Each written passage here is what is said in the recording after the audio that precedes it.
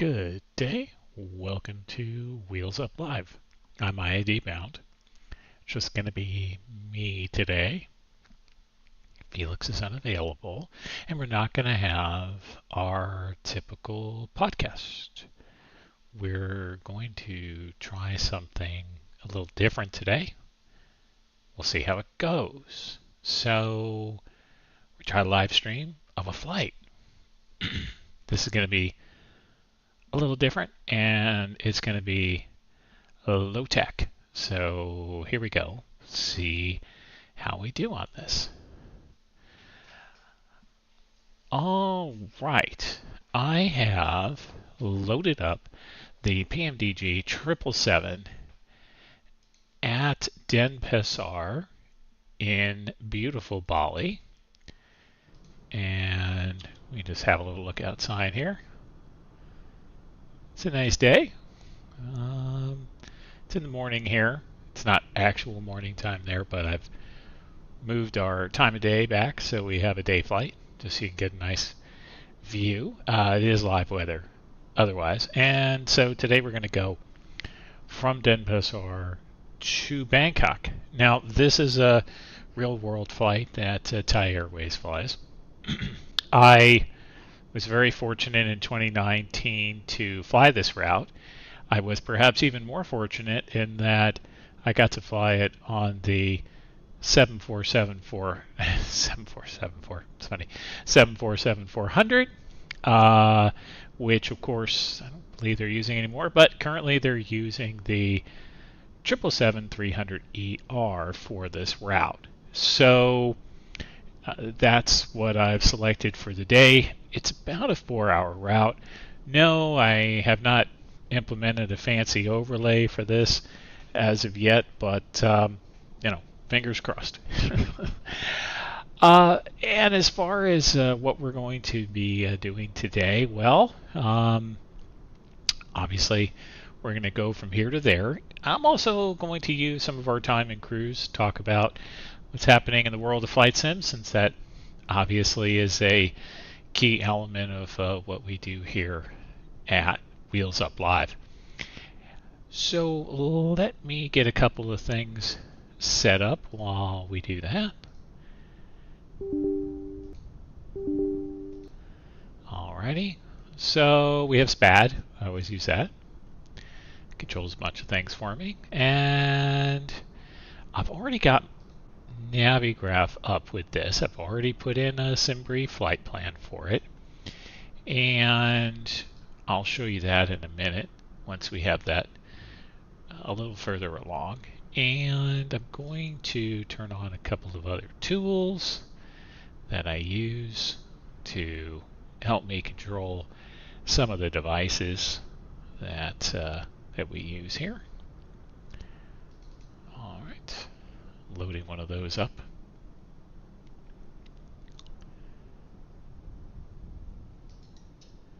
Excellent, and that's turned on.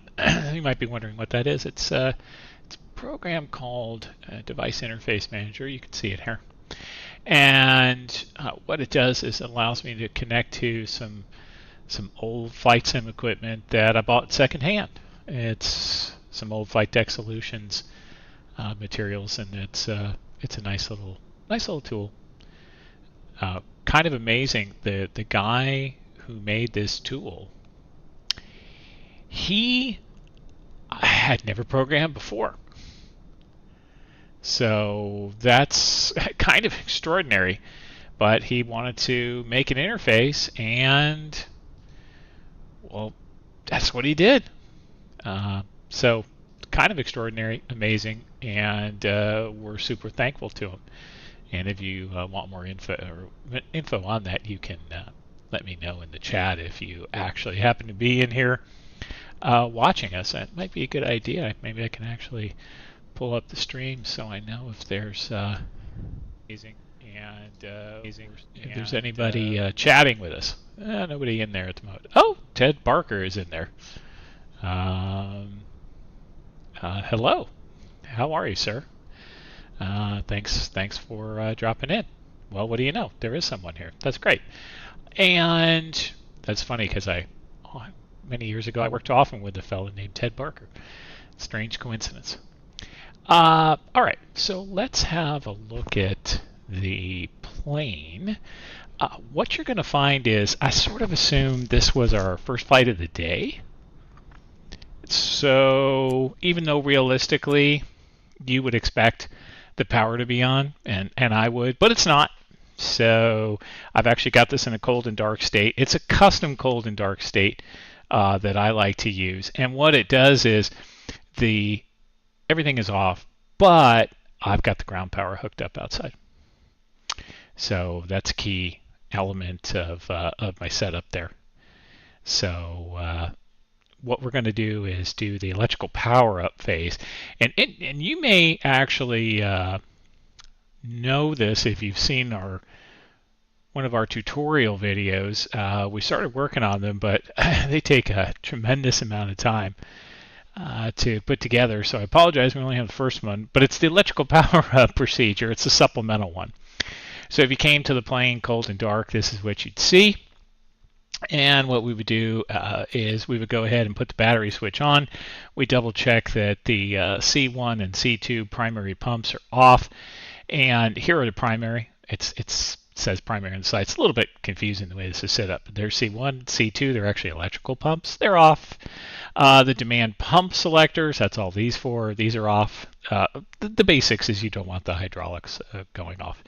Our wipers are in the off position.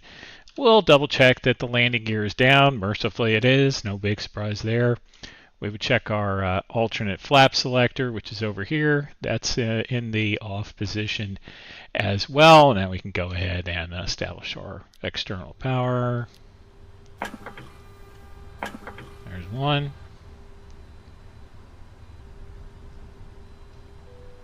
And we'll get the secondary external power on.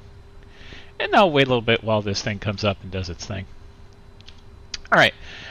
I already imported the information from SimBrief over here. I'm actually just going to do a quick weather check. So I had considered doing this on VATSIM, but I think there's going to be enough going on with this being our first live stream that, maybe I won't do it that way.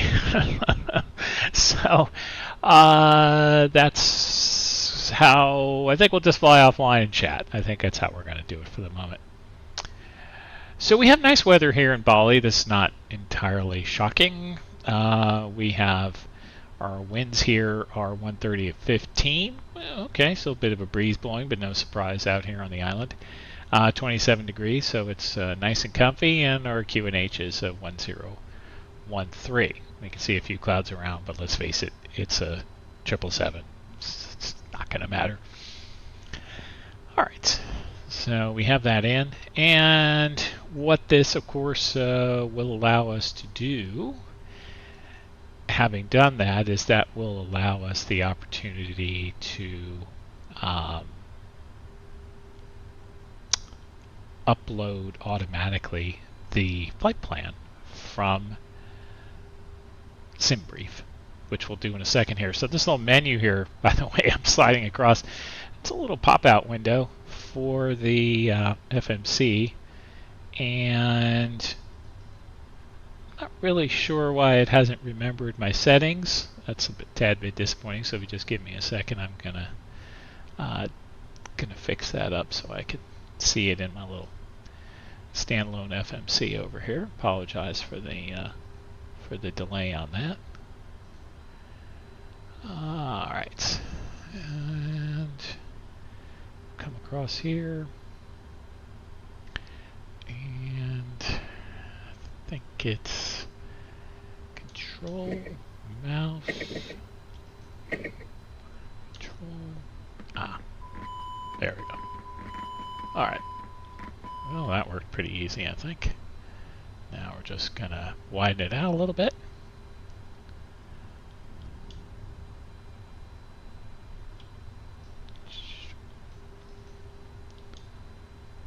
Widen it out a little bit, and then we just need to move it a little bit.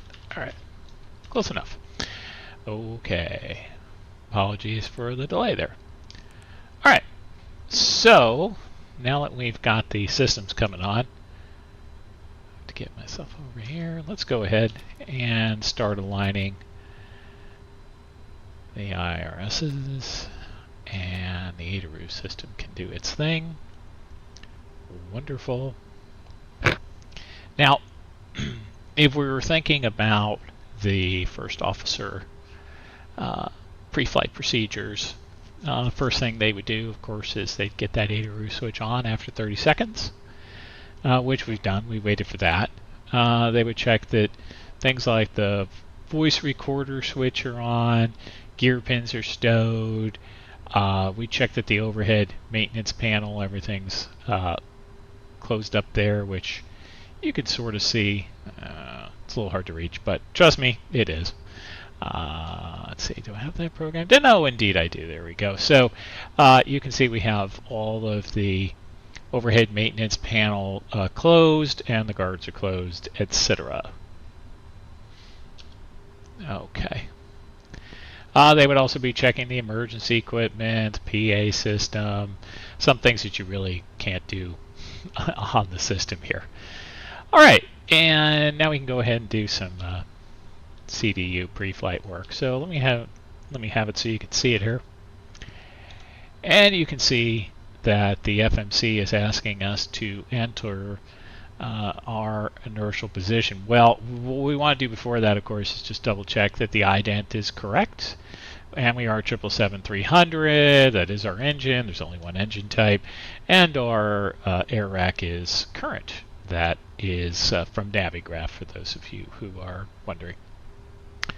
All right, and then we'll go ahead and do our pause in it, as you can see, because it's asking us to enter our inertial position. We'll go to the next page, and we'll put our airport in as a sanity check, right? So you can see we have 8 degrees south, 115 east here at Denpasar, and our GPS position is nearly identical, so that seems logical. We always want to use the GPS to set our inertial position, because that's going to be our most accurate option. So we'll line select it, which brings it down to the scratch pad, and then we can enter it in. There we go. All right, so our route today is going to be from Denpasar to Bangkok, which is VTBS. All right. I like to do this the quick way. You can do it whichever way you like. That's what I would say to that. But we're going to do the route request. And you can see we have our SimBrief route here. Now, because there's really no GSX integration, I just have it set the payload. There we go, it's set the payload for us. I have it set the fuel. It has set the fuel. And then I have it select the route, which it's now route requesting, as you can see.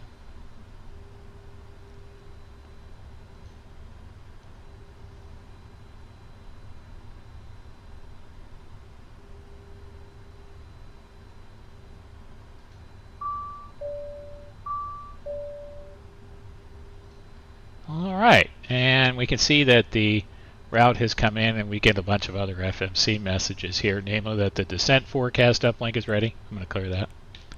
The wind data uplink is ready. I'm also going to clear that. The perf init uplink, which I'm not a big fan of, is also ready.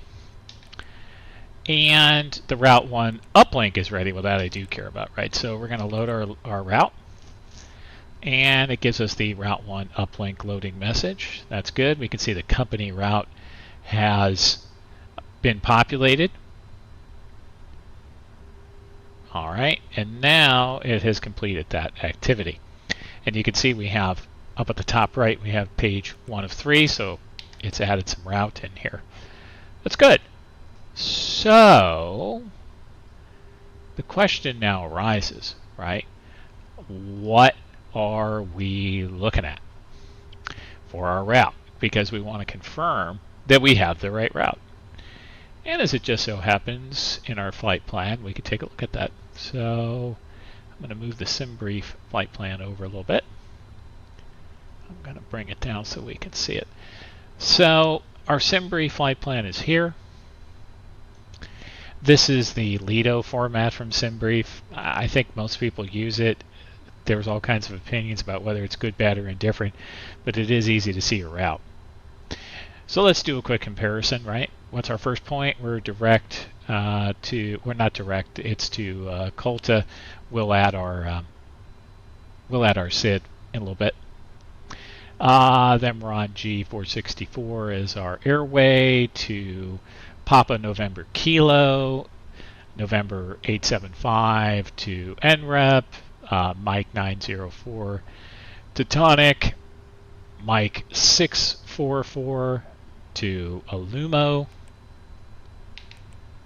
and then we have Yankee 12 to Dolny. All right, that looks right.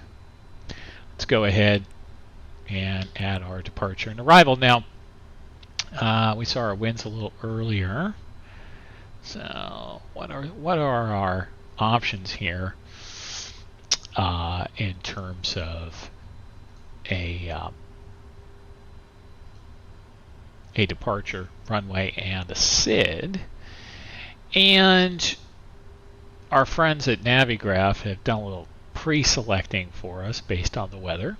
So let's have a quick look at that. So here we are. We've got runway 9. Okay. And one thing you might be asking, of course, is, well, what have we got here at Denpasar? There's only one runway, so it's going to make it pretty easy to decide. And we're going to go on the Colt 1 Lima departure. That's what SimBrief has selected for us. Let's have a quick look at it, just see if it's a sanity check. Yeah, okay, that makes sense. We're coming around here. It takes us to the north to get moving to the northwest to go up to Bangkok. All right, that's all very logical. And I'm not sure why it's not showing us the chart. It's sort of interesting. Normally it would pre-select that, and you would have it right here next to the airport. But it's not showing it, so let's have a look at the SID. Okay. Interesting. All right, well, here's our chart. I guess that shows that. Yep. Okay. We've got some restrictions here. Going to be below 9. Let's see, let's double check that that's on our actual route here. Ah, interesting. Okay. So if we look again at the route, yep. All right, so that'll take us, we'll pin this, and that'll take us out to Bimov, below 9,000, and then we'll turn, we'll be above 10,000 at Bango, and at flight level 160 when we reach Binos. Okay. Then we're going to continue on until we reach Colta, which you can see up here on our top left. Again, that's not the scale, it's a pretty long SID. All right, so when we add that, we'll want to double check our FMC matches up nicely. All right, let's have a look here at our departure then. So we're going to depart. We're going to depart on 09. We're going to take the Colt 1 Lima. There we go. That's excellent. And for an arrival, I always like to plan ahead on the arrival. I know folks feel differently about that. Some carriers do it differently, but I always like to plan ahead. And I've taken the liberty of doing that. So over in Bangkok, we are going to come in on the Dolan 3 Charlie via Dolny. We're going to land currently runway 19 left via the Letma transition. Let me just have a quick look at how that's laid out, just in case you're wondering. All right. You can see here our star ends at Ekjo. Letma's over there, so we'll do a little vectoring. No big deal. All right. So let's get that added in. So again, that's going to be ILS. We're going to come in on the ILS Zulu, runway 19 left. Okay, got that selected. We're going to come in on the Dolny 3 Charlie star. The transition for that star should be interesting. All right, well, our transition is going to be Letma at the end, and I don't think we need any other option in terms of a transition. Now I think we can skip the other transitions, and now we can come back to our route, take another quick look. See, we have the Colta 1 Lima, and now we have the approach transition at lot mode, direct Letma, etc. And you can see that we got the vectors after our star, as we saw in the previous page. Okay, so let's have a look again. That all looks fine. We're going to activate that, and we're going to execute that. It's wonderful. We can double check all of this on the legs page too. As you can see, we've got quite a few pages of legs. For the moment, we're just gonna roll with it for the moment, so we can get this moving. All right, let's go to the perf init. So I don't really care much for the perf init load in, because sometimes it's wrong. So I'm in the habit of rejecting it, which that's fine. So let's have a look again then at our flight plan and what it calls for. So since I've already set the 0 fuel weight via the sim brief upload, for whatever reason that tends to be accurate, we'll just go ahead and have it populate that, and you can see it's populated our gross weight as well. Now we're going to check our reserve. So I'll look again. We got our alternate, which is 2368, and our final res, which is 4546. So if we do a little adding, we can see that we're going to essentially be at 2.4 plus 4.5, right? So that'll be 6.9 in our reserves. Okay, and our cruise altitude, we're going to start at 360. So you can see right here on our plan. We'll double check that lines up okay with the performance that we see in the FMC. Because, and this is a good friendly reminder, it's a tough one. SimBrief is not always right. Okay, there we go. Cost index, it's got us at 97. That's a pretty significant cost index, but okay, fine. All right, there we go. Let's go ahead and do a performance calculation now. So, by the way, you'll notice here we're not loading passengers. I mean, we already did the payload. They're basically in the plane already. So, make of that what you will. All right, so I like to use the performance tool from PMDG for this. It tends to work pretty well. So we'll go to the performance tool, and we're going to take off on runway 9. So you can see it's got Bali International here at Denpasar, so it's got the right information. And I've selected runway 9 now. What I like to do from here for the aircraft is I don't import it from the flight plan. I always import it from the aircraft so that we've got our weight, we've got our CG, and we have got AC on auto, etc. I like to have the flaps at optimum, rating optimum. The anti-ice will be off in this scenario given our temperature. We'll import our weather, and you can see we've had an update to the wind. I think it was 130 at 15, now it's 120 at 15. Temperature is still 27, QNH is still 1013. We can go ahead and calculate. Now, let's have a look at these figures up here. When you look at the figures that I've got here and the acceleration height, etc., I came in and I set the options in the plane so that we'd have 1,000 acceleration height, 1,000 engine out height, etc. for those ratings and change over in the thrust. So I did that manually. It was set to the default of 1500, 800, 1500. It's a little bit not my favorite. All right, so it has given us a D rate, takeoff 2. And it has given us cell temp 45. Okay, so we've got that set. Let's go to our takeoff. CG is already in. It's got 29.6 in there. It just rounds up to 30. Our flaps are going to be 5. This is no surprise here. And as you can see, it's already populated. We got 156, 159, 163. Those match the performance calculator. We go to the next page just so you can see engine out, acceleration height 1,000, acceleration height 1,000, and the thrust reduction to climb 2 is 1,000. Okay, so that completes that element. Now let's go back to the legs, go to the route data, and let's load the winds. All right, and we've got winds in, so now you can see winds have been loaded up. Let's go to the FMC COM because we want our descent forecast in there too, and we've loaded that. Wonderful.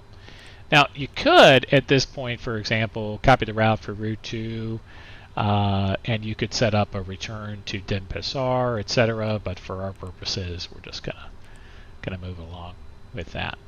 All right, we can close that out. Let's double check our fuel. We have 37.5 kilograms. Let's double check that against flight plan. 37,516. You can see that right here. So we've got the right amount of fuel in. All right.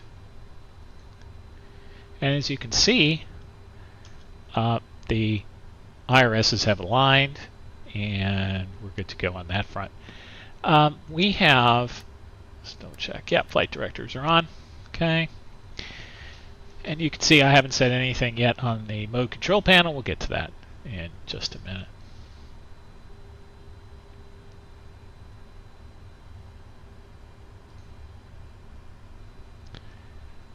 All right, so we're going to continue on with our requirements now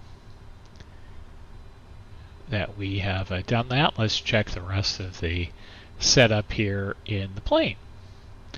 So what we would be looking for is a quick check of our overhead panel. Obviously the ADARU's on, the thrust asymmetry computer is auto, primary flight computers are closed and guarded. The IFE passenger seats are on, cabin utilities on, batteries on. Obviously we haven't started the APU yet, we'll do that. These are all in the on position, that's the normal position, but of course they're off because these are the generators. And coming from the engine, we haven't started those. And likewise, we have our window heat on, emergency lights are closed and guarded, service interphone is off, passenger oxygen is blank, which is where you want to see that. Actually, let me just double check that. Yep, it's guarded and closed. Yep, all right, indeed it is. Yep. Okay. And then our ram turbine air is guarded and closed. Our hydraulics are off. We can get our seatbelt sign into auto now. We've already fueled, so we're okay to put our seatbelt sign on. All right, let me get this a little better view there. There we are. All right, and we have our nav light on. Sorry, we're going to come back up to the top here. All of these are in their normal positions. We got the auto start on for the engine. That's normal. All right. And we could adjust, I'm sorry, our fuel pumps are not on yet. Our fuel jettison is all closed and guarded, etc. Anti-ice is in auto. It's where you want it. Nav lights on. Other lights are currently off. We could do a fun test if we like of the lights. There we go. There's a test. Well, the lights are on. Great. Wonderful.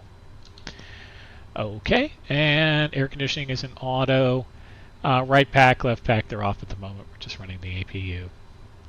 Actually, I haven't checked the temp. It might be a tad bit warm because I don't have an air unit running that I recall. No, we don't. It's probably a little toasty. All right, well, we've added one of those. And pressurization's auto. Obviously, we need that for when we are airborne. All right, we'll come across here. Let's have a look. So, just for convenience, since I'm here, I'm going to go ahead and get ourselves set up. So we are going to have our V2, which is 163. So we're going to set our initial speed for 163. Okay, and you can see here already with it, the auto throttle's arm is what you want. Flight directors are on. We'll double check the heading for runway 9. Runway 9 heading is 087, so we'll put 087 into the heading. And as far as our initial altitude, we'll double check if there's an initial altitude.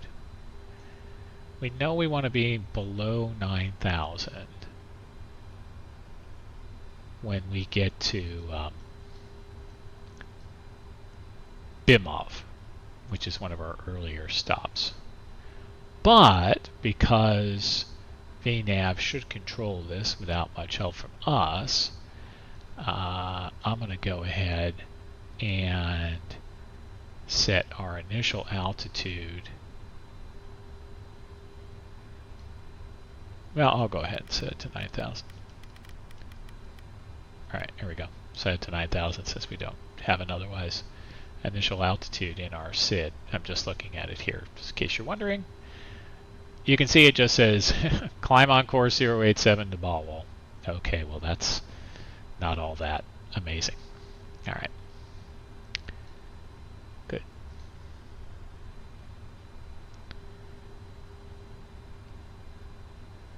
Alright, and as far as our QNH is set, it is set. Just double check that. Yep. 1013, have it set both sides. I actually have these set to sync, so hopefully that should make it easy.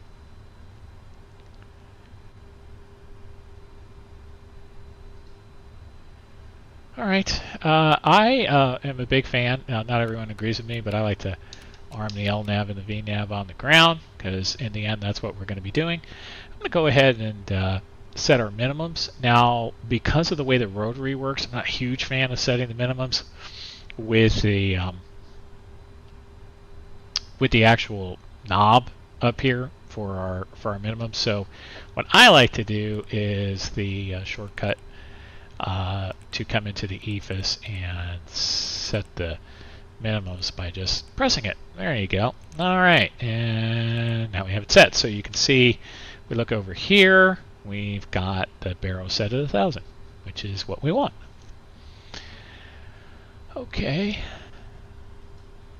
So from here, we're going to continue on as needed. So we've got all the other selectors in the position that I'd like to have them. That works for me. You might want something different. Right now, I don't have any of the VORs on. I don't have weather or terrain on yet because we'll wait for that until after pushback. And indeed, we want weather off because, of course, it's a weather radar, and I don't know. I guess the theory is it's potentially hazardous to be near. We haven't tested the oxygen yet. We can do a quick test of that just for fun. Oops, sorry. There we go. We do a little oxygen test. Here we go. Wonderful. We got the oxygen. Let's have a quick look at our status page while we're at it. So our hydraulic fluid looks good. Crew pressure for the oxygen's good at 1860. You know, if we were outside the plane, which we're not, but we could have a look around, you would see that the oxygen pressure disc has not been broken or discharged. That's just how this thing works. What can I tell you? Hang on just a second here. I gotta clear something up so I can use my Stream Deck properly. Alrighty, let's do that again. Stream Deck, reconnect. Okay, that's all set now. Wonderful.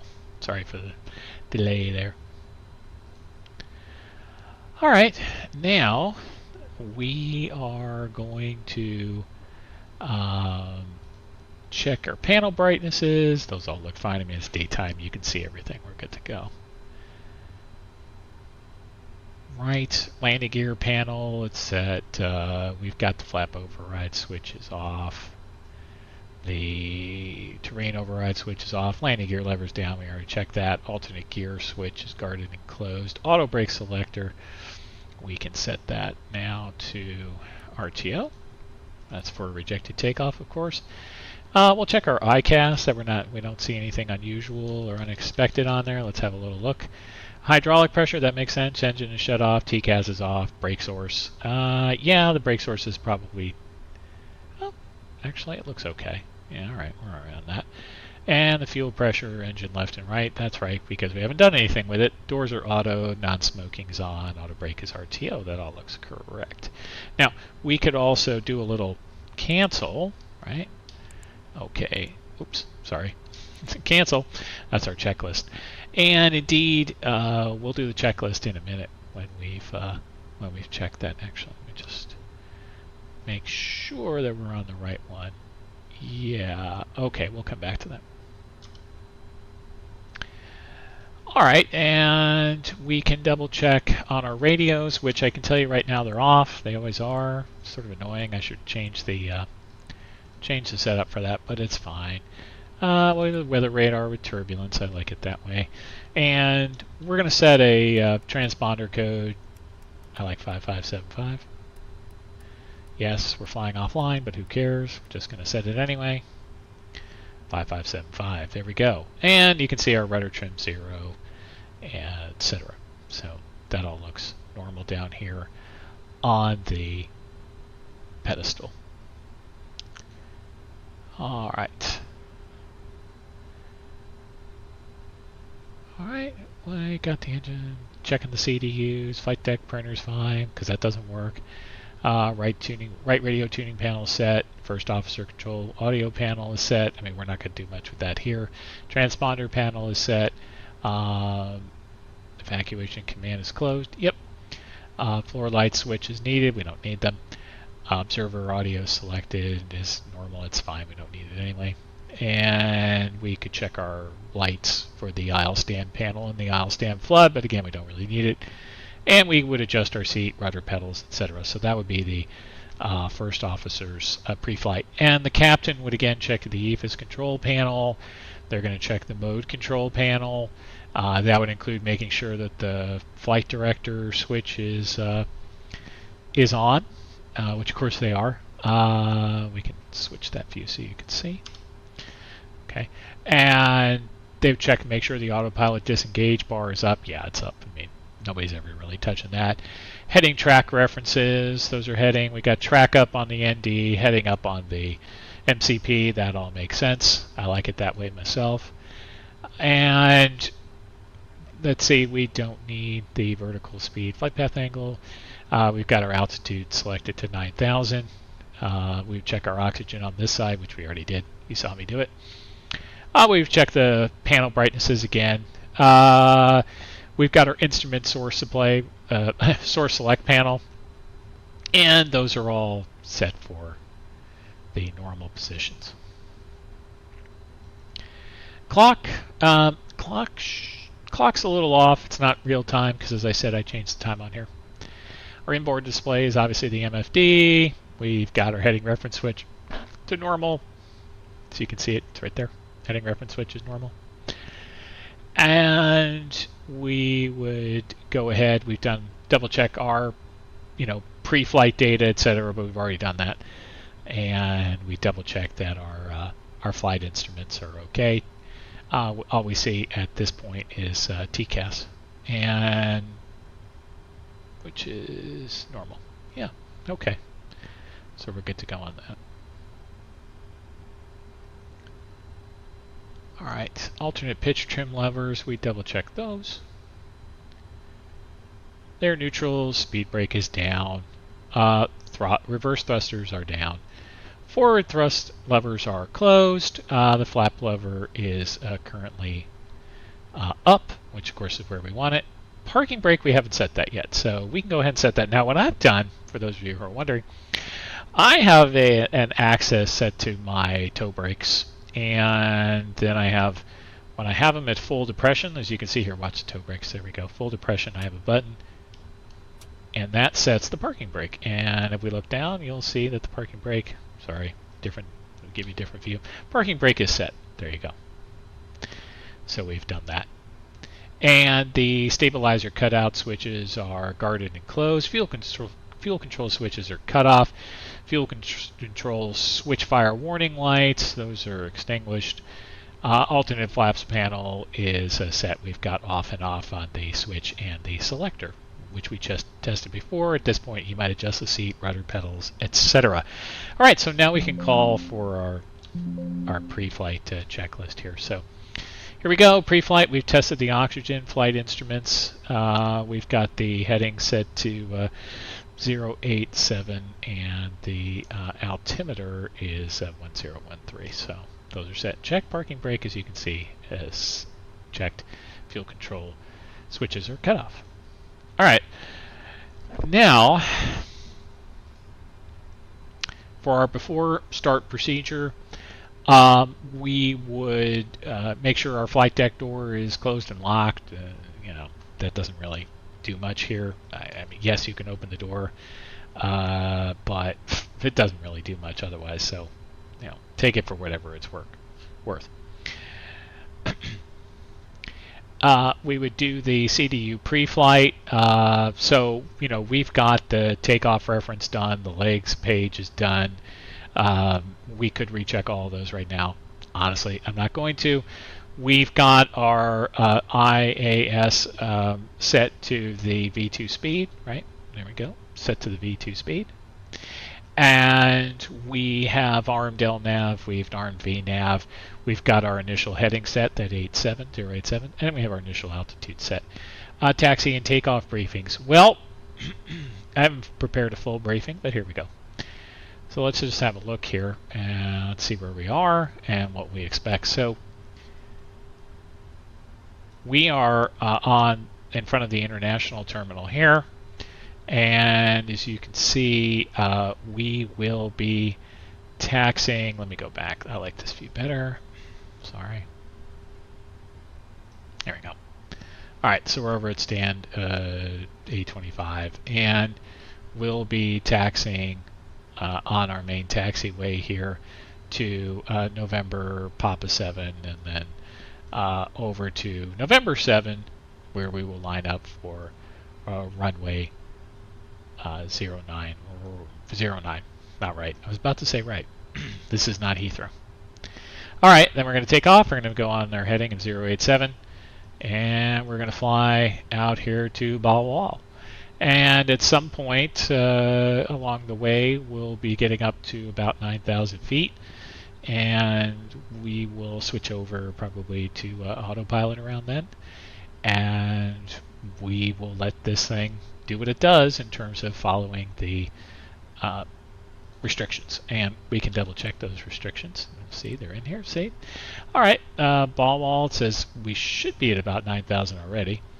That's what it's predicting, 250 and 9,000. BIM off, it's saying we should be 9,000 or below, so we'll probably be maintaining our altitude at that point. So that's good. And then we'll go ahead. We've got above 10,000 at Bango. You can see it's already predicting that at Minak we're going to be above 11,000 already. So there we go. And we have we have an above 240 at Nusna. By the time we get to Kolta, we're going to be at our cruise altitude. Okay. All right, so that's our taxi and takeoff briefing. We can talk about rejected takeoffs, safety, all that, but I'm going to hold off on that just for the moment because, well, you know the drill. If it's before V1 and we have any requirement to stop, I'll call stop, and we'll have a rejected takeoff. We'll go full. We'll close the throttles, full reversers, etc.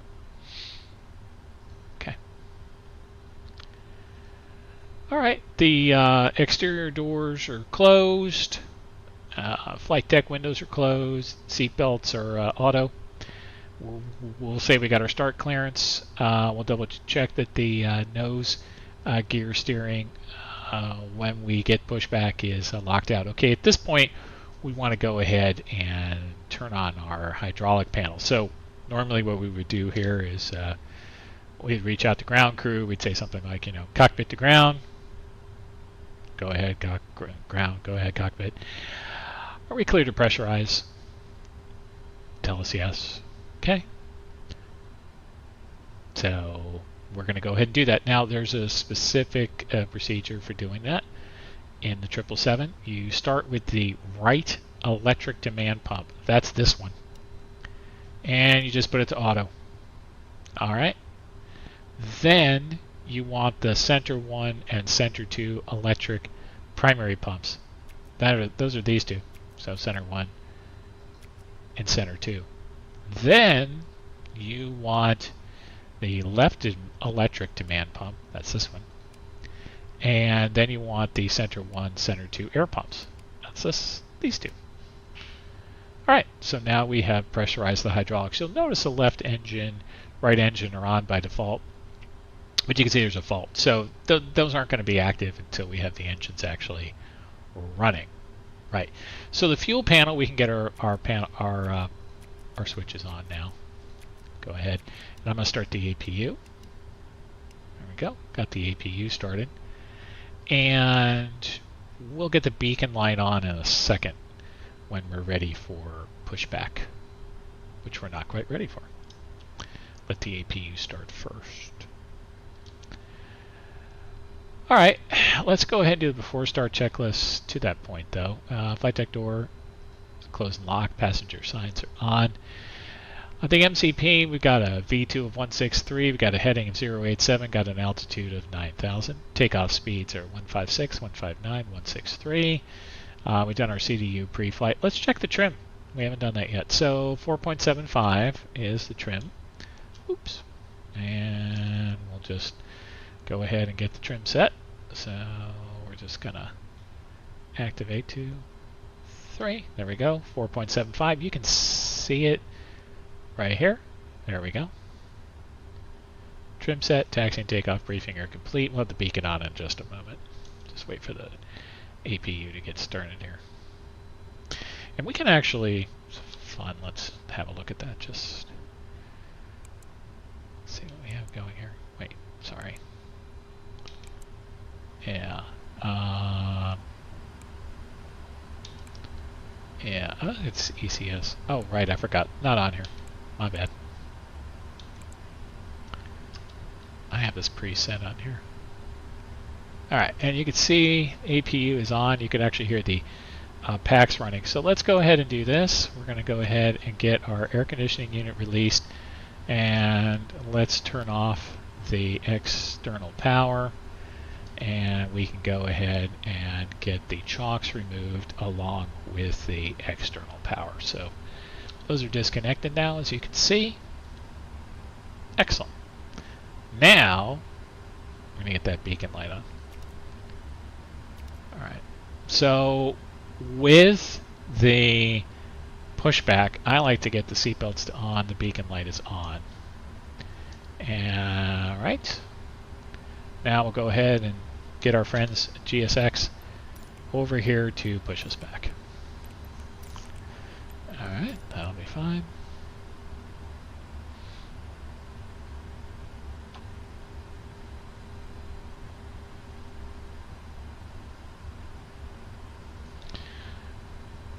Okay, so we're going to follow along here in our requirements. Let's get our cancel and recall again. Alright, engine shutdown and TCAS off. Those are the two we would expect to see at this point. And we'll finish our checklist. There we are. Excellent. Our next one will be the before taxi checklist.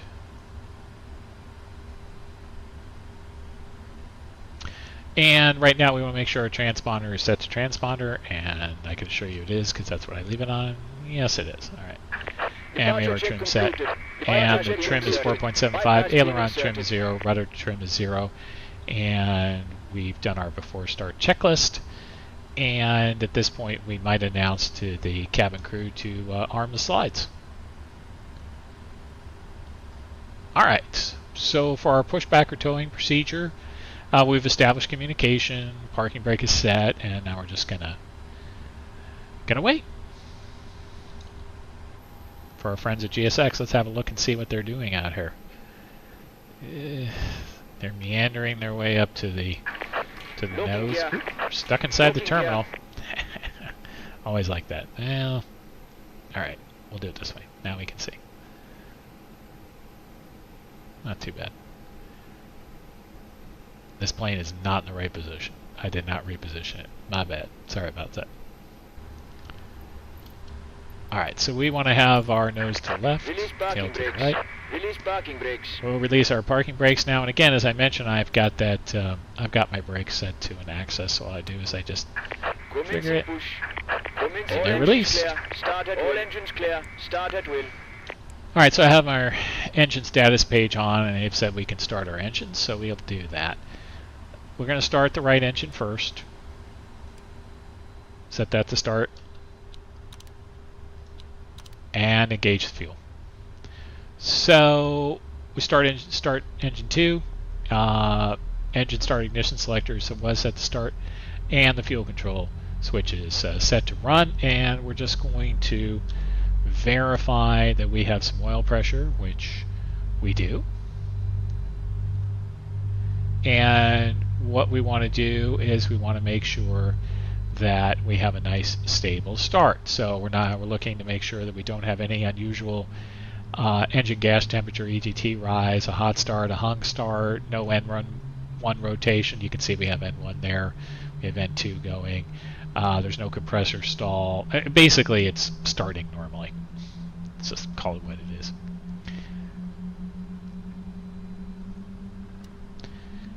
See, we got our fuel flow coming up, oil pressure's coming up, oil temp is coming up, and you can already see the EGT starting to go back down and the engine is starting to stabilize.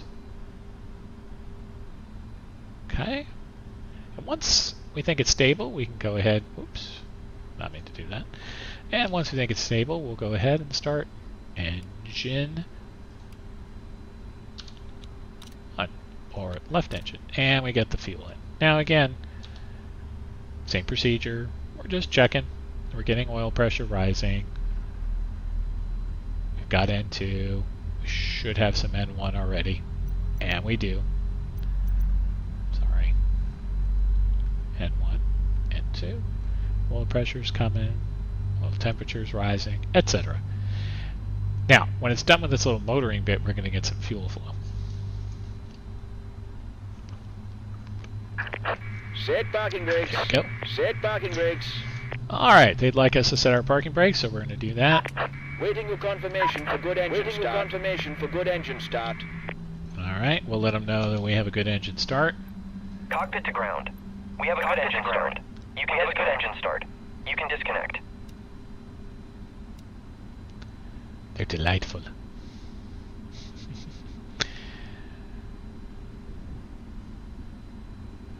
Do we still have anybody in chat?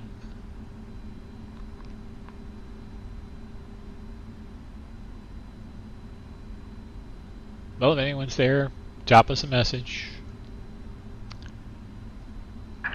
Unlocking gear. Unlocking gear.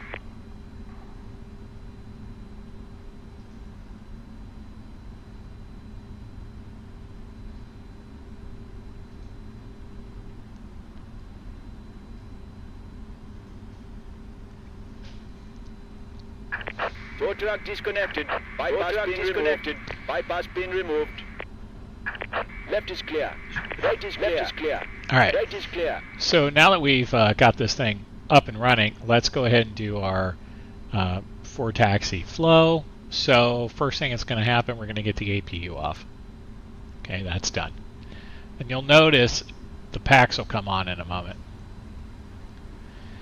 And excuse me, anti-ice is set to auto. That's all we should really need. Our ground equipment was just cleared, so our flap selection for this is flaps 5. So we'll go ahead and select flap 5. Flaps 5. There we go. And we'll just confirm. Yep. And we can then watch the progress on the ICAS, right? So we want to double check that it's going, and indeed that it is. Whenever you command something, you want to make sure that your indicators are actually showing what you have commanded. All right. So those are our takeoff flaps. Flight controls, we would check those now. Now, one thing they don't do normally on the 777 is use the flight control page to see how things are going, but we would just do a full back, full forward, full left, full right. And then we do our rudders, full right, just about, full left. Okay, so our flight controls are checked. All you're really checking for there is freedom of movement. There you go. Alright, so next thing we want to do is we want to hit the recall button, just double check that. TCAS is the only thing on there, that's what we still expect to see. We could pull up our airport map, but for right now we don't really need it. It's just going to be straight ahead and then we're going to take off. So nothing too fancy there. And now we can go ahead and we will do our before taxi checklist. Anti-ice, we did a recall, auto brake is set to RTO, flight controls were checked, and the ground equipment is clear. And before takeoff checklist, which is just 5.5, and before takeoff checklist is complete. And the next one will be our after takeoff checklist. All right, but since we're actually going to taxi, we still have a little bit to do, right? We want to get the plane into a taxi mode. So what are we going to do? We're going to put our taxi light on, our runway turn off light on, etc. All right, so those are on. I'm going to go ahead and release the parking brake here in just a moment. Of course, we would check, make sure that we're clear on the right. There's nothing to our left, so we're clear on the left. And clear straight ahead, ground equipment is gone. So I've released the parking brake. And we're going to apply a little bit of throttle just to get us rolling.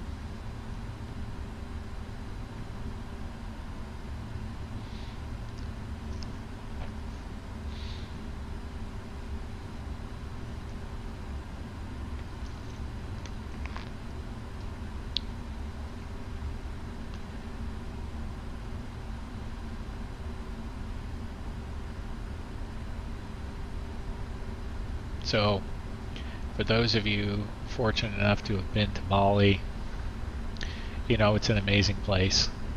Very interesting compared to the rest of Indonesia. You know, Indonesia, I believe, is the largest primarily Muslim nation in the world, but Bali is mostly Hindu. So I gather it's a completely different vibe because I haven't been to anywhere else in Indonesia but Bali. So I haven't experienced the other islands. See what that's like. All right, we've got our cabin ready notice there. Let's have a look outside. Oh, it's a nice day out there. Oh yeah. So Denpasar is sort of the busy, dense city, but boy, there's some parts of this island where it's just amazing. And you can look over here. See, we've got these gates, and this is pretty typical of some of the Hindu temple gates that you see all over Bali. Some of them are amazing. They're real sort of Instagram shot places.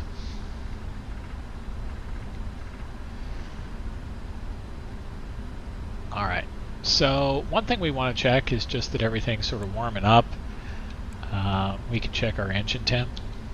You want to make sure it's below your bottom scale, and it all looks fine. Oil temp looks good. Yep, engine's looking good.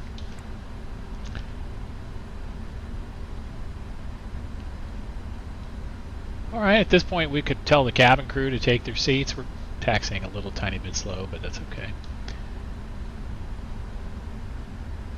And we've already done the before takeoff checklist. So as we're getting ready to take off, when we enter the runway, we would turn on our strobe light, our takeoff lights. We'd set the transponder to TARA, which we'll do. And then, of course, we would wait for our clearance, etc. We'd confirm we're on the proper runway. All those little steps that make for safe flying.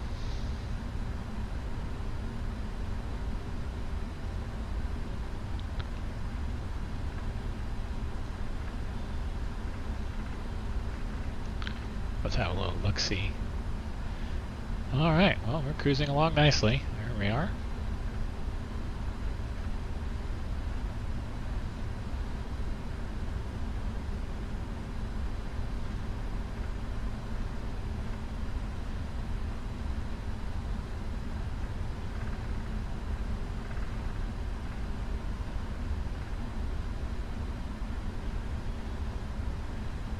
So as you can see on our PFD on the flight mode enunciator, we have toga for the roll mode and the pitch mode. And we have LNAV and VNAV arm. You notice there's no thrust mode selected. Somebody did ask a great question as to why toga isn't the thrust mode. I don't have an answer to that one. I do not know.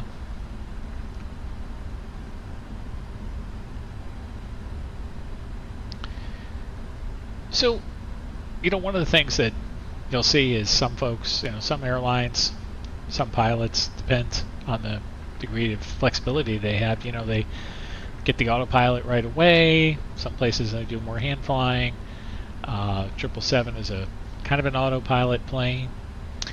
Let's add our weather, just in case, and let's get the terrain on over on the co-pilot side. And just a note for that, because there's a lot of volcanic activity in this area, and some of the mountains around here are actually they're substantial. They're substantial. All right, so we're coming around to the entrance. We are going to assume here that we have been cleared to take off for runway 09.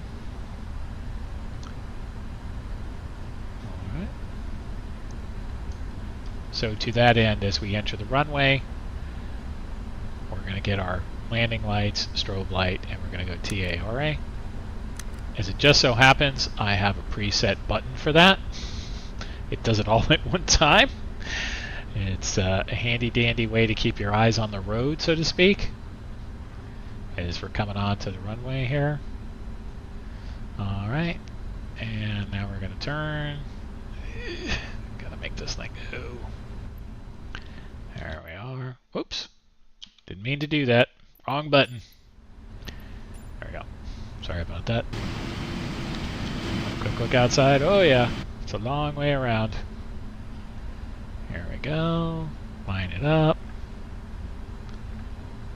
Alright. And now we're going to start a clock. Clock is started. Going to advance the throttles to 55% roughly. Wait for the engines to stabilize, and then we're going to engage toga. I went a little above 55%, but we're stable. Airspeed's alive. Toga. And now you can see we have thrust ref on our FMA. Just hold that throttle forward a little bit, just to help that nose it here. Cross check. You can see when we hit 80 knots, our throttle went to hold.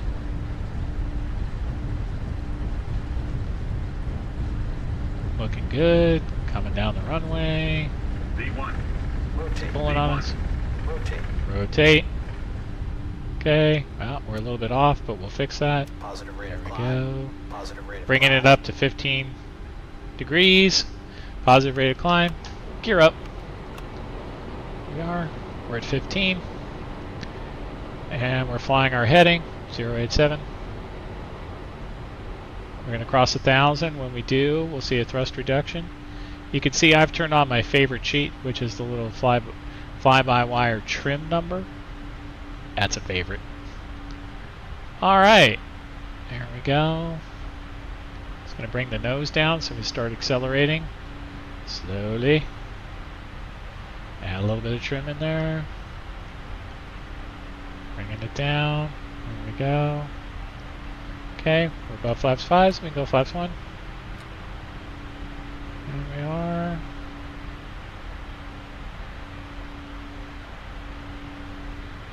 Alright, we're above flaps 1, we can go flaps up.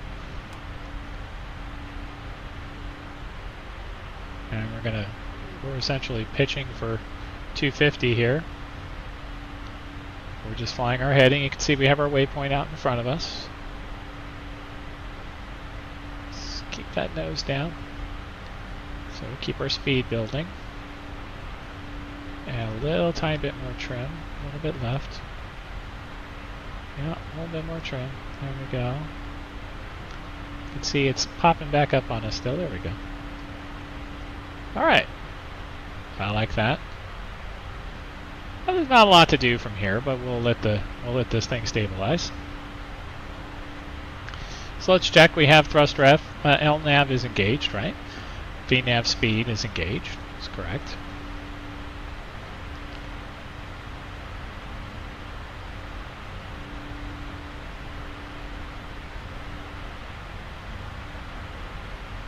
You can see this plane gets very nice and steady when you have it trimmed. There's just a little bit of wind off our nose.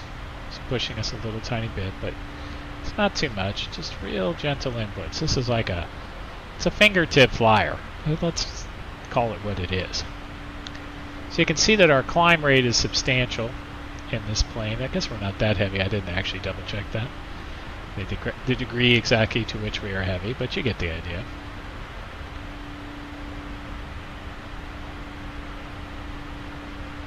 At this point, we would have contacted departure.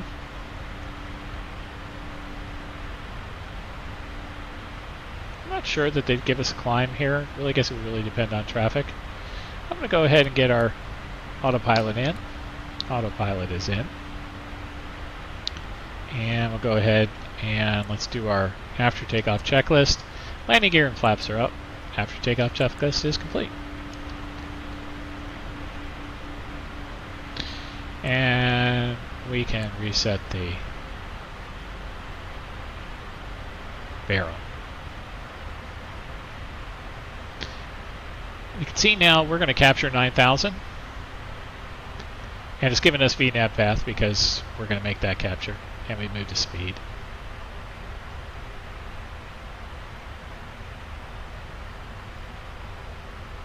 And you can see below us here, we've got some very interesting landscape down here.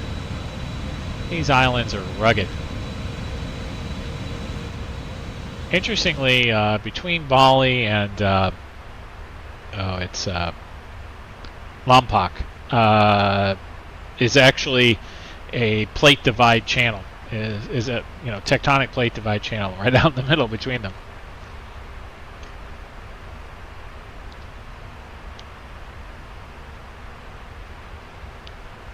So the 777 is it's just such a well-behaved aircraft. So we'll just have a double check. I like to look around, make sure everything looks okay. I'm going to put the seatbelts to auto now. Oh, I'm sorry. Actually, I have a little after thing. There we go. Here's my after takeoff. All right, so we've got the lights off, runway turn off lights, taxi lights are off, strobe still on, beacons on, nav's on, and the seatbelts are now set to auto. All right. Now, let's go ahead. We're going to reset our MCP, and right now, I'll go ahead and set it up to 36,000. Now, we have our restriction in there.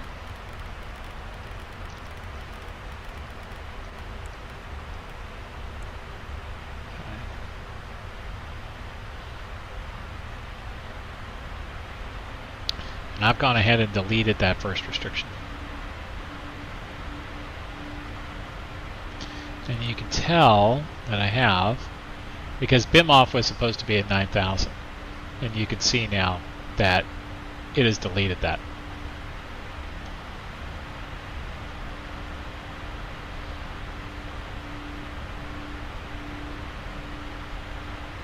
Let's expand our view a little bit here on our navigation display. Weather's looking real nice out there. Oh yeah, it's a nice day. Stylish.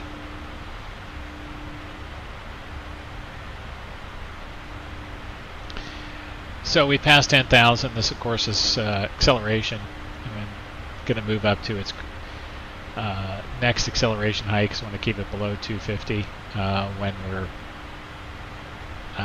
above 10,000. I mean below 10,000. But now that we're above, we'll start speeding up, and then we'll start climbing again more vigorously, of course. You can see we still have climb 2 on over here on our ICAS. Now, you know, you could override that if you need to.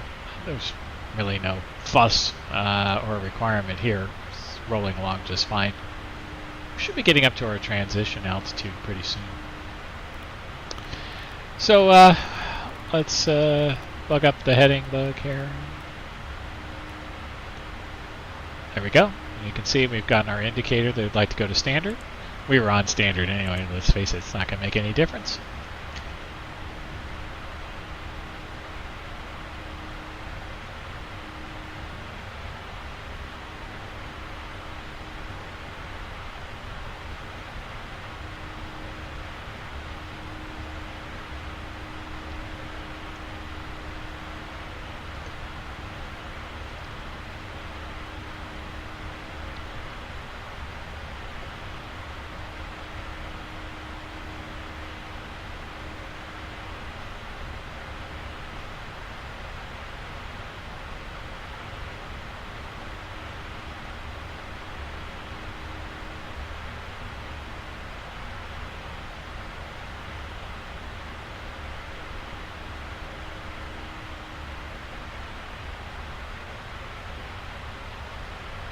Yeah, so now we're coming back around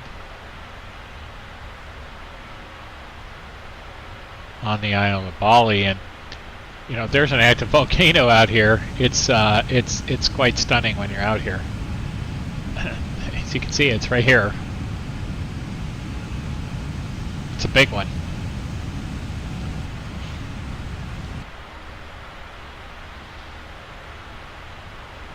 I'll tell you, most of the time though I was there, the volcano was in the clouds. Couldn't really see it.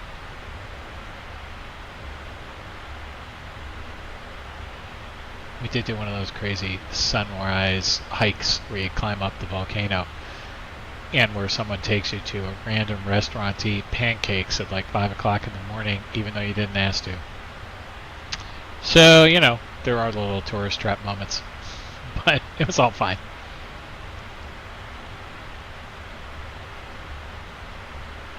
Alright, let's get a little more range here.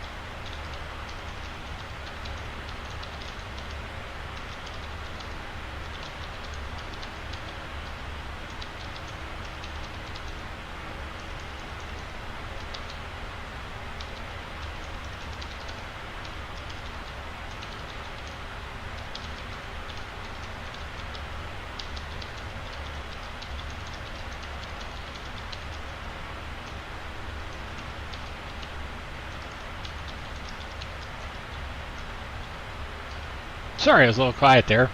We got a lot going on the Discord world at the moment. A lot of discussion about the iFly Max 8 coming, 737 Max 8, and in fact, iFly has shown a number of videos recently that look pretty promising. Now, for those of you who had it in P3D, which I have it, it's a solid offering. So, I mean, exactly how it's going to play out in Microsoft Flight Simulator, I don't know. Obviously, we've only seen some preview videos, which actually maybe I'll play a couple of those. You can get an idea of what it looks like. We'll see. So a question arose, on the unofficial PMDG Discord, whether or not we can expect it to be released.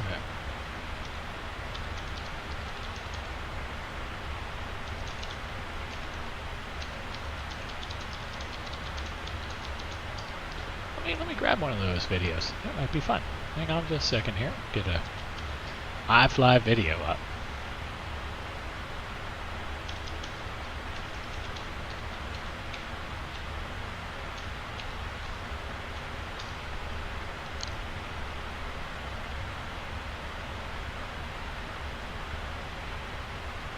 So they've had a couple of recent videos that I will get here in a moment.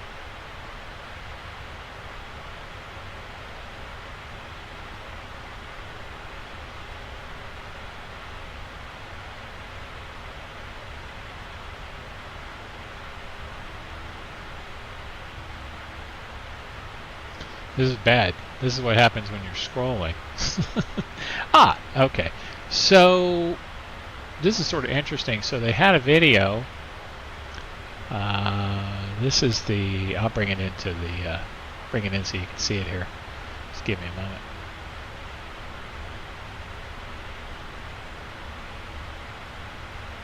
Oh, to be too huge. There we are. Okay. Where you can see the external lighting and some of the noises.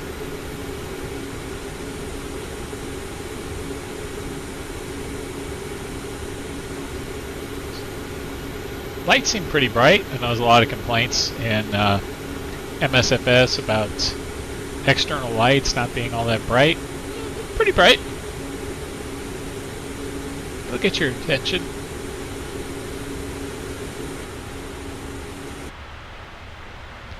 And they've shown a number of other videos. We've got, they've done a cabin walkthrough. I mean, I don't know how much I care about that. How about the flaps? I think that might be a little more entertaining for everyone. So they took this shot from the flaps. I'm sorry, from the cabin to look at the flaps.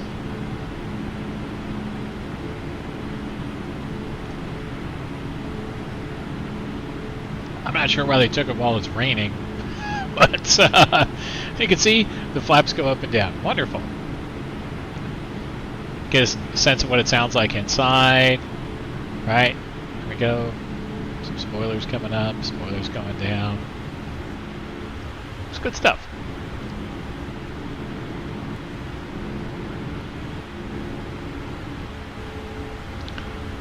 And here's a look inside the cockpit. It's funny they have this, the way they've done the tablet, of course, it looks like the built-in tablet, but at the same time they've set it up so it doesn't actually look like the built-in tablet. Huh? What? Right. If you're confused, I'm confused. Not to worry.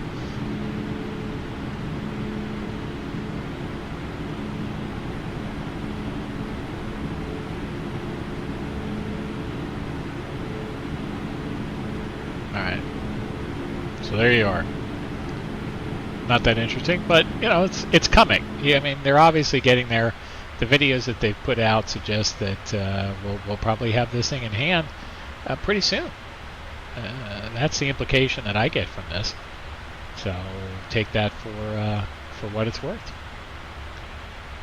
which is, everything and nothing. Right. exactly. So, to wit, you're saying, huh?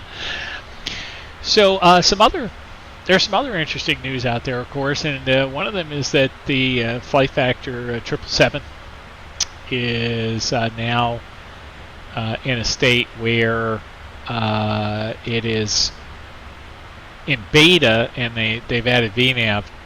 I haven't tried this myself, so I don't know. I got suckered myself into purchasing it, however. So I have it. I did try an alpha flight without VNAV. It's not bad. I mean, compared to this, with all due respect to Flight Factor, they got a lot of fun bells and whistles, but I mean, this is a complete product. There's just no two ways about it. So I don't know if there's much to add at that point. You know, they used to have, yeah, I think the noise is a little high on this, maybe. Not sure how you're hearing it in the mix in terms of the noise of the plane, but I feel like it might be a little bit loud, so I'm just going to bring it down a little bit. Yeah, hopefully that's a little better.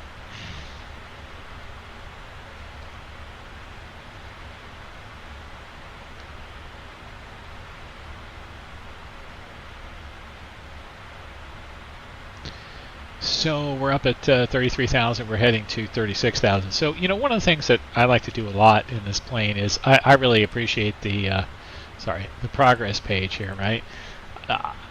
That's a key one. So you're checking your fuel, your distance to go. Our distance to our destination is 1,624 nautical miles, right? What we expect with the fuel left. Got our econ speed there, and we're still in climb, so I'm just going to look at that. But when we get to cruise, we've got some options here. So you can see right now it's recommending 360, and indeed that's where we're headed. It's recommending a step to flight level 380 and 694 miles. I do not have auto step climb on, so that'd be something that we would initiate. The step interval is the reduced visual separation minimum, so this is 2,000 basically between the two levels. So I like to keep my progress page on over here, and then I've got my usually have my, I was looking at the menu there, but usually have my legs page going over here.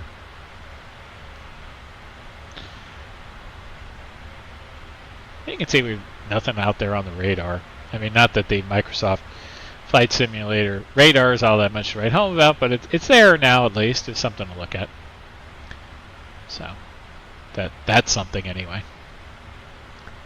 All right, looking good on there. Sometimes I just like to come over and check some of the status pages. There's no real surprise items on here. Take a look at our fuel. Center tanks are off because there's nothing in there. What's going on with the flight controls, hydraulics, doors, obviously the gear and the tires. Okay, looks pretty good. As you can see, we just heard a thrust reduction there. We've reached our cruising altitude.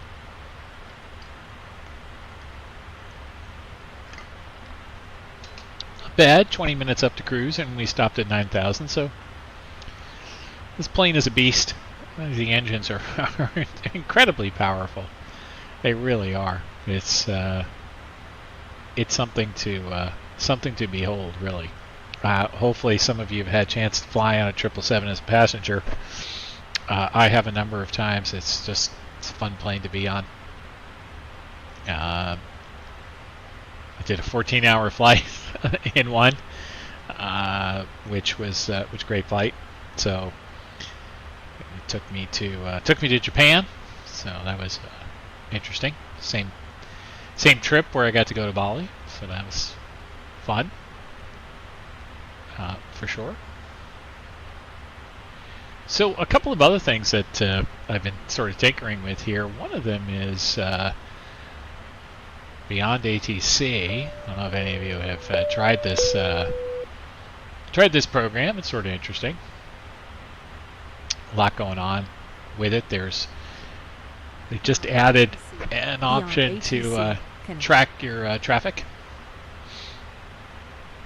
I'm just turn this on for fun.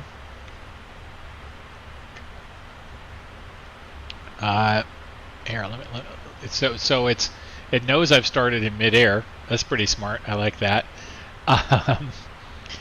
And I'm telling it I'm in cruise.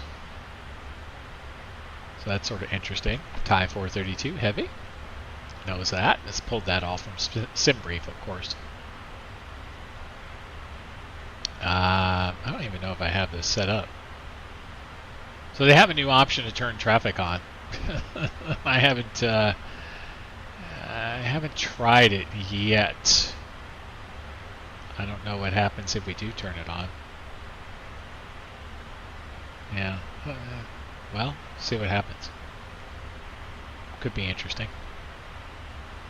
I don't think I have the push to talk set on here. Well, maybe I do. Okay. UI sounds, voice volume. I don't know if it's going to tell us anything because it knows we're in cruise. So, frequency does not exist. Okay, well, fair enough.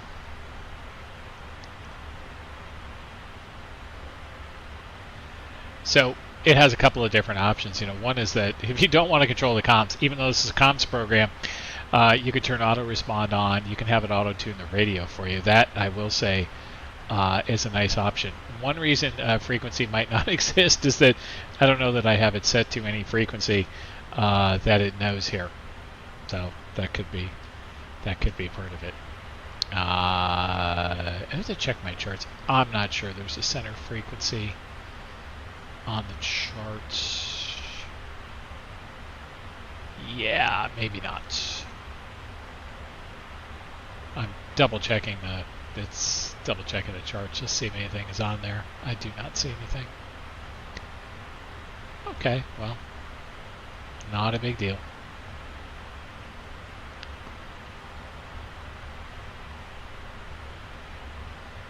We would be, right now, our airspace. Oof, that's a good question. I am not 100% sure on our current airspace location.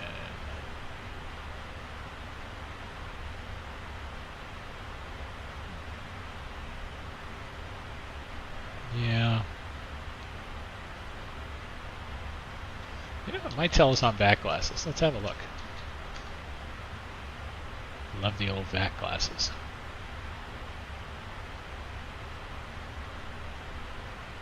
I feel like that's gonna be luck of the draw there, but let's see what happens.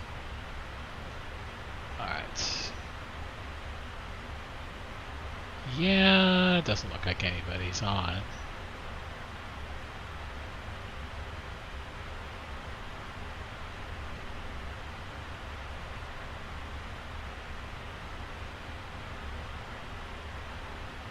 Okay. Well, I don't know. Maybe someone will pop on and start yelling at us in BeyondATC. We'll see. I could put the auto tune on for a second and see if it tunes anything.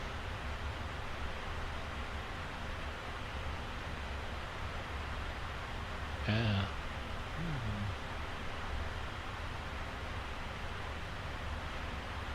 Okay, I haven't actually tried this before, so you are in the middle of you are getting a full experiment here.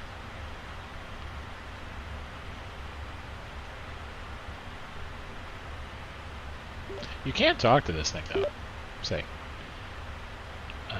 request frequency. Right, but there's nothing on.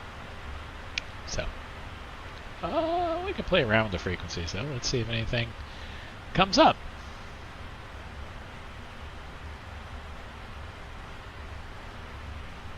This will be a real luck of the draw.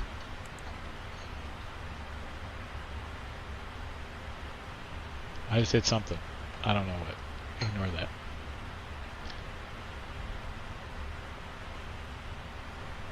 So, let's see. I could change the frequencies here.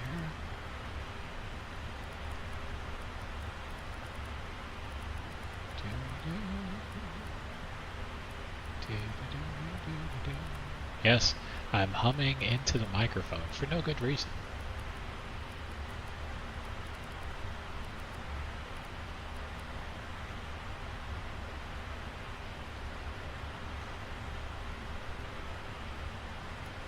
Well, got a thumbs up. Thanks. Yes. I'm humming into the microphone. Well, I just keep changing the frequencies here, but I don't know anything is gonna pop.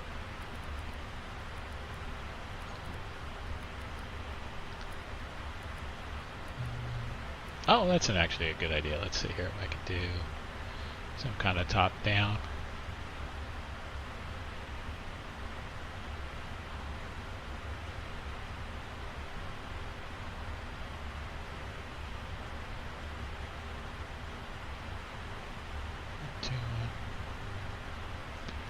No, I see a little action around Singapore. I'm checking the VATSIM just to see how many frequencies are available there. Oh, well, okay. Well, no harm.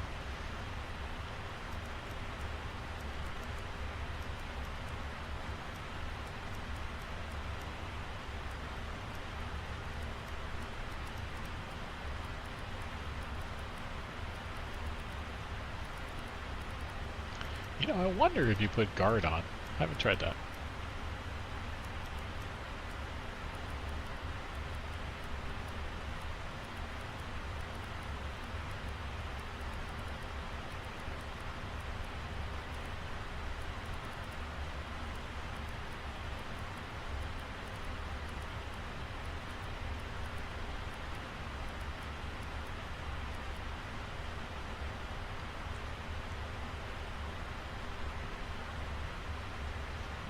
Interesting. So 1215 is not a frequency.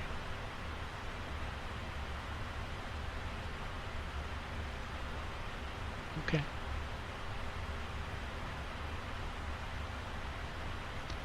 Ah, duh. 120.7. Let's try that. You can tell I've used this program not very much.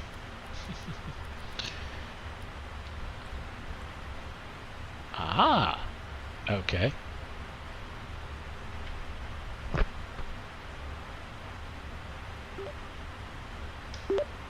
Center, Thai 432 heavy, flight level 360. Thai 43, 2 heavy, Bali center, radar contact. Hey, cool. What do you know? It worked. I don't know why I didn't think to check that. Feel stupid now. So as you can see here, if we're looking at this thing, you've got a number of things that you can ask it for. You can ask for a descent, you can ask for a heading to your next fix, you can verify your next fix, you can request an arrival runway change. There's a bunch of stuff you can do. Be a little early. You could put a pirate in, you could do a radio check. You can press on these and it'll ask, or you can just, key up your mic and it'll do it from there.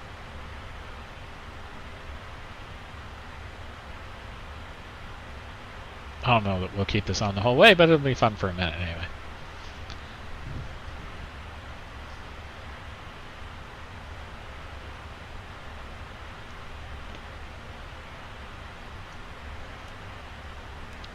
So let's keep our display so that we can see our next waypoints.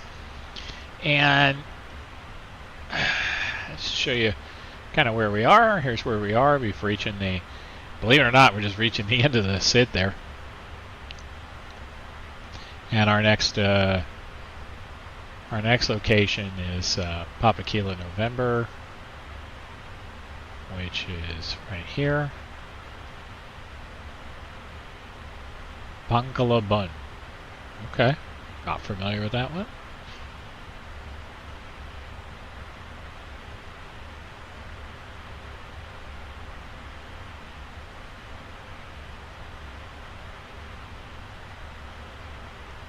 It's interesting, it's busy on the waypoints in the middle here for this airway. That's how some of these things are sometimes.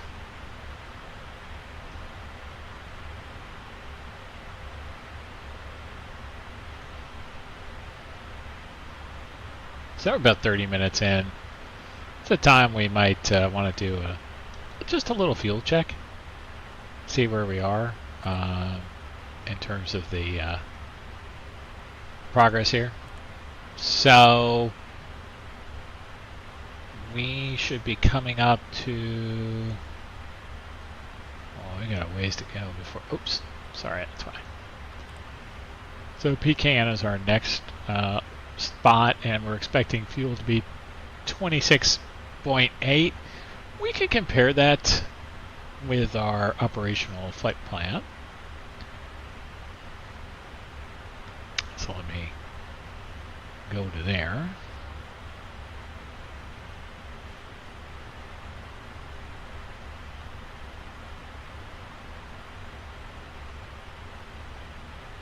So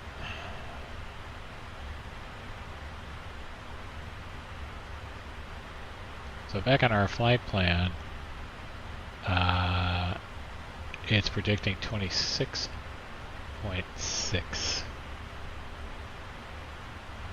26.8, so we're pretty close.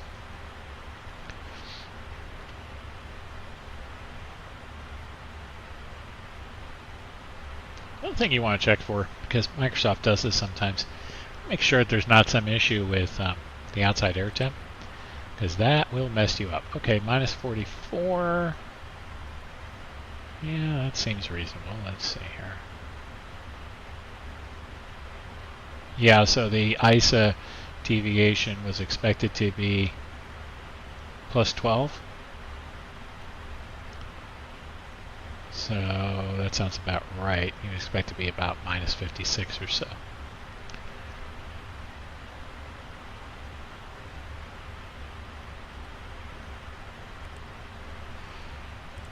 Alright, RMP, looking good. We're just checking the systems. Things to keep us interested and busy. Now, one of the things that I have found with the 777 is I like it to be pretty specific when we're talking about descent points. So one of the things I always like to do is have a good look at the star to see what the restrictions are so that we can sort of plan ahead. So if we move forward here and we look at our star, over at Dolney, we got a maximum speed of 280 and we need to be below flight level 180. But by beats, well, we're going to be above 140, but again, it's also you want to be at a max of 210 and above 10,000. But you know, and again here 7,000, above 7,000, and then above 5,000, and then we'll be turning to the ILS approach. But I have found that it's happier if you're stricter with it. So you can see in the FMC it says it's put in 280 and flight level 180 below that. So you could set it lower if you want to. 280 is probably fine. We're still descending. Over at Beats, again, we want to be below 140. So, you know, the thing is that's only 10 miles. So we could set some lower numbers if we need to. It depends on how we're looking at the approach. It should be fine, realistically. I find the stricter you are with it, sometimes the better off you are. So let's say at Echo, by way of example, which is over here, right? So at the end of the SID, I probably really want to be at 5,000. So what I'm going to do is and I probably want to slow down a bit because I'm going to be vectoring at that point. So what I'm going to do is I'm going to put a restriction in here. We're going to make it 220 at 5,000. I'm going to execute that. Because as you can see, when we get to Letna, we're going to want to be at 220 at 4,000. So let's come back over here. So Letma's 4,000, max 220 knots. A lot of times you get shortcuts, etc. This plane doesn't love to go down and slow down, so think about it that way. And then on our descent, you can see we're going to be capturing the glide slope. We're going to be at 2,000. So, or I'm sorry, the mandatory 2,000. We'll probably actually pick it up right around this 2,500 Lavag and Latmu. It's just how it's going to go. And our decision altitude is going to be 250 on the barrel. Okay, and that's for all categories. We're Cat D. Okay, now this runway can also do Cat 2. So there we'd have a radial altimeter, be 135. We haven't checked the weather yet for Bangkok, so we'll see what that looks like as we get a little closer. When we'll set up our descent. Well, I always like to look at it first. Let's see if there's anything else of note on here. ATIS, we have that there. That's handy. Airport elevation is 8 feet. After you pass Echo, you just maintain a heading 015. You need ATC clearance to come to the approach, of course, but we'll be self-vectoring here. Or maybe if we still have BeyondATC on, we can use that. So we'll see what happens. Let's have a look, see what the missed approach procedure is. Climb to BS 591. Sometimes the jokes just write themselves, don't they? BS 591 on a track of 195, then climbing left to Liggsey at 3,000 feet. And hold or as directed by ATC. If unable to reach 3,000 feet at Liggsey, continue climb in the holding pattern. Well, it's a 777. It can reach 3,000 feet in about a second. Our transition level is going to be flight level 130. Transition altitude is 11,000, but that's not going to be relevant for us.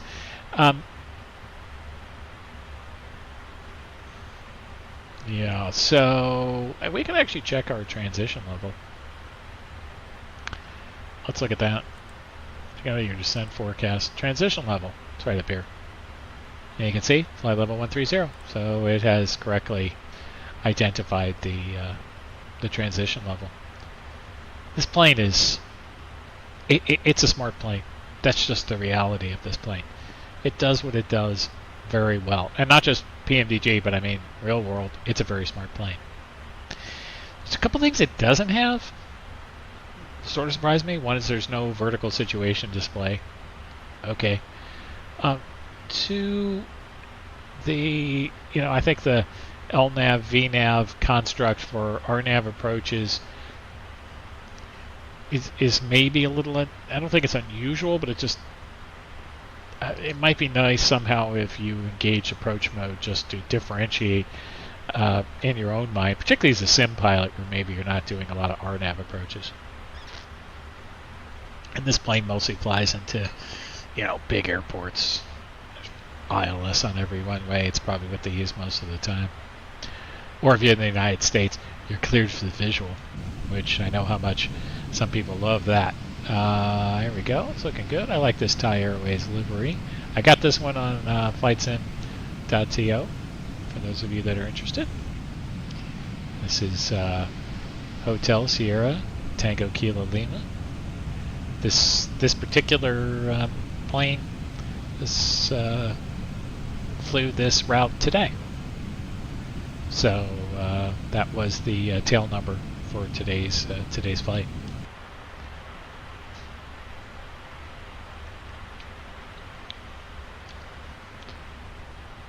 So what are some other interesting things up on this overhead, right? Well, some people ask about the lights in this plane. There's a lot of struggles that I see on our Discord, the unofficial PMDG Discord, and one of them is lights. So this master brightness is really key. So this knob here adjusts the master brightness for essentially all the lights that you're using, but it only does it if it's engaged. So you see here where you can press it in, depress it and press it. So if it's pressed in, it's controlling. If it's not, you have to go to the individual lights. Dome you can control yourself.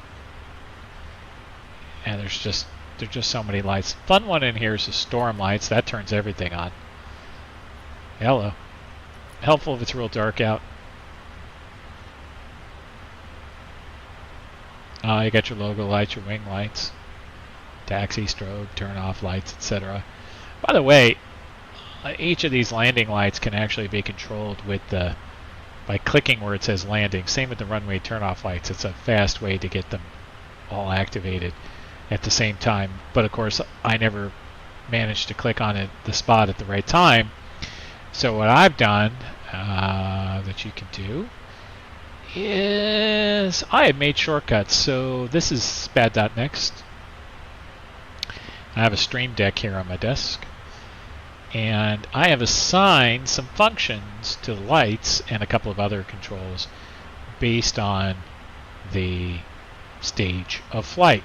So if you look at the pushback, what it tells you it's doing here is if I press it, it turns the beacon light on, and it turns the fasten seatbelt lights to the on, because number 2, event 2, is the on position. So if you look up here, think of this as off is 0, auto is 1, on is 2. So that's how that works. And then the beacon light, this thing that says event 5, 3, 6, 8, 7, it's just a crazy way of telling PMDG, and this is the way it likes it, that this is a left mouse click. It's a lot of trouble for a left mouse click. Now, but SPAD makes it pretty easy to do it. So let's say I wanted to edit that and I didn't want a left mouse click. I could pick a right mouse click, a middle mouse click, etc., and it would change that 5, 9, 5, 3, 6, 8, whatever to whatever it needed to be. Like say you wanted a right mouse, you can see it changes it. Okay, so it does that on pushback. Now when I'm ready to taxi, you'll see that it actually turns the APU off, turns the taxi lights on, and it turns the runway turn-off lights on. When I go to takeoff, it turns the landing lights on, turns the TCAS mode to TARA, turns it once, turns it twice. You can see it's there twice, and puts strobe lights on.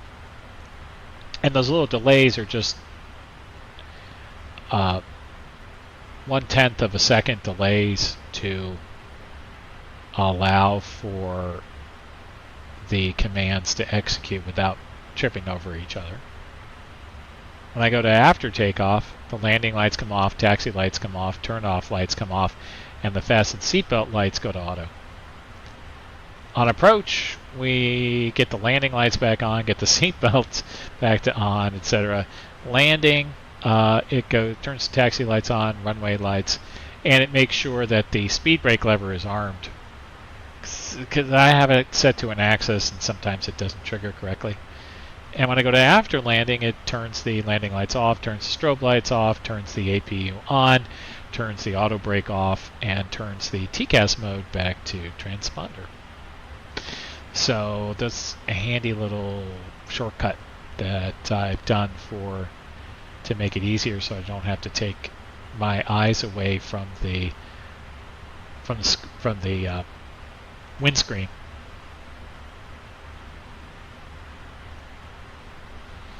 Highly recommend SPAD and some of the stuff like Stream Deck, just to simplify things. There's some great developers as well who've got Stream Deck profiles if you happen to have access and O's, Lorbee's access and O's that work with that you can get on flightsim.to as well. I recommend those.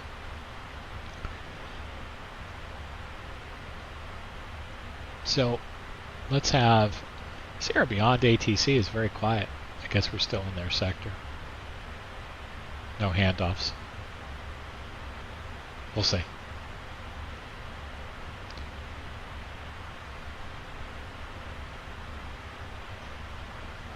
So I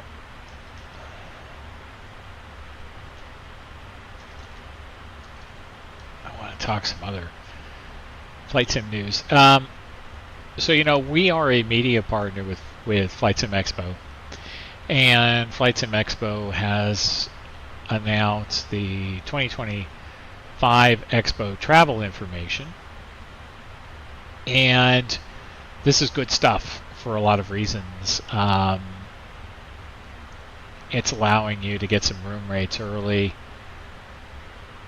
It's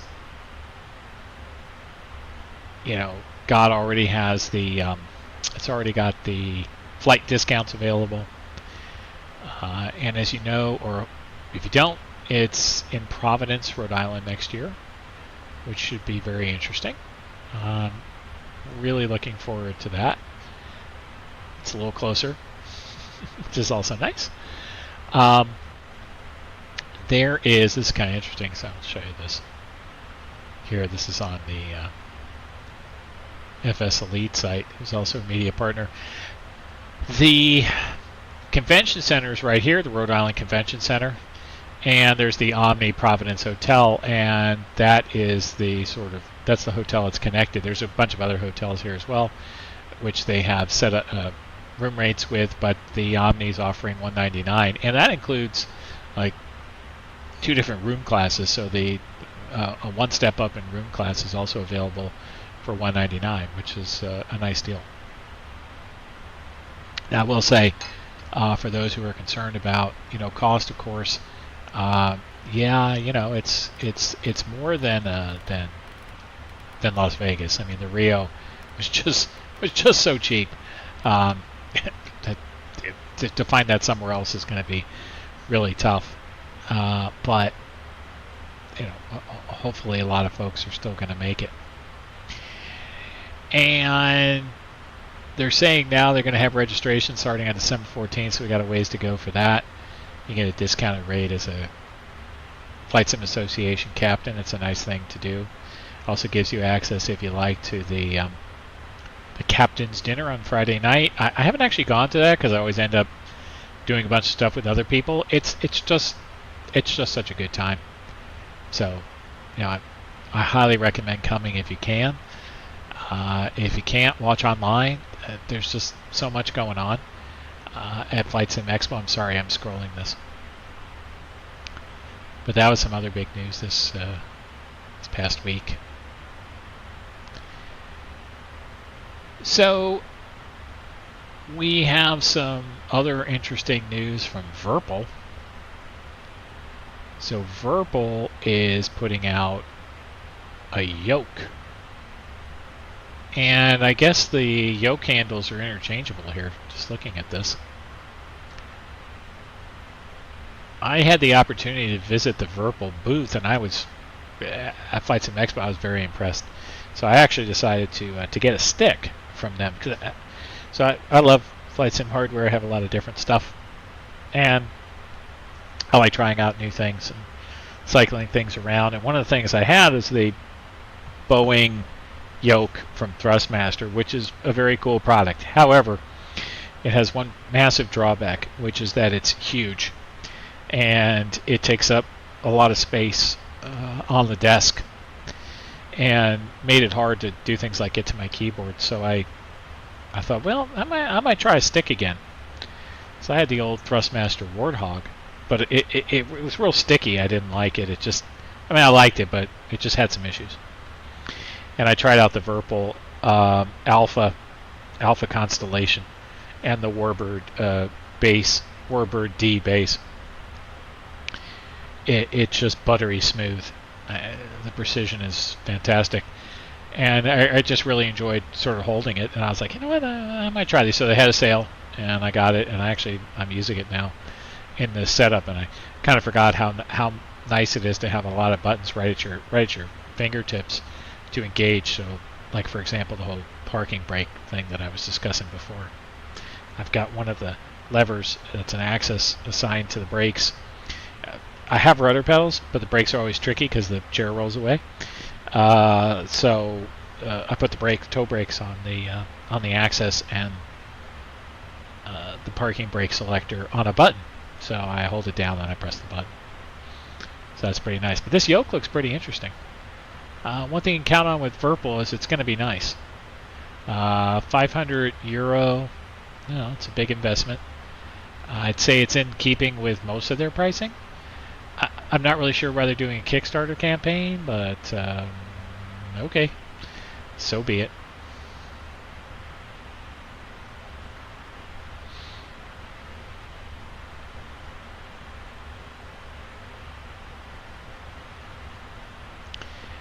So obviously the other big release this week was an airport.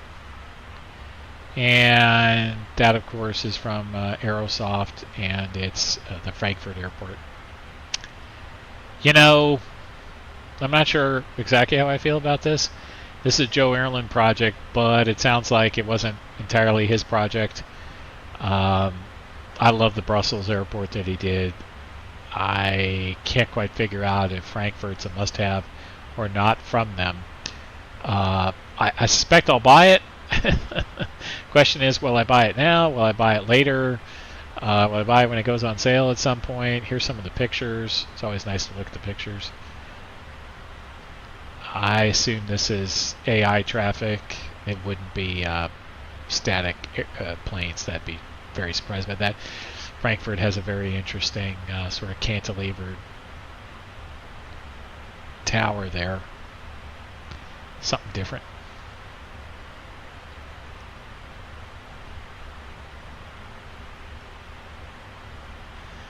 So I believe those in the know with the Frankfurt airport say that it's accurate in terms of the layouts and runways and so forth, so that's good. I know Black Box 711, who we've had on here, who we love, great guy. He had mentioned that one of the first things he checked out was that the PAPIs, glide slope, etc. are lined up correctly. He says they are. That's excellent. Here's inside the terminal, bridges. I mean, it looks pretty snazzy. Then again, if you can't make it look good in the photos you've selected, you're in bad shape. So we can hope that this is a good one. I really haven't had a chance to look too deeply into it yet, but I like the idea. I mean, Frankfurt is such an important airport from a global perspective and certainly from a European perspective. So I think it's one you got to keep on your radar, so to speak. The other one that looked kind of interesting is MK Studios has some previews of version 2.0 of Lisbon. Now, you can argue about these version 2.0 and should you have to pay for them? Should you not have to pay for them? I, for one, sort of struggle with the answer to that question because I feel like there's just no right answer. I think that if the developer is really putting a new amazing product out, it's okay to ask for some money to support the work that you've been doing. Now, there's a fine line in there, and I think we all struggle with where that line is, because there are some times when that update, it's just not good enough. I'm not saying we're in that situation here. I'm just saying it happens. Had an opportunity to meet the MK Studio people as well at Expo. Nice group. Good candy at their booth, so that's important. I kid, but they were just very pleasant, very nice folks. I was glad I got an opportunity to meet them, and hopefully maybe they'll want to come on and talk about Lisbon. So we can cross our fingers. Be a fun guest to have talk with us. So I think a couple of the other things that we've got going on is we've seen some obvious indications from developers that there are conflicting priorities right now. One of them is deciding whether or not to release products now or to wait for Microsoft Flight Simulator 2024, or will they be releasing it for both platforms? I have heard from some developers that they're kind of mixed minds right now and sort of waiting to see what happens. I don't think a lot of them have alpha, beta, 2024 access just yet, and so that might be a factor in their thinking. Difficult to say without more information. And obviously Microsoft continues to give some hints as to what's coming in 2024, but it's going to be, I think it's going to be tough to tell if it's going to be an easy transition or not. Microsoft makes it sound like it will be, but we've heard that before. I heard it from Laminar, and with X-Plane 12, it wasn't that easy. I think P3D version 4 to 5 was relatively smooth by comparison. Of course, version 6, nobody's supporting it, so there's not much to do in P3D version 6. So if you were hoping for something on that, you're probably still hoping.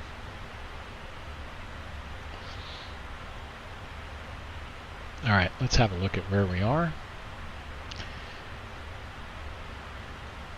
So here's where we are now. Moving along nicely. We're 1 hour in. Thank you for sticking with us.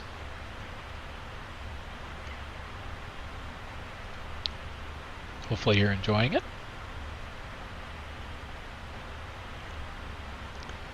If anybody's in chat, please say hello so I know who's here. If you have any questions, fire away, particularly on the 777.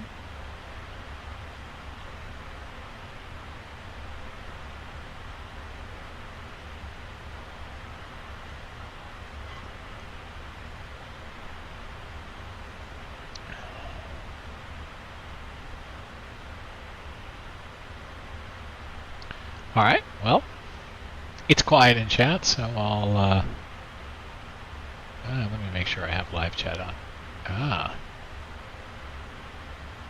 I have a question here that says, what is this? This is a live stream of a flight in the PMDG 777 from Bali to Bangkok. Thank you for the question.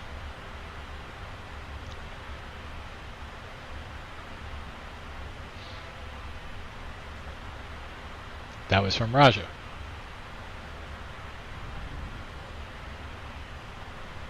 So let's talk a bit then. I'll transition here for a minute, and I'm going to talk a bit about the 777. Let me grab a couple things that I'd like to use in my discussion.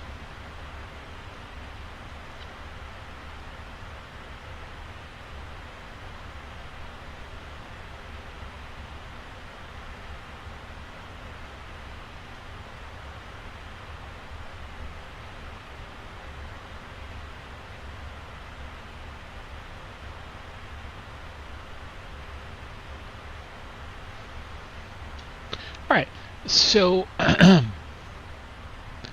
if we start up top here, we got this thrust asymmetry computer.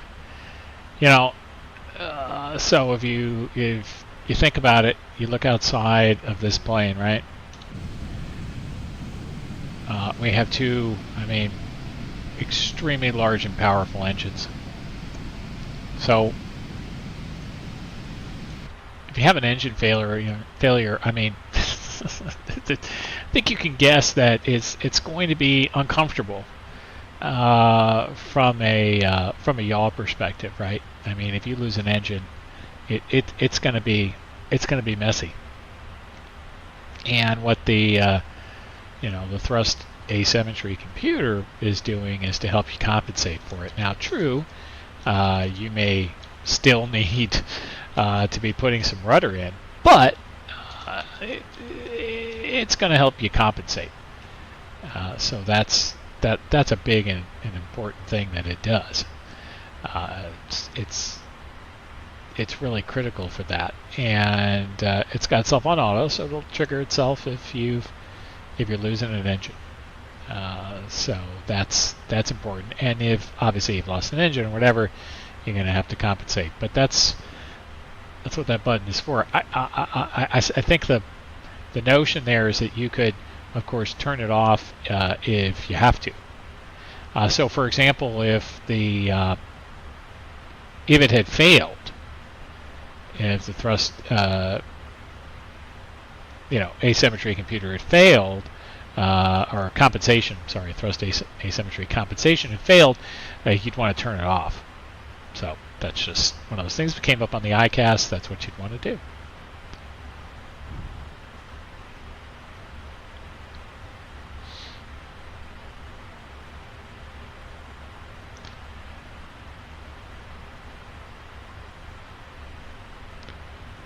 So I'm going to give you a little more background on that. Okay, so the thrust asymmetry compensation is, as I said, designed to reduce uncommanded flight path changes, when you've got an engine failure.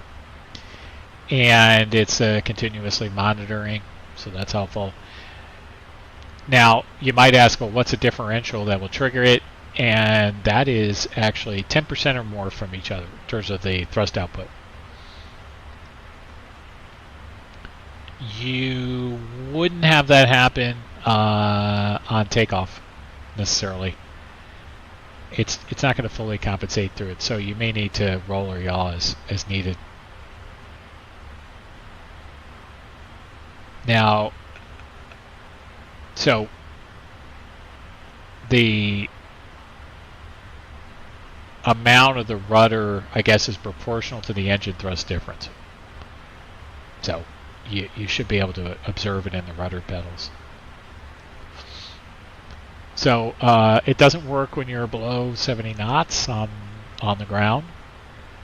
It doesn't work when reverse thrust is applied. So it'll automatically disengage. It'll also automatically disengage if you lose thrust data. If you got some kind of severe engine damage or surge, it might disengage. You can, as I said, you can manually override it. So there you go. So there's some fun stuff.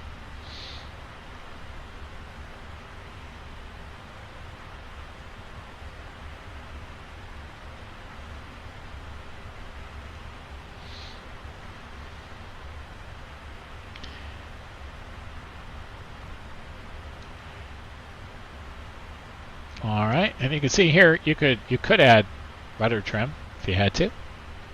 Could add aileron trim if you had to manually, and most of the time you aren't going to be using these. They're just, they're there if you really need it. Similar idea with the alternate pitch trim, because normally, okay, so this is a manual alt, but that's the alternate. The normal electric pitch trim that you'd use is right here on the yoke. I only need this one if for some reason you have a failure over here. So that's a little quirk. It's sort of odd though, because these are pretty large and they're right in the middle of everything, and for something that you're probably never actually going to touch. Okay, to wit, you're like, really? Okay, fine. You say so.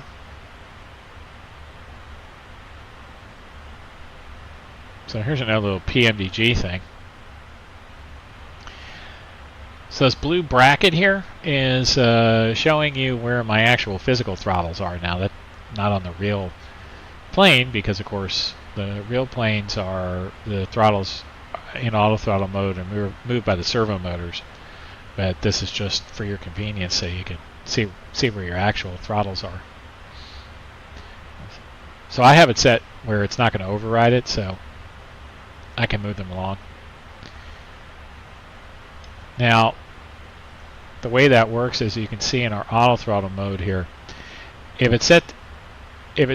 the flight mode enunciator is anything other than hold, and you moved your physical throttles, it will not move the throttle in the sim. If you have it set other ways, it might. There's a little wing view. So how do you look at that? Well, Thai 43, 2 heavy, contact Jakarta radar 120.9er. Hey, look at that. 120.9er Thai 432 heavy.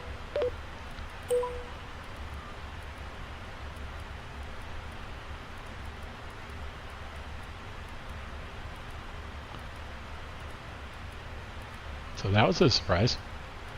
120.9er. Okay. Watch how he slowly turned this thing. Oh, sorry, you couldn't see that I was moving this. Yeah, so if you can see, I changed the frequency. 120.9er. Jakarta radar Thai 432 heavy, flight level 360. Thai 43, 2 heavy, Jakarta radar identified. Hey, look at that, we got switched. Alright, nice. Anyway, so as I was saying on your throttles, if you go into the menu and you go into the PMDG setups and you go to options, simulation, you can change that behavior. So AT manual override in hold mode only, right? So you could have never, always, and in hold mode only. So always would be, if you moved it, you'd have to constantly be adjusting it. Never would mean that you could never override it. And in hold mode only, that's where you would use it in something like a rejected takeoff.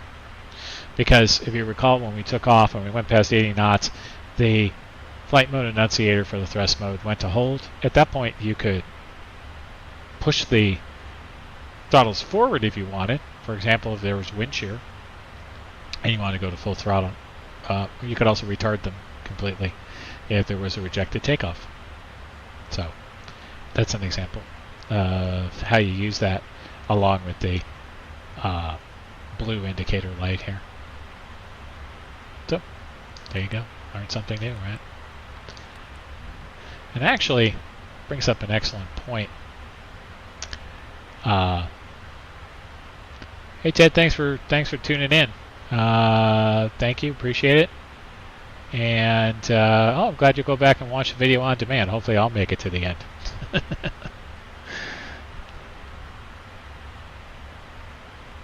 Okay. Yeah, so that's what the blue bracket is showing you there, and it's a little handy tool. One of the things that we get a lot of questions about is about the options for these planes. It's really important to know what the hell this thing does, right? So in the PMDG setup, there are really two completely different ways that it's handling your options in these things. One is simulation based, right? So under options here, anything that you're setting under here is going to apply to any plane that you fly anytime you fly it. Okay, so if you come in here and you're looking at simulation, all of the things that you see on these 8 pages, okay, those are all things that if you set them, they're going to apply no matter which livery you are flying, no matter what tail number. Okay? Now, if you go into aircraft, everything that you set in here is going to apply only to that tail number. And it's indicated right up here. See, this is our tail number, Hotel Sierra, Tango Kilo Foxtrot, Kilo Foxtrot. So now if I change anything in here, it only applies to this livery. That's how it works. You can change these settings if you like using the settings that you have from another livery. So you could do load from another, and you could go through a list. Hey, I like this set, and I want to use that one. But otherwise, it's sticking with you. You can also restore whatever the original was for this. But you know that's a difference. So one of the things that I know people ask about, let's say for example, the pilot alert response. Forget what it's called. Crew alertness monitor. Thank you. So the crew alertness monitor essentially is a monitor that will go off and say, you know, pilot monitor. You'll get an ICAS message. You'll get a warning, and all it's really doing is checking to make sure that someone's up and awake. And on the way it's trying to cure that problem or calculate that problem is based on whether or not you're putting any inputs into any of the controls. It's turned off here, but on another livery it might be on.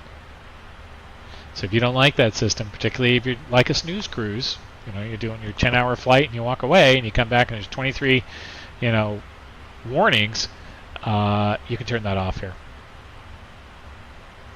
So that's important to keep in mind. Then there's a lot of questions that come up about what all of these things are. Anyway, so, and if I'm being honest, shoot, I don't remember what every single one of them are, nor have I necessarily tinkered with every one of them. But let's take a simple one. Gross weight entry allowed. Yes, no. Well, allowed where? Well, so for example, the big one that you're using it, at least for me anyway, is in the perf init page. If I put in the zero fuel weight here, it'll automatically calculate the gross weight based on the zero fuel weight plus the whatever the FMC is reading as the fuel. So, you know, that's an example.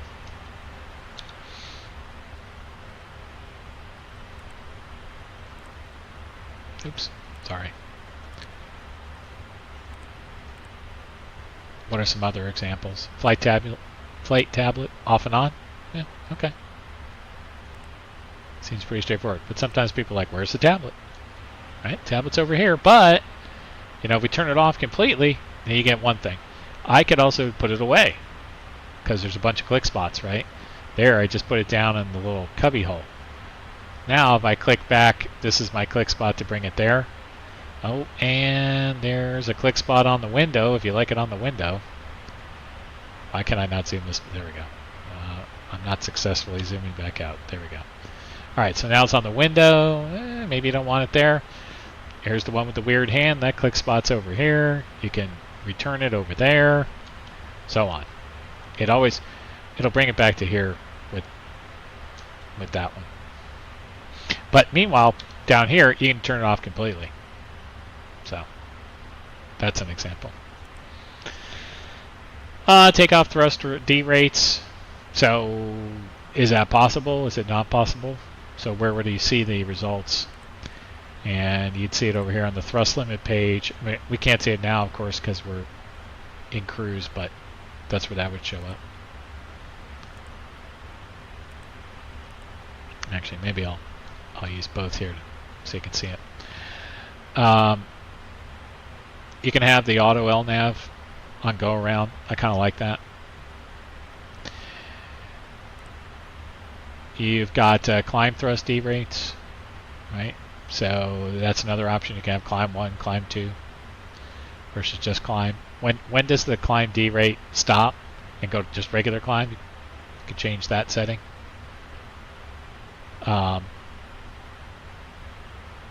You can have the FMS cruise phase thrust limit, cruise or climb. I think cruise is pretty typical. You can have a standard company speed at cruise. These are the default acceleration heights, engine out heights, etc.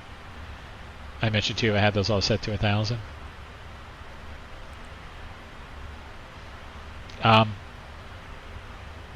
you can change your instruments. So let's see. So here we have the IS FD, right? And we could change it to separate, and now you would have all of these, right? But this is an integrated standby flight display. You can have ADF on or off. I mean, not a lot of places, not so many places use ADF, but it's there, so you have that there if you want it. You can change your clock type. You can go analog, you can go digital. Say here's your digital, showing you on here instead. By the way, when you're on the digital, it'll start the elapsed time when you take off. You can have a no smoking selector. You can have none, not installed. I said no smoking. This is a big one. The comm channel spacing. So, you know, particularly in Europe, they've got the 25 kilohertz spacing versus the United States and big chunks of the rest of the world where it's just 8.33.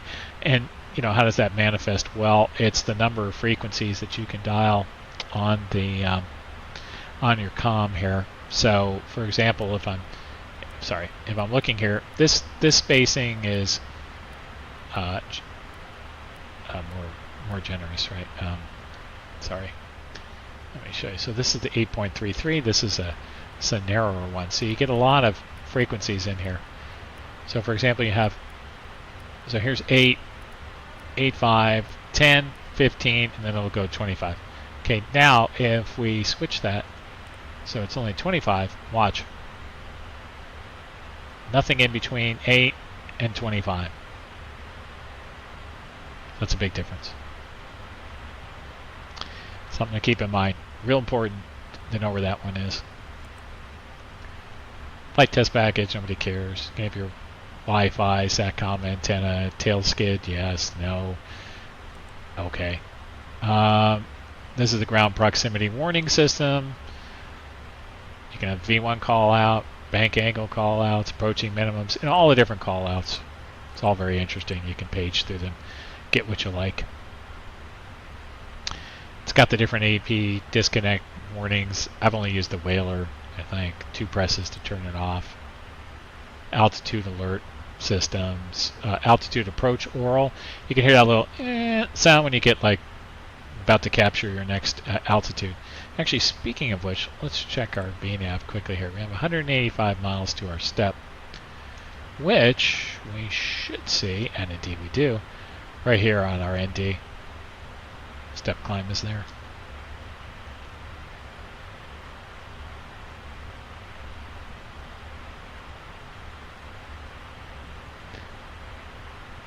Alright, well, I am going to step away for a few minutes.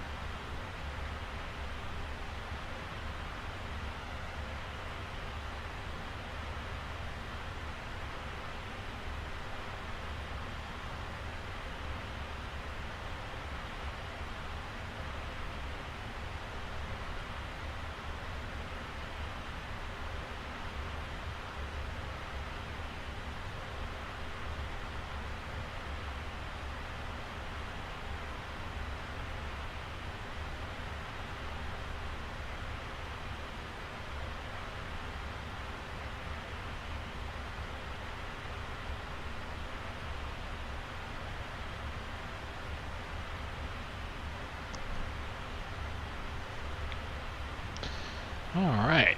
Well, I took a little break there. If you're in chat, please say hi. So I know you're there.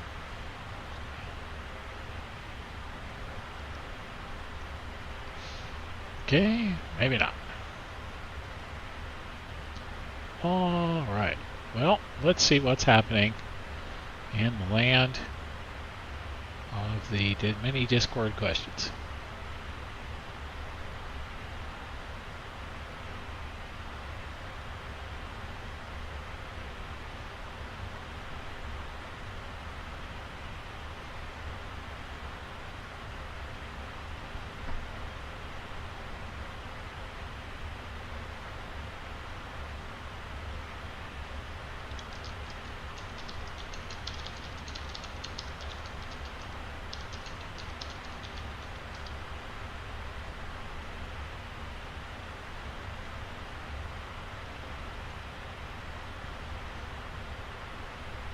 Okay. So as I said, if you're in chat, please let me know. Happy to answer any questions. I don't have an overlay for this. This is the first time we've actually done this live stream, so we're just doing a little testing here. Just for kicks, I sort of started us on BeyondATC in the middle of the flight. So apparently we're on our way from Bali to Bangkok, and we've got some Jakarta radar at the moment. So there you go. Just thought I'd make it a little more interesting for you. As we talked about, you may not know, but thought about doing this on BadSim, but there were enough connections going on at the moment not to add more pain to the process. So there we go.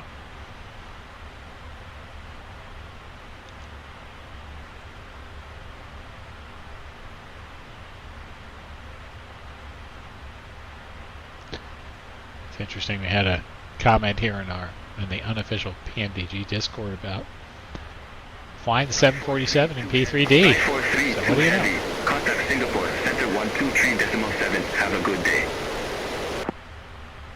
Oh, look at that. We got handed over to Singapore. 123.7, Thai 432 heavy. Alright. So 1237. Alright.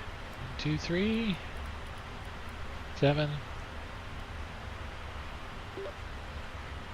Singapore Center, Thai 432 heavy, flight level 360. Thai 432 heavy, Singapore Center, radar contact. Well, that was about it. Oh, so for those of you who are wondering, if you just tuned in, yes, that is BeyondATC. Okay, there it is. Good stuff.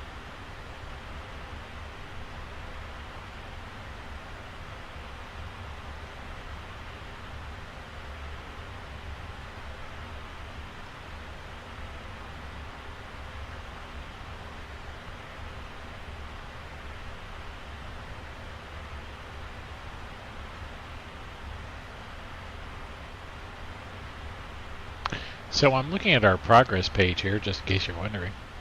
And you can see here that we're continuing along with a good amount of fuel. That looks good. And I think we're staying pretty close to our flight plan fuel. We'll have a double check of that right now. Let's go take a look at that.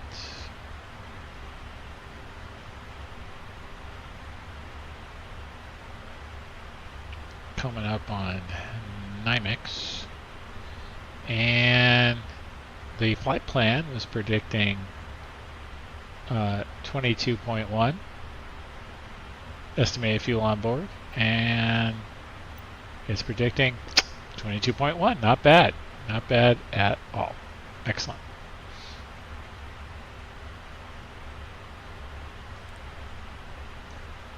Now let's have a look. Now it's step climb. So it wants us to step climb to 380 and 70 nautical miles. Okay, so this will be a fun one. We can test out BeyondATC as to whether or not we'll do that. So we could request an altitude change, for example.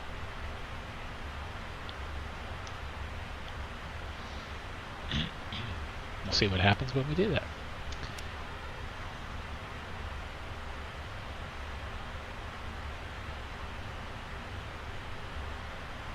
Clouds are high. They're up there today. Not seeing any weather really, but the clouds are up here today. No question. We're at 360.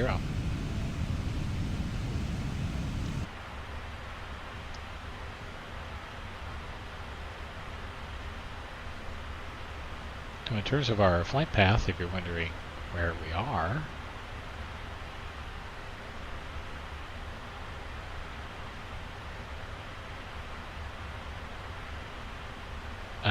here we are.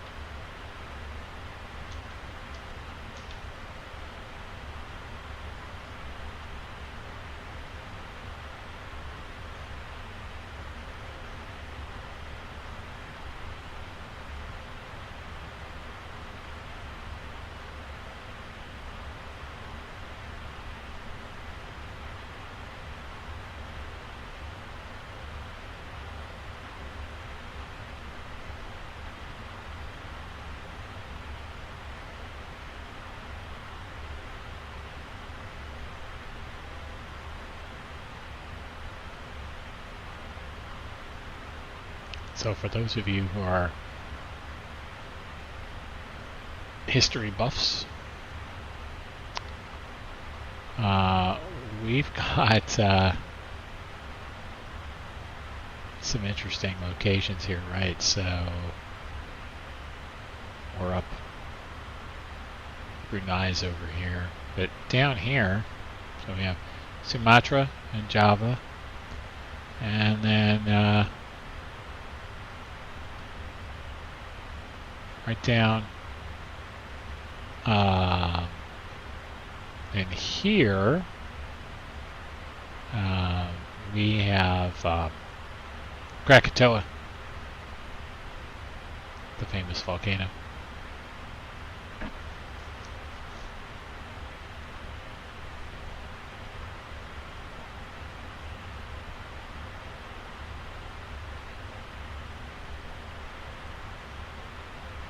So, and we'll be coming along the Malaysian peninsula here, and then we'll be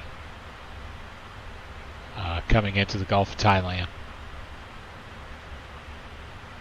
We'll have Cambodia off to our east, and Vietnam further to the east and south. So we'll be come along those land masses as well.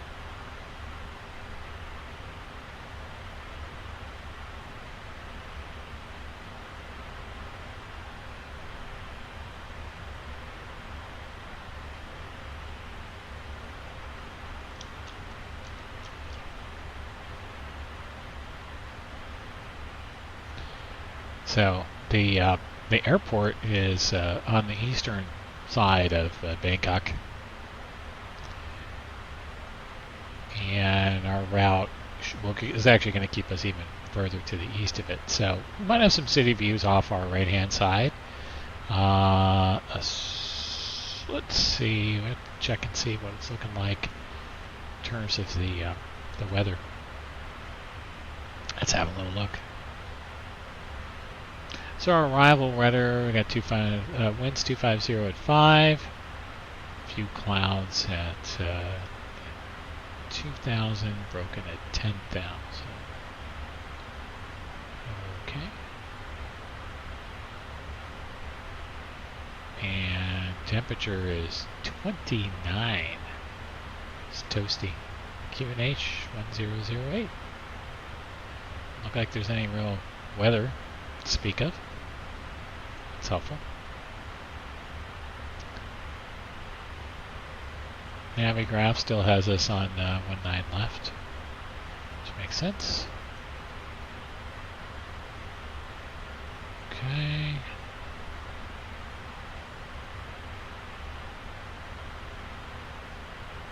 Let's check our runway length there. 19 left. It's 13,000 feet.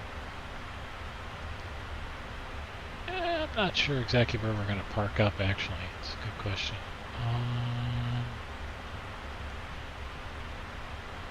I've actually been in this airport. It's colossal. That is a good question. We'll have to take a look at that. Alright, well, TBD. Let's have a look at the taxi. I'm sorry, not the taxi, but the parking options here. Let's come in here.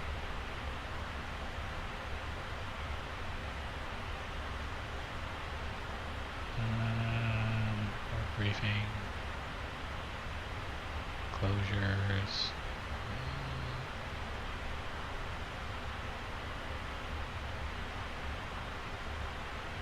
Okay, that's fine. Alright, here we go. Let's get some parking stands. Okay.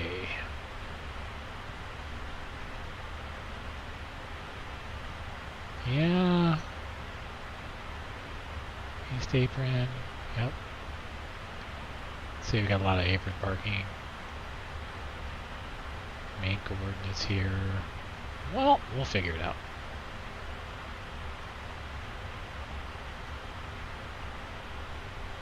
Not sure what size all of these are.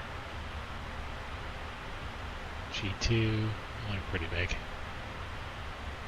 But we're going to be on the opposite side. Okay, well, we'll pick a spot. How about maybe over here on Concourse C? No. E, Concourse Main. Yeah, C6, C8, something like that. We'll figure it out. It'll all work. It'll all come together in the end. Maybe. That's how it goes. Let's have a look. I'm going to check a little Google Maps here.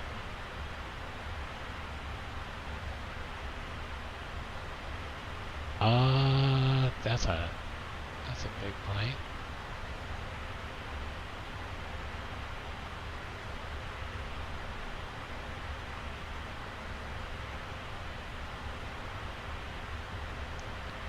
Looks like C3 might be a good choice. That's over here. C3's on the east apron.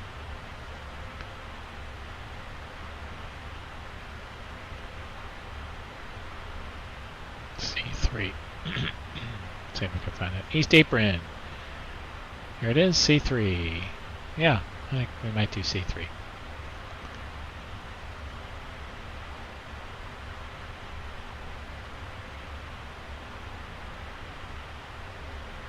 Okay, we have a plan. C3 it is. That'll work out fine coming in on this runway. And we will plan then to taxi when we come in. My guess is we'll be exiting the runway here at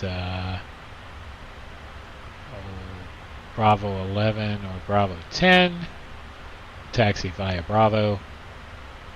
And we'll go taxi via Bravo to Bravo. Not sure which one that is there. Hard to tell. Let's take a look at our sheet we were just looking at. East apron.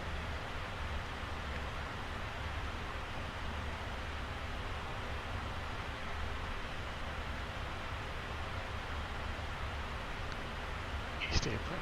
Alright, we'll come in to Charlie 5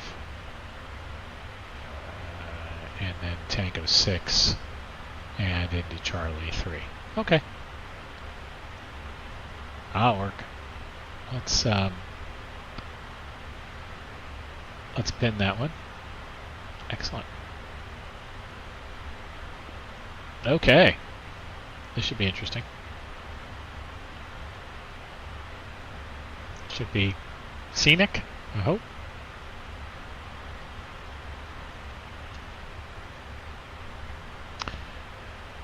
So the altimeter, we're a little early still. We got a ways to go.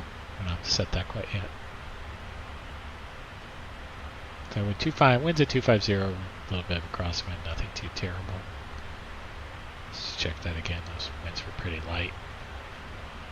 2505, yeah, not a big factor. Oh, you know, we can have a look at our performance tool. Actually, let's see where we are. So we're going to be 19 left. There we go.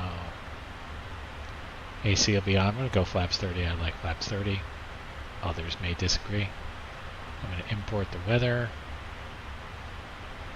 And no, sorry. I want landing en route.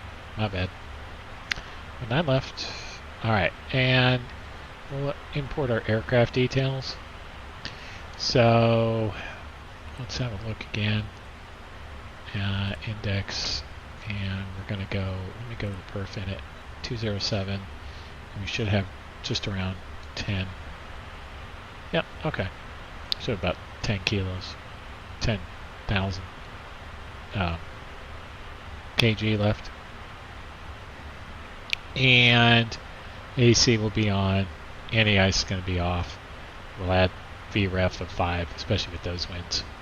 We're not going to have any non-normal conditions. Auto brakes 3 is fine. Don't need to worry about the reversers. Import that weather. Guess the weather updated, and we'll calculate. Plenty of room. Okay, it's a nice long runway. Always good to check, though.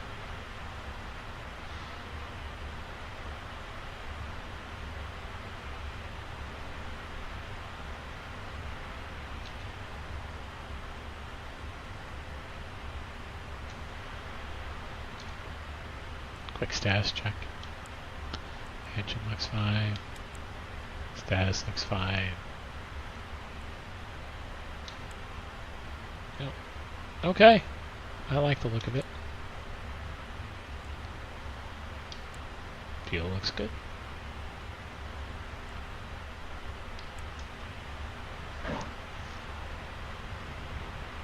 You know, one thing I haven't talked about, just looking at this. I'll come back to the mode control panel here for a second.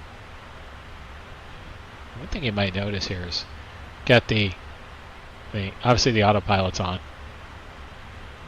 The auto throttle is armed, so that's not the same as being on. It's armed. But on this button we have AT. That's the auto throttle. That's actually on, and we have the speed mode over here. Okay. Oops. LNAV, VNAV are on. Flight level change. Obviously, we're not using it. You could hold your heading. Actually, let me fix the heading bug. Okay, heading bug is bugged up. Altitude here. Actually, that reminds me, let's double check. This should be just about time. Yep, we're ready to climb. So let's have a little fun with BeyondATC, because it's a laugh riot of a program. Here, let's see what they say. Thai 432 Heavy, request altitude change. Thai 432 Heavy, roger, say new altitude. Flight level 380, Thai 432 Heavy. Thai 432 Heavy, confirm new altitude, flight level 380.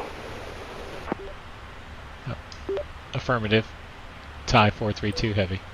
Thai 432 Heavy, roger, climb to flight level 380. Climb to flight level 380, Thai 432 Heavy. Okay, so that made him happy.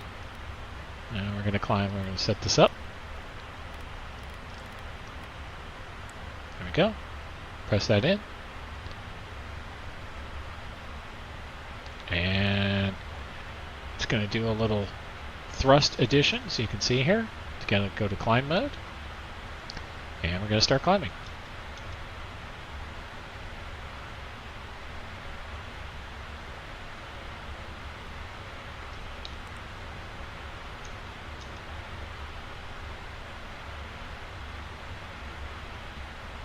So you might have noticed that I wasn't actually turning the knob directly. I have external controls controlling the some of these knobs and buttons and so on. They're very handy to have versus trying to mouse around all the time. It's not my favorite.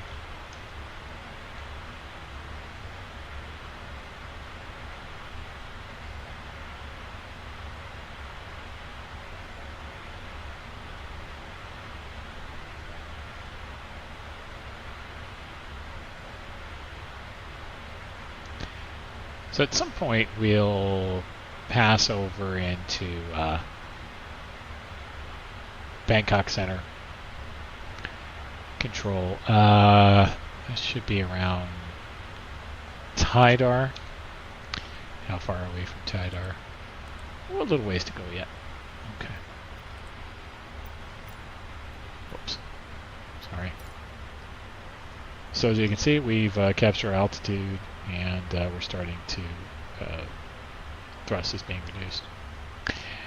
You might notice too that our little band here between speed and potential stall, overspeed and potential stall, has gotten a little narrower. Happens sometimes as you climb. So right now, it's not recommending a step at all. So one thing you could do is just turn that off. If you put 0 in, it's just not going to recommend any steps. There you go. It'll still give you the recommended altitude, but it's just not going to give you any steps. So, I mean, you could put RVSM back in if you want. Oops. Okay, maybe you can't. No. You just, I think you delete this. Yeah, there you go. If you delete it, it'll go back to RVSM. My bad. There's a lot this FMC could do. I mean, when you really spend some time with it, there's a lot going on. So, for one thing, it's a real storehouse of information, right? We're looking on that progress page. It's telling you quite a bit just here. It's got your speed. It's got your step climb done. It's got your distance to go, your estimated time of arrival, your estimated fuel. It's got your next couple of waypoints. It's got your wind information, right? You've got a tailwind. You've got how much. You've got a right crosswind. It's telling you the wind direction, wind speed that it's reading. Total airspeed. It's telling you your fuel right here. It's telling you the totalizer from the system versus the calculator from the FMC. It's telling you the outside static air temperature. And so just to be clear, so the static air temperature is oops. I don't know why I always do that. The static air temperature, let's see if I can get this in here. Right. Static air temperature is different than the total air temperature. So the total air temperature right here, 17 degrees Celsius. The static air temperature is 48. So it's a difference of 31. Now what's happening? So what's happening is we're plowing through the air at very high speed. And what that means, of course, is that the air molecules are being sort of compressed against the skin of the aircraft. And it makes the skin of the aircraft heat up. And so what the total air temperature is giving you is essentially the temp on the skin, which is minus 17, versus the static air temperature, which is if you weren't plowing through the air causing heat to build up, you'd be at minus 48. So it's just giving you information about this differential. We could set some fixed pages. Maybe we'll do that. And it's telling you your required navigational performance. We're fine. Required navigational performance here is 2 miles. Actual is, not even 1/10 of a mile. So you're good.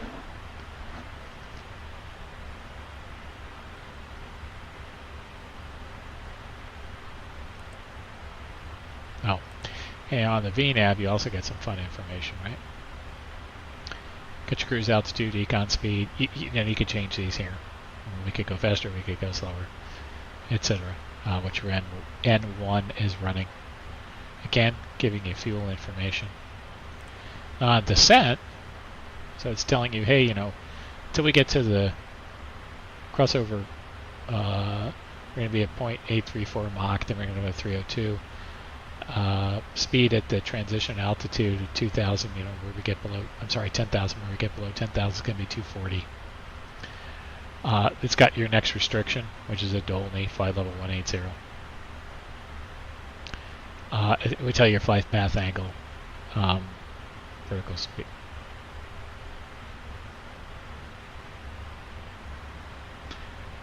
Yeah, okay. I'm not actually sure on that one. I have to double check those. My bad. And if you remember, we got the forecast. Remember we had the descent forecast earlier? We've already pulled that. So that's another bit of information. You could also tell it you want to descend now if we were closer. Off-path descent is a whole other subject that isn't relevant right for this phase of flight. But it's an interesting little option, particularly if ATC is giving you a lot of shortcuts. Why don't we set a couple of fixed rings? So, if we're enjoying the fixed ring option, we could go to runway 19 left, bring that down to the scratch pad, go to fix. I can put it in there as a fixed point. I can have a bearing, hour distance, or just a distance. That'll give me a ring. So if I put a slash, ignore the bearing, and I can do, let's say I want a 4-mile ring, and let's say I want a 10-mile ring. So now I have a 4-mile ring and a 10-mile ring. It'll show up on the FMC when we're there. I can probably, no, can't quite see it yet. Those are some options. You can do a lot of other stuff with that fixed info. And what's nice on fixed info is that you can put 4 different ones in if you like. Could be handy. So, I'm a little rusty, but let's just say I wanted to know when I was beam. What's that point start? So let's say I want to know I was at beam Letma. Next one. And I just want to know when I'm at beam. There we go. Okay. That should show me on there when we get closer. Let's see if that worked. I'm a little rusty on my fix info page. I mostly just use it for rings, but you can use it for a lot of other things. So if we're doing position reports, you could send a report. Hey, there you go, reporting. That's fun. And a reminder too, of course, this has got CPDLC options in here. If we were online with VATSIM, for example, could be fun. We could be talking to them. We could be doing level requests, a bunch of other things. It doesn't integrate with BeyondATC, so no dice there. To my knowledge, it does. And it doesn't integrate with Say Intentions.ai either. But maybe at some point. So on our approach ref, at some point we'll be picking our flaps 30, and it'll give us our VREF. And right now, I'm just going to assume we're going to do a standard ILS, which we looked at a little earlier, where the minimums here were 250. So let's say I wanted to have that now, just to get ahead of the game. I could come in here. I like doing it this way. We'll go to EFIS control, EFIS. We're going to set our minimums. It'll be 250 on the barrel. Yep, there we go. All right, turn the EFIS control off. Wonderful.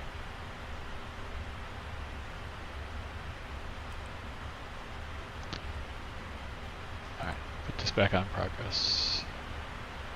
Another thing we can do if we like, it's a little tiny bit, we're still a ways out. Still have 700 miles to go, so. We can talk a bit more about the approach. So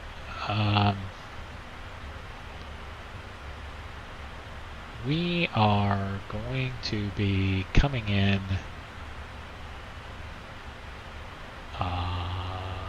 from Dolny. Yeah, just make sure I got that right.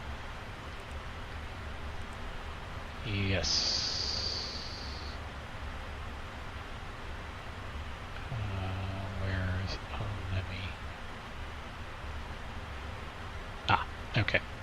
So, on our approach here, on our start, we're going to come in right here to Lemmy.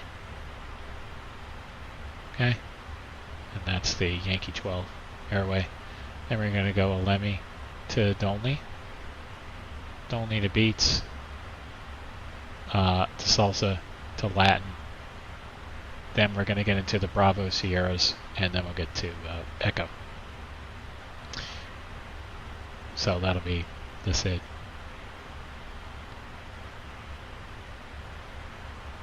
Let's see. So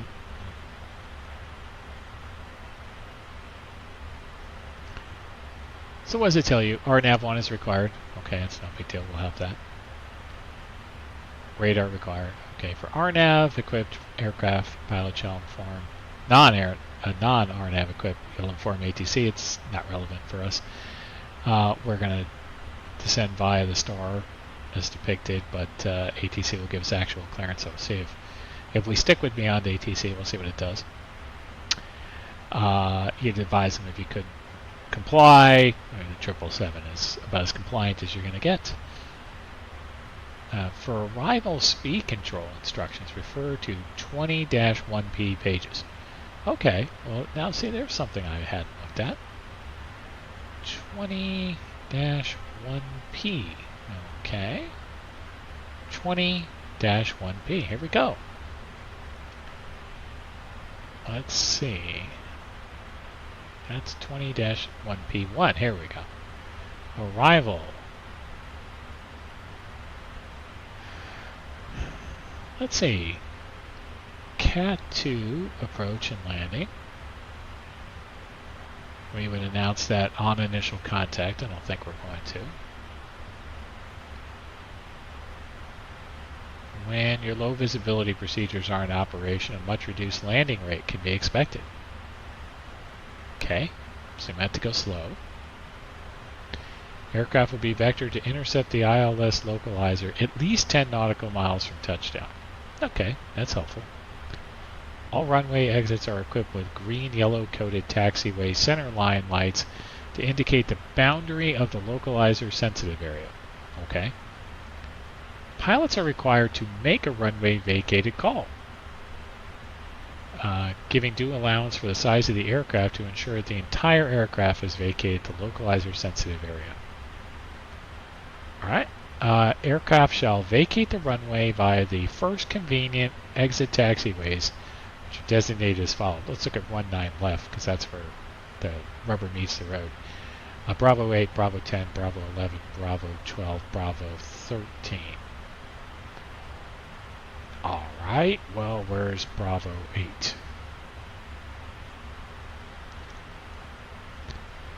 Alright, here's Bravo 8. That looks like wishful thinking. I don't think we're going to make Bravo 8. Bravo 10, Bravo 11.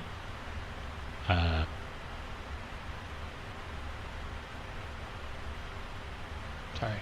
Bravo 8, Bravo 10, Bravo 11, Bravo 12, Bravo 13. Oh, you mean at the other end of the runway? Okay. Well, I think 10 or 12 is probably realistic here. I doubt we're going to make 8, but we'll see. I don't know exactly how far it is to 8 because it doesn't appear to be marked on here, but yeah, we'll figure it out. Alright, well, I didn't see much here that concerns me in terms of our approach, but it's good to check. Alright. Here's our lost comms procedure. I don't think that's going to apply right now. Okay. So there's a hold at Dolny if that were relevant, but I don't think there's a published hold. I don't think we're going to hold here. since it's just us. And then let's have another look at the ILS. Alright, so what does this tell you right here? You want to be at 180 knots by 8 nautical miles. Then you can reduce speed from 150 to 160 till 5 nautical miles from touchdown. So we can slow down quite a bit. Let's have a look at our FMC here then. So that point is right before BS 590 approximately.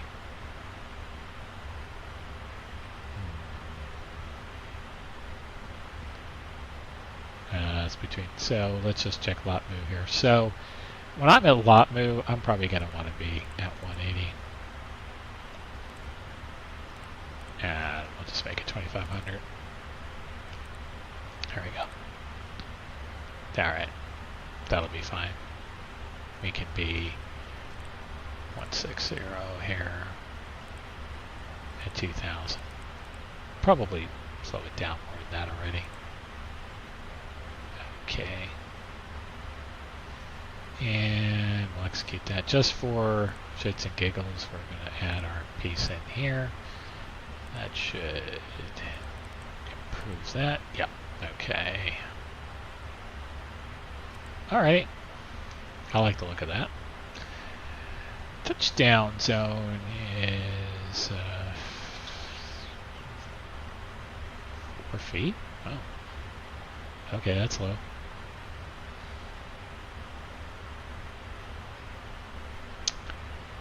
Port elevation's 4, runway is 4. Minimum safe approach, well, we'll keep our eye on that, but we should be fine.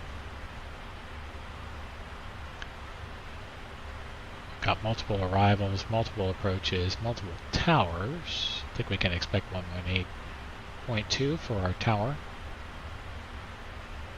We're over on the main apron, east apron area, so we'll see what it gives us for ground. Let's check our localizer information.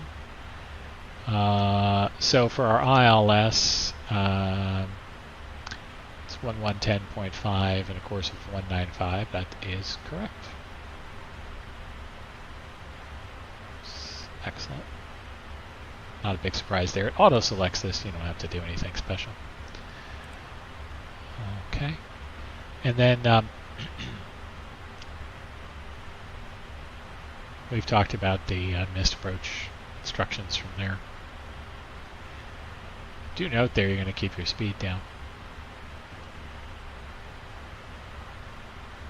Okay.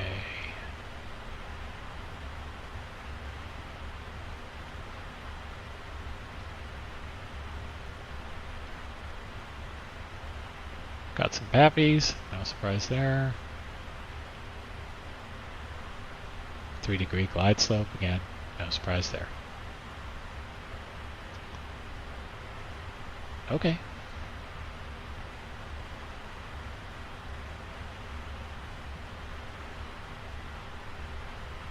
Sorry you weren't seeing those. That off screen. My apologies.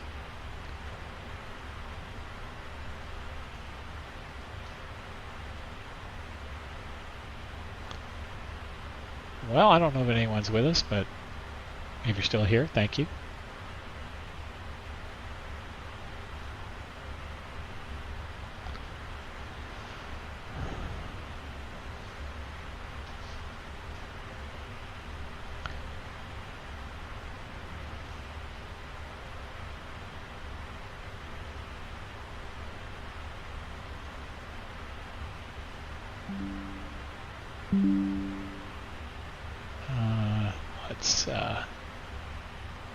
Let's check. I was doing a little flight tracking here.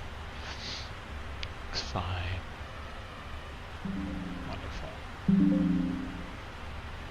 No.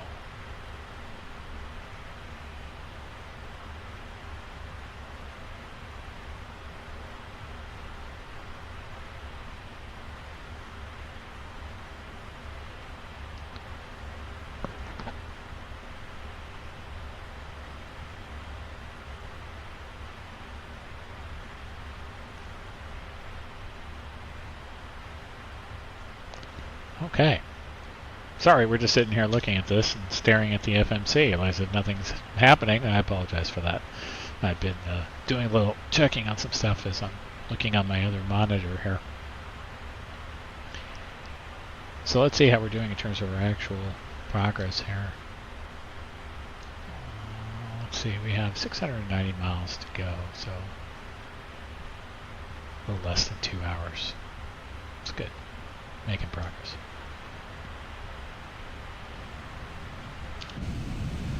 It's a beautiful day. Can't argue with it. I do like the livery. Gotta love the Tide liveries.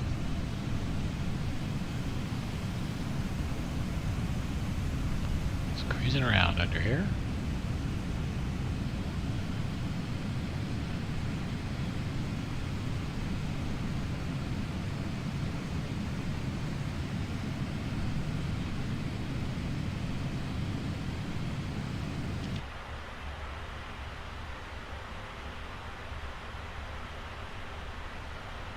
For those of you who enjoy the look out the window to the wing, I've got a couple of wing views here. Just quiet in the cabin. You can actually sort of enjoy yourself in here, I suppose, if that's your thing. Oh, look, the our livery maker did a nice thing here with this. They had the Thai Airways seating and some of these nice screens, splash screens. Very, very nice. Lighting sort of matches. Stylish, I like it. I'm not really one much for the cabins, but this is nice. Here, let me see if I can move you around in here. Hang on a second. This'll mess with us. There we go. Here, let's turn the drone on. Oh my, that's rough.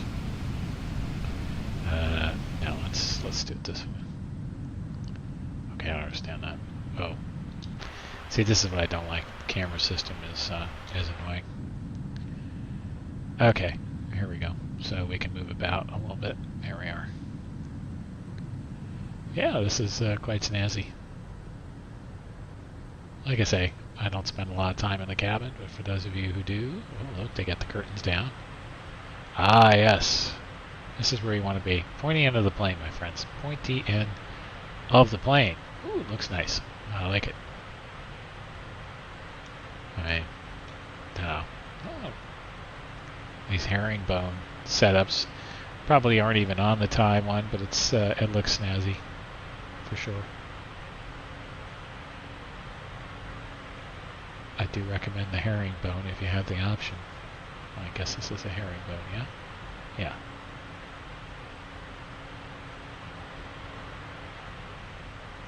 Mini cabin, front cabin, and then we should be in the galley. Indeed, there's our galley. And the 777 sort of long hallway to the cockpit door. I find that kind of interesting. This feels a little offset when you're in there because there's usually a bulkhead, like there is right here. Sort of makes it feel sort of blocked in. But it's a nice place to be if you get the option. Okay. Find this fascinating trip around the cabin. I'm sure you're all terribly entertained. Let's get our bug correct. There we go. Bug's correct.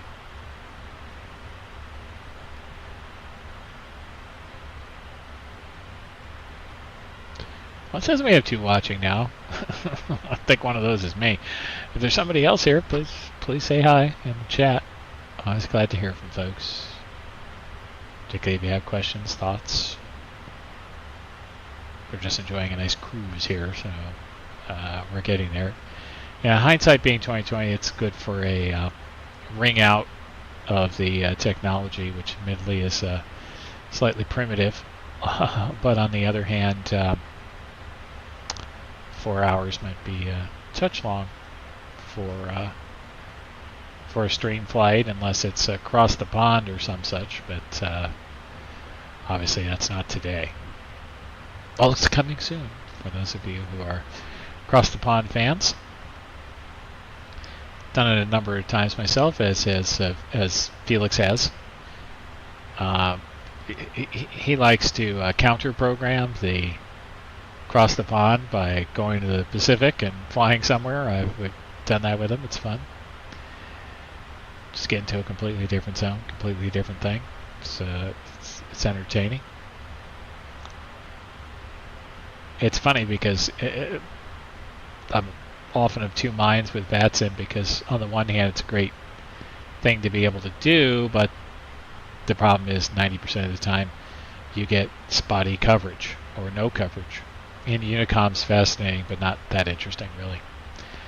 And now you have these products like BeyondATC and say Intentions, where .ai, where you can have end-to-end coverage, but it's more mechanical. So there's that. So it's a little hard to decide sometimes what you want to do with it. And I've actually done the VATSIM P1 rating, which is an option that you can look at, where you are essentially doing a VFR certification. It's fun to do. I recommend it. It's good for your airmanship, especially. Get out there, do things like cross-country flights, and practice all kinds of techniques in something like the Cessna 172. I love the big metal. I think that's why a lot of us are here. But there's a shocking number of people who really like to fly GA, and that's something Say Intentions does well. I guess I have not tried that. It's not as much of a thing for BeyondATC as far as I can tell. Not sure how I get this. Where does I get the traffic turned on? Okay.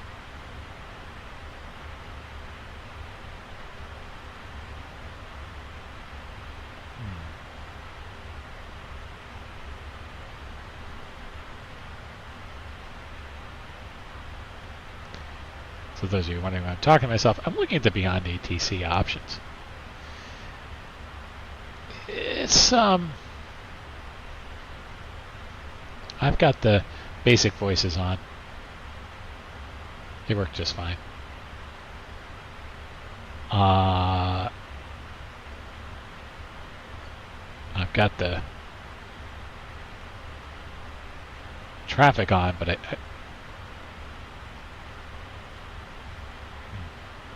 but I'm not hearing any traffic. Must be some out here. Well, I don't know. No worries.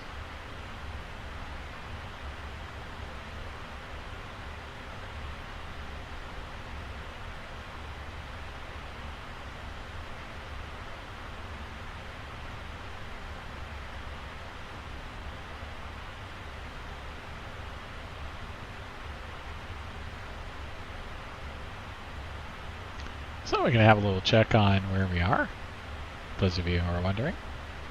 Get our Navigraph back in here. So as you can see, we just passed NREP, and now we are rolling along to Upron. But we've got the Malay Peninsula, off to our left, to our west. I don't know if we could see anything out here. Let's have a look.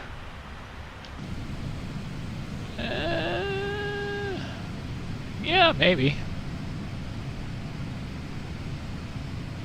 Hard to tell.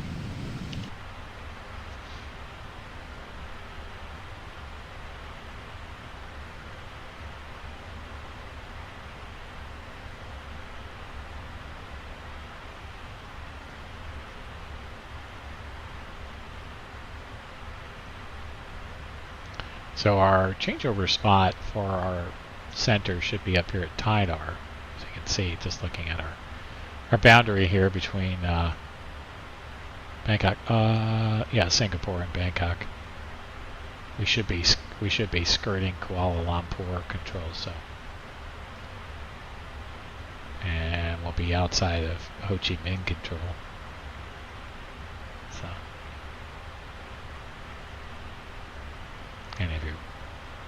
the little sliver into Phnom Penh if you're going to Cambodia.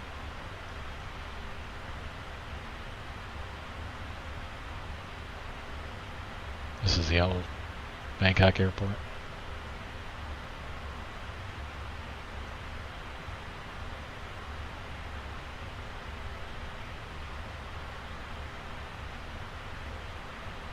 So I have the low IFR on, put the IFR high on, see the same. Should be basically the same. Yep. You could have some fun. You could put the put a VFR on. I don't think there's a lot of VFR information here. It looks cool. I think it does make it a little busier, but it looks cool. That's fine. I mean, Navigraph is just insane.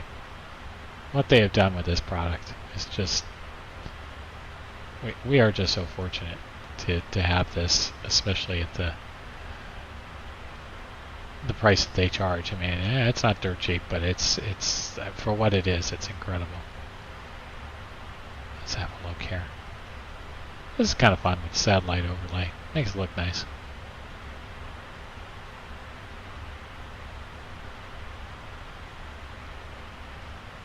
Night mode. I'm not a big fan of night mode.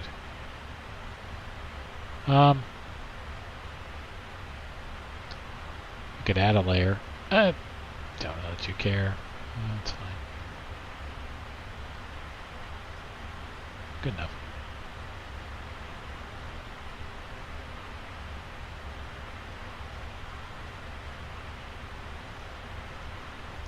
Alright, let's click that back in, and here we are in satellite mode.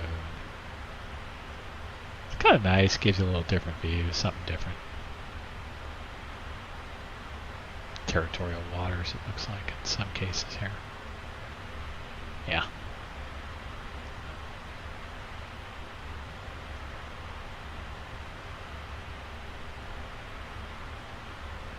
And you'll notice I'm not using the in-game charts or the EFB charts.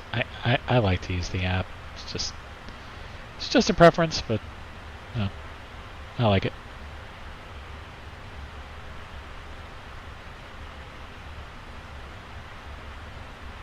And there are just so many interesting and different tools for flight sim these days. It's kind of crazy.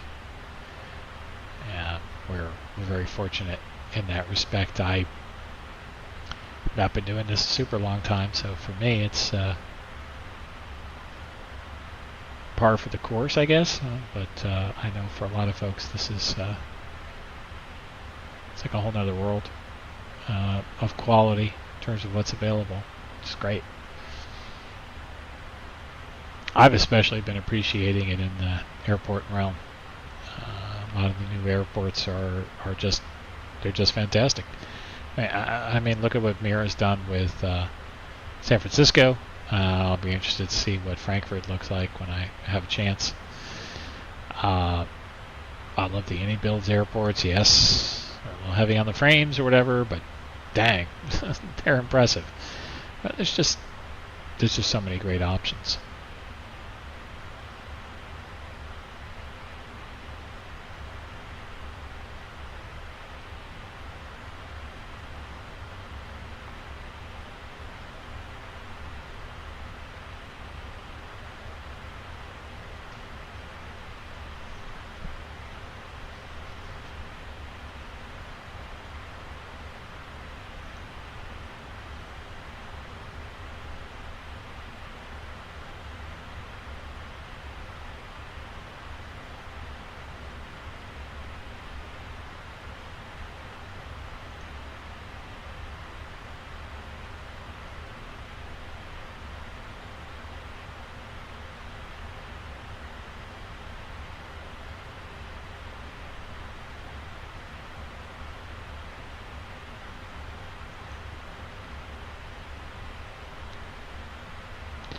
So, one of the great challenges is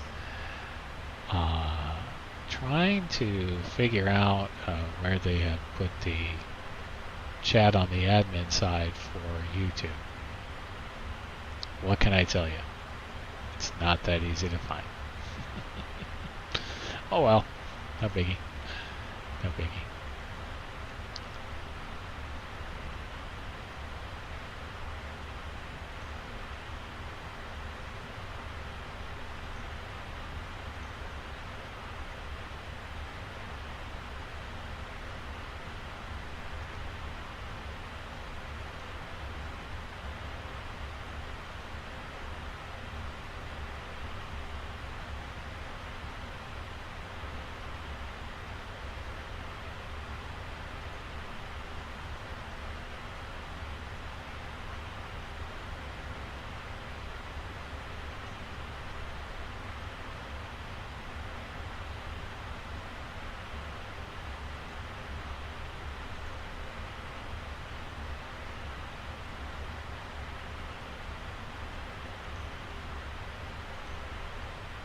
Well, I guess I could communicate from here.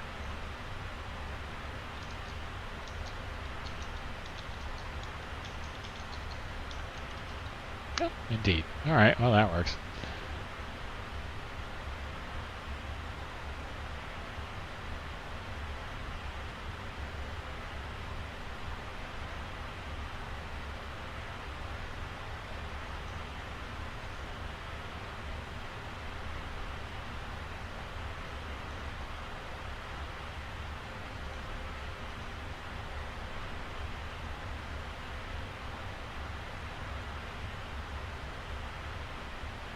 Well, we had 3 people watching now, and 2 of them is me, which makes you think all 3 of them are me. So that's probably bad. Regardless, it's just test flight, so no worries.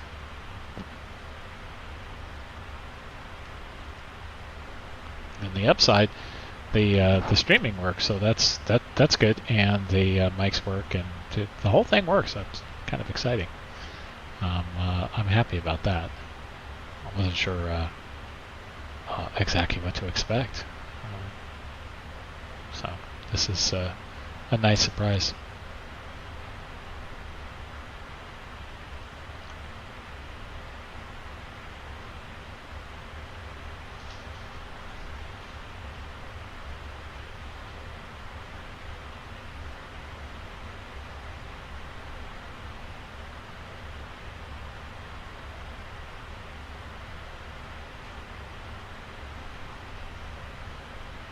Alright, if you'll excuse me all, I'll be back in a few minutes.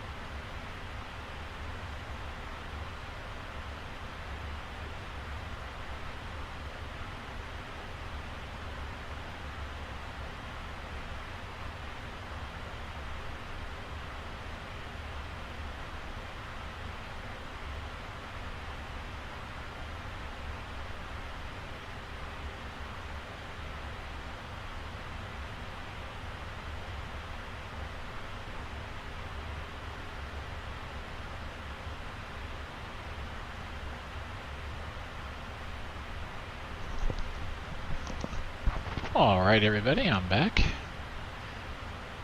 Well, we might have another person in chat. If you're here, please say hi. Always glad to catch up with folks. So, for those of you who just joined us, since we don't have a stream overlay, it's the first time we've done this live stream. We're just testing out a bunch of different equipment for it. We are going from Bali to Bangkok in the PMDG 777 and Microsoft Flight Simulator 2020. And we are currently about an hour and a half from touchdown. Let's see, we're expected in at let's see, we're 350 miles from the top of the descent, and we're expected at 0411 Zulu. We're at 232 Zulu. This is not real time. Just to be clear, we are I moved the time so that we had a nice day flight because it's beautiful in Bali and so on. And a nice buzz over the volcano on Bali, and whose name, of course, is eluding me now. Double check that actually. It's always worth a check.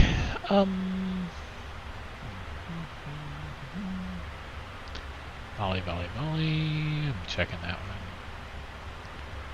All right, Bali. Yeah. Agung, Mount Agung. There's Mount Agung and there's Mount Batur. And Mount Agung is the Bali's highest point, and oh boy, what is the altitude? It's I mean, it's a serious bit of mountain, and of course it's an active volcano, right? Oh my God, I'm gonna check that out.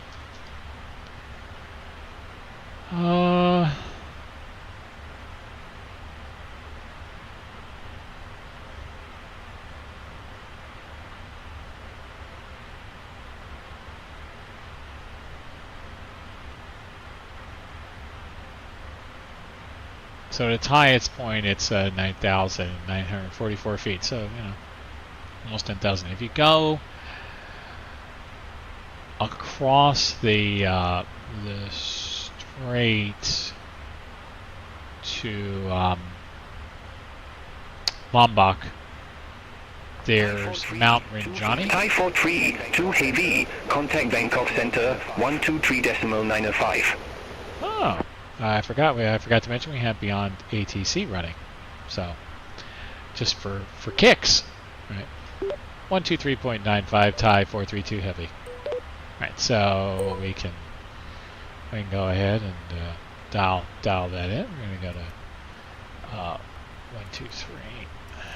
Sorry, 123.95, and we'll change our. Oops, you can't see that. There we go. We've changed it. Bangkok Center, Thai 432 heavy, flight level 380. Thai 43, 2 heavy, Bangkok Center, radar contact. So I'm using the basic voices here in BeyondATC, so as you can tell, generally the basic voices are pretty good. I'm not so sure that this local one's so great. So let's have some fun with this one. I'm just gonna try it for the controller for a little bit. See what happens. See if it's any better. I haven't used any of my premium characters here in the 50,000. So I have BeyondATC actually. For those of you who just joined us, I turned it on mid-flight just for kicks, just to see what happens. So it's just meant to be fun.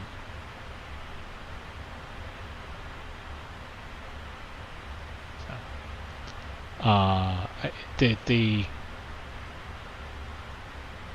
yeah, I'm sorry.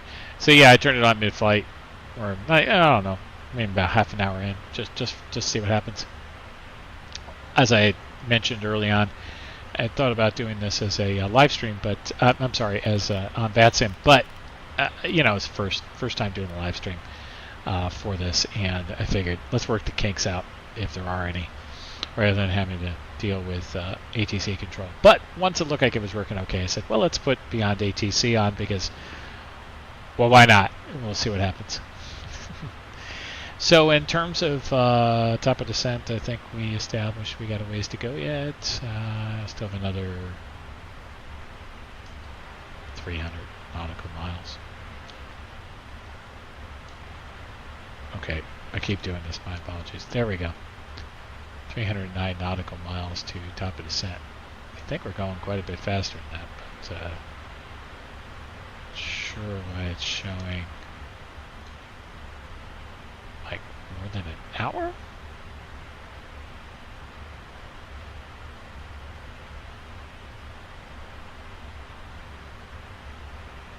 Oh. Okay. Oh, sorry. I'm not paying attention. Yeah, we are, 30 minutes from top of descent. Okay. I'm like, what am I doing here? Something's going on. I'm not paying attention. I'm reading my elapsed time. Such is life sometimes. Okay. One of the other things, as long as we're chatting here, and we'd love to do, this channel is also about what's going on in Flight Sim and topics in Flight Sim. I mean, let's have a little discussion here then, admittedly to myself, but you're welcome to join in if you're here. So these ATC programs. So we have BeyondATC here. It's quite interesting.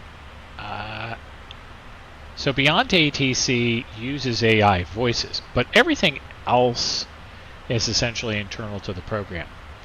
So the logic of the controlling, etc., is done not with the assistance of AI, or at least not in any way that you can really tell. So what you have then is more restrictive in its style. Let me show you what I mean. If we look here, we're on their center frequency, and it's giving you here a list of potential requests, voice-initiated contacts that you could ask for. So you could say you're ready for descent. You could request a heading to the next fix, etc. Right? You see what I mean? Okay. But it wants you to do it a very certain way. If you do it the wrong way, you're essentially going to get a I don't understand, transmit again type of message. So it's good in terms of enforcing some strict radio usage. And I think that that's, super valuable tool for practicing your IFR work. Now, say intentions.ai approaches this differently. So I did a one-day trial. The AI is responding to, and I have no doubt that say intentions has done a lot of work with its AI backdrop to make it work. But it's sort of open communications in its concept. So I could call up and say, hey, I'd like to request a flight level change to flight level 400, Thai 432 heavy, and it'll do its best to sort of figure out what I asked it. BeyondATC will be like, I don't know what you're talking about. That's good. On the downside with say intentions, the enforcement is pretty light, or there's no enforcement. So that's bad. Or not bad. Bad's not the right word. It's just different. And but it will let you kind of read back almost anything. And it's not so great on the read back. I mean, you want to have that discipline. So I think they're working on implementing more strategies for enforcement. And indeed, if you go back and look at the stream they did on yesterday, they talk about the increased enforcement options. Their options within the program to enable them, and I think that's very cool. I know, say, intentions. I feel like when you look at the number of updates they're doing, they are more frequent right now than BeyondATC. They probably needed them more based on what I see. I feel like BeyondATC's done a pretty good job of getting to a point where I feel like it works fairly consistently. I haven't been using it a lot. I tend to be on VATSIM or not on at all, or haven't had time to fly. Whatever things may be a factor in there. But I think when you look at these products, there's a lot to be excited about. And I feel like, at some point we'll have a nice convergence where maybe BeyondATC gets a little more flexible, but it's great. Say intentions get to a point where it's great. It's also at some point where they're also controlling the AI traffic. It's coming. I think when you look at built-in ATC in the simulators, obviously it's not there. When you look at VATSIM, it's there, but then someone has to be on the radio. Also, with VATSIM, one of the things I don't care for sometimes, just that there are times when the amount of traffic is unrealistic, whether it's too empty, too busy. We have a good number of people who are kind of jokers on there. I feel like they make goofy calls on the radio for no reason. They're just being a nuisance. They know they are. People like to say, "Oh, it's the kids." You know what? I find most of the kids who are on there are busting their butts to sound professional on there, and I give them props for that. It's the adults I worry about. But there's services like that, and of course, then there's kind of ultimate level services like something like Pilot Edge, where it's extremely professional, and they're expecting you to be professional. You can't screw around on there. It's a pay service, and they mean business.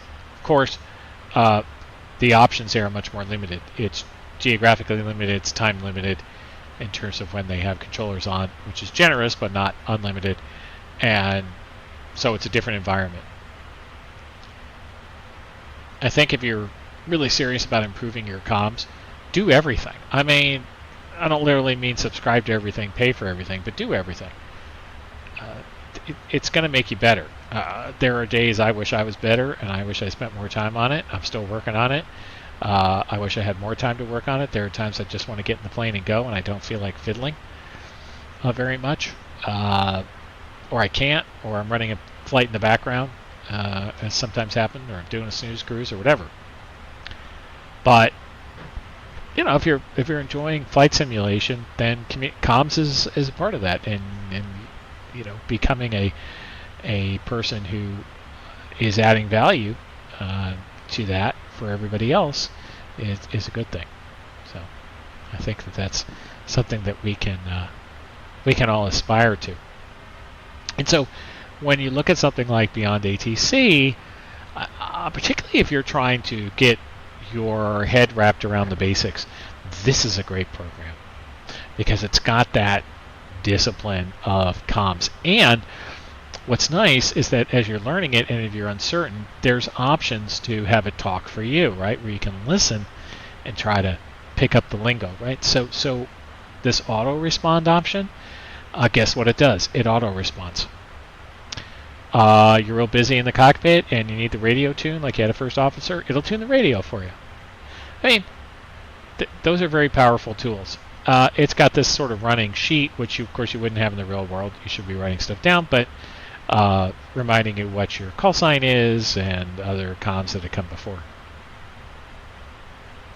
It also tells you what frequency you're on now, which is also helpful, and what that controller ID is, which is Bangkok Center. So it's impressive in that way. You got to really appreciate what it can do. To that end, so if you look at say intentions, which I don't have running here, but I think you'll find once you've got the hang of the language, a little bit better with it, it's a lot of fun. It's a little looser. You can kind of just talk. The voices are great. Yeah, it's a subscription, so take it. You know, maybe you want that, maybe you don't. BeyondATC, you get a one-time fee. You buy it, it's yours. Actually, let me focus on that just for a second. So you buy it, it's yours. Okay, now you get 50,000 premium characters with your purchase. I haven't used one of them yet because the basic voices are very good. However, I noticed here in this region it was a little weak, so for this next little section, I put the premium on just to see what it sounds like. We'll see if that's better. But it's a one and done. I think it's $30 at the moment. So you can't go too wrong with that. It's not that big an investment versus other things that you can buy for the sim. So, no, just something to think about. I think it's a worthwhile add-on, particularly if you don't enjoy VATSIM but you like flying with ATC. If you're learning it, it's great. I just having options is, I think, a really important thing that we're doing now in the flight sim community. It's great. So, speaking of which, one of the other things I think is great is how much advancement we're seeing in hardware and how hardware is becoming more and more reasonable. This came up on the X-Plane dev stream yesterday, day before as well. They were talking about how much incredible hardware they saw at Flight Sim Expo. Stuff like from Wing. We've got Yoke coming from Verbal. There's a lot of opportunities out there, and I gotta also tell you, look hard in the secondary market if you're looking for hardware, because there are a lot of options. A lot of what I have sitting here in front of me on my desktop is secondhand. It's good stuff. Be prepared to learn how to use some of it, though. I showed SPAD earlier. I think that's a program that, there's programs like it. Access to Nose is another one. It's very much like this. So you could do things like, hey, I want to assign buttons, and I want to change axes. Just things that you can do with these products. It's funny, I've got this CDU here, but it's not actually on. I don't know why. It should be. Oh, let's have a look while I'm doing that, actually. It's a good idea. Let's reconnect this. Let's see. It should be on. Oh, I bet the brightness is down. Let me see here. It loves to mess with me on the brightness. I can't see it, but let me see if I can... Yeah. Okay. Right. Well, it knows it's on. Oh, I see why. Yeah, okay. Hang on. So, see these, that's interesting. It's saying it's active.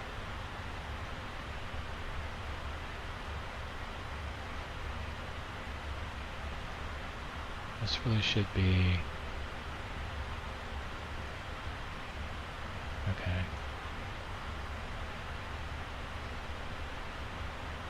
Alright. And if I change that one...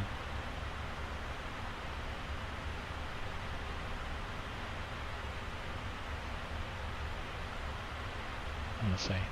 Bus powered 10. I don't know what that is. Bus powered 10?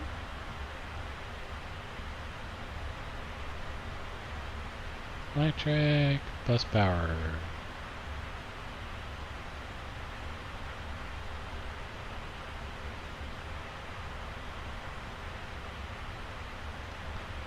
I don't know what it actually wants. Electric bus powered. Okay. Well, anyway. Sorry, I didn't mean to get off track here. Let's have a look here. So this is kind of interesting for those of you who haven't seen this. So we can look at online snippets. And these are essentially things that somebody's already programmed. So I could go to the CDU Boeing, I could look at complete device. And let's say someone has done PMDG. Let's say I can hit that, I can hit OK. And I'm going to have it replace all the events for this. Okay, that'll be fun. Oh, look, it's on. That's exciting. Alright, so I want it to be on the right CDU. Ha! What do you know? It works. And I can increase the brightness. You can't see this, but I can tell you that there's a CDU sitting here on my desktop, and it is on. Ha, ha, ha. Good stuff. Except, now, here's an interesting tidbit. It's not showing the right information. So I said the right CDU, and it's showing me the left CDU. This is a not uncommon problem. So let's see if I disconnect. Virtual power, turn it off. Reconnect. SPAD menu. Left CDU, right CDU. Nope, still shows the left one. So why do we think that is? Well, let's have a look. CDU right. Now let's get the right one, but the screen is wrong. So why do we think that might be? This is always a little complicated. As good as I am at this, and I need Les O'Reilly, he's the master at this system. Yeah,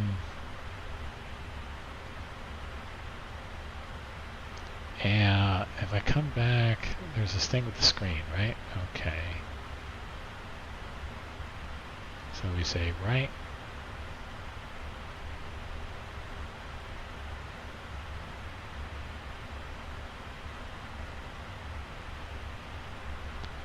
See, when I'm on the SPAD menu, I should be seeing the SPAD menu, but I'm not.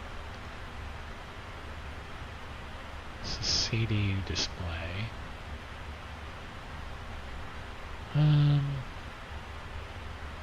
Show log. Device settings.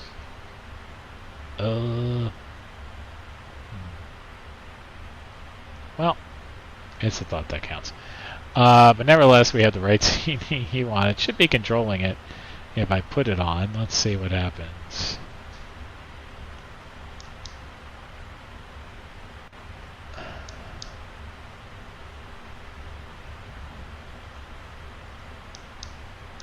No. Oh, that's because I'm pressing the wrong button. No, still wrong. Oh.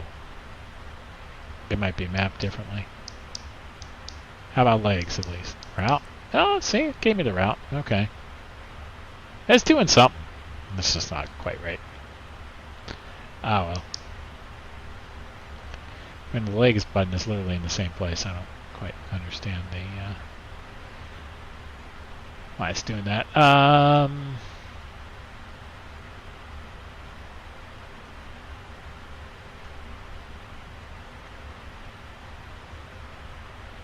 event.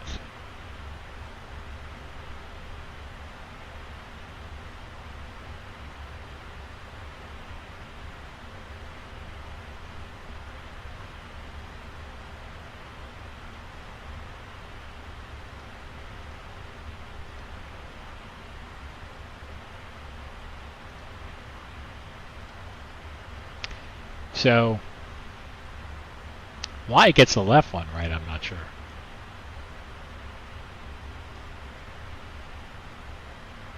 It gets the, sorry, I'm moving this over. Gets the display off the left here.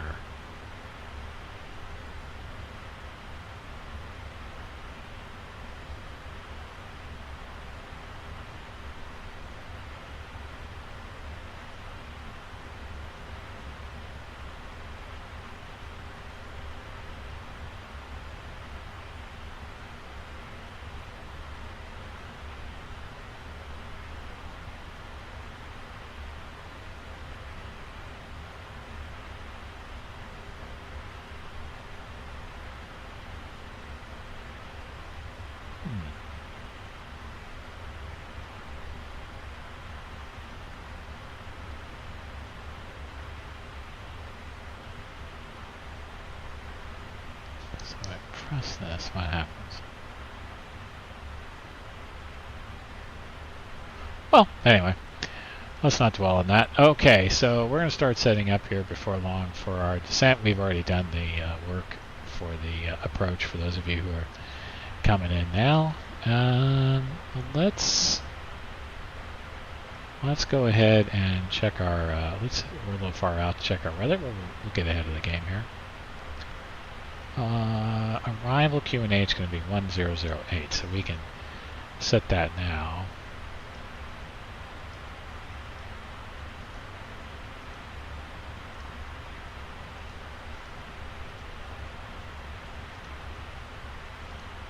Alright, so that's at 1008. We got that set. Let's do a little update on our init-ref here. Oh, it's coming down. It's good. We can start looking at our planning for descent here.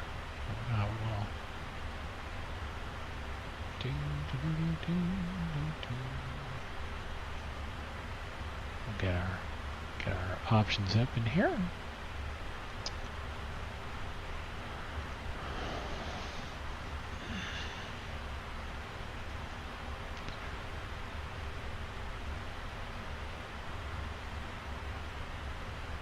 Alright, so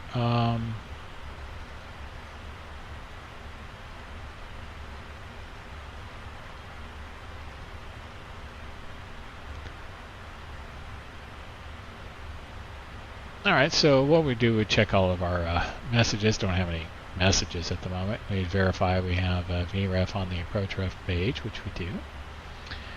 We've set our radio barrow and minimums already. We're going to go auto brake 3. You can put that in now. There we go. Auto brake 3. We've already done our approach briefing, so we can do the we'll do the descent checklist here in just a second. Alright. And we got our checklist. Yep. Recall. Notes. Auto brake is set. Landing data VREF is 140, and the minimums are 250. Yeah, 250, and our approach briefing is complete. All right, and we're not quite ready for the approach just yet.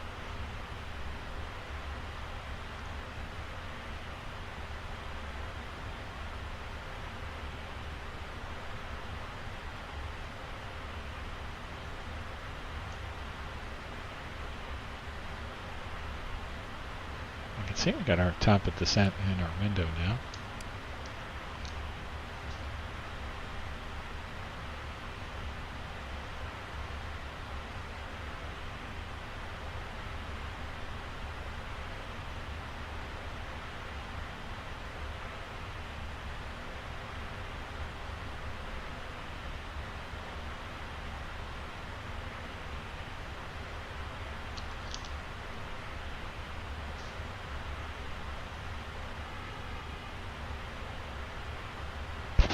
So that's setting up nicely for us, I think.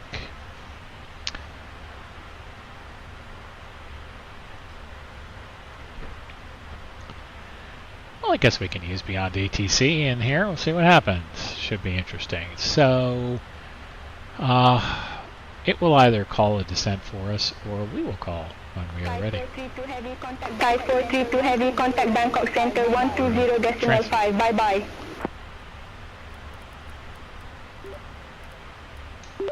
One 205, Thai 432 heavy.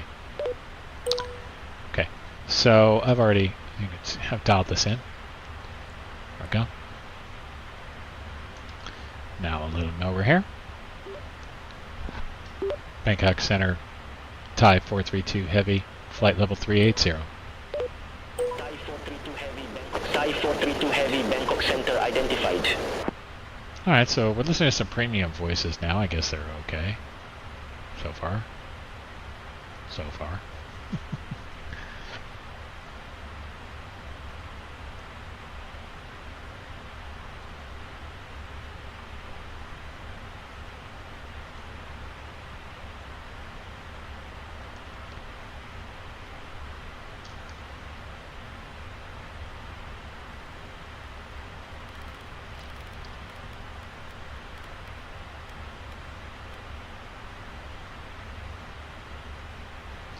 Now, this star has vectors at the end of it, and so we'll see what it does. It could be interesting. See right here? Echo. Continue on the heading of 015.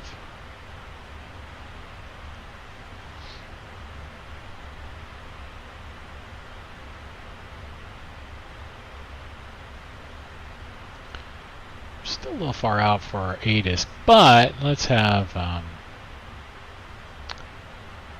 look at our frequency for that. That's going to be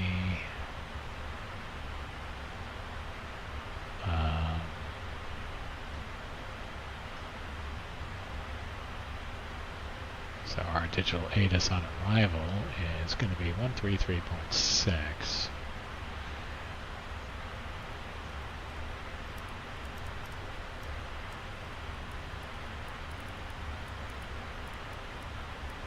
Let's have a little listen. Nope.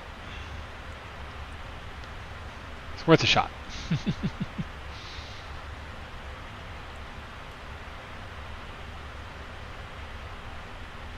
Oh, no, wait a minute. Give it a second. You have information November. Oh? Suvarnabhumi Airport information November 0321 Zulu, wind 230 at 4, few clouds at 2000, ceiling 10,000 broken, temperature 29er, dew point 23, QNH 1008, landing runway 19er left, departing runway 19er right, transition level 130, 5G notice in effect, advise on initial contact, you have information November. Suvarnabhumi Airport information. Alright, so we have information November there. We have landing runways 19 left, which is what we said, and what we have in the box. So that's good.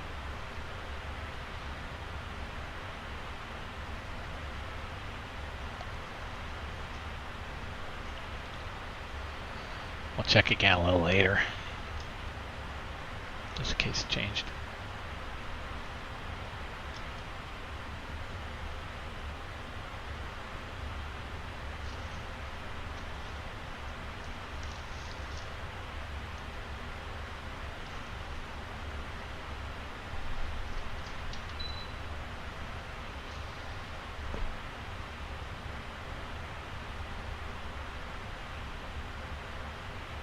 So hello to anyone who's watching. Not sure. If you're there, please drop us a note in chat.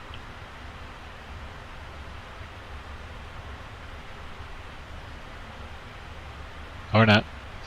It's fine. It's always hard to tell. Says there's a couple people watching, but hey, you know, if you're watching and you don't want to talk, feel free to smash the thumbs up. I'll know you're there. I don't know why they came up with smash the thumbs up. Just click it. You can't smash it. It's electronic. Goodness gracious.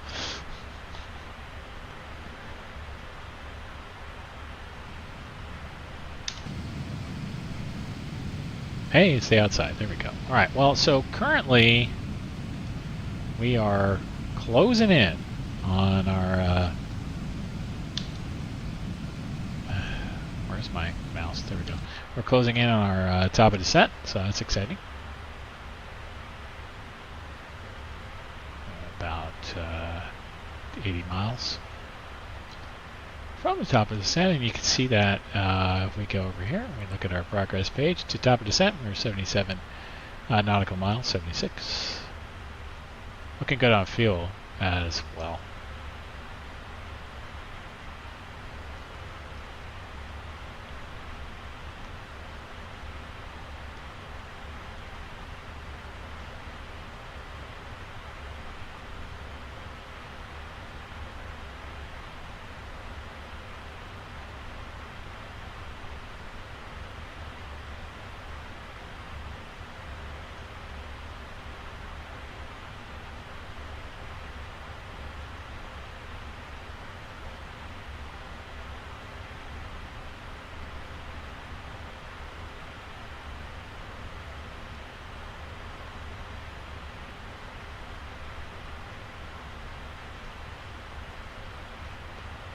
So I'm just going to switch our voices back to basic.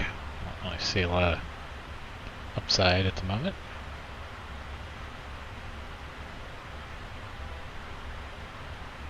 You can see where you set that here. Got the basic. You got premium.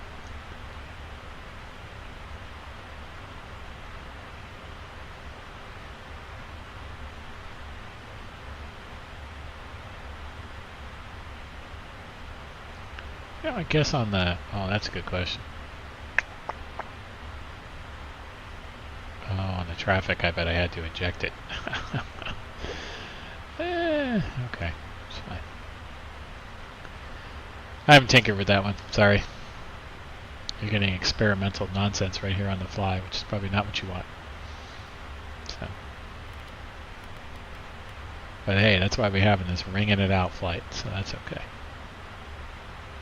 It's all good.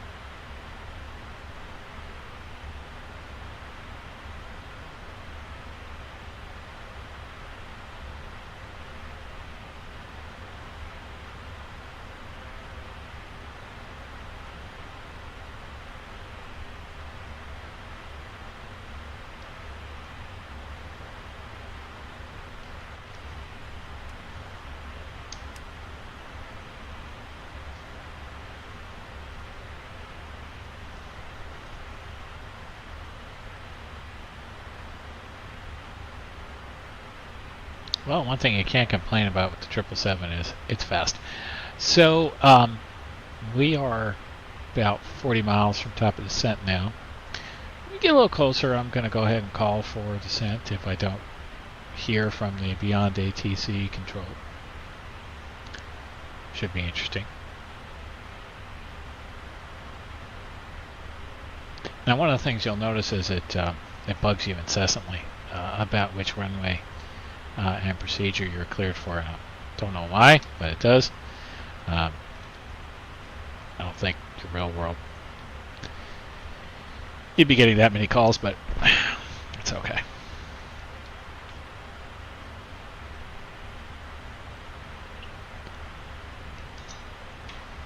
So one of the things I keep handy is a little knee board.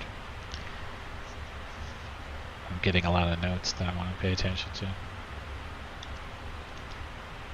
Actually, got a really good one from Say Intentions, actually. They had these wonderful little sheets at the pads at Flight Sim Expo. I wish I had more of them. Right.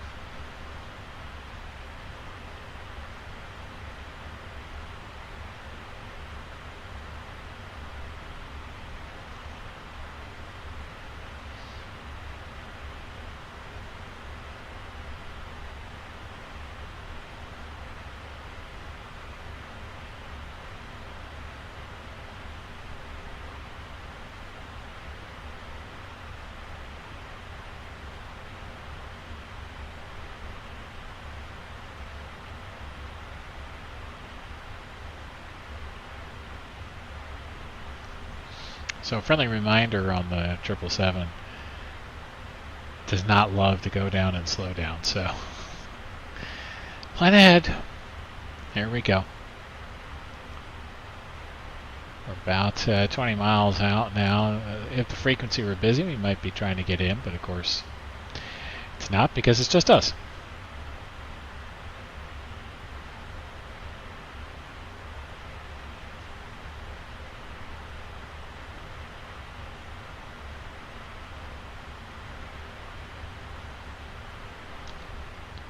Right, so we're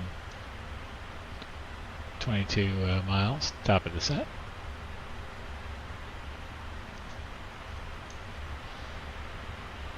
Give him a call at about 10.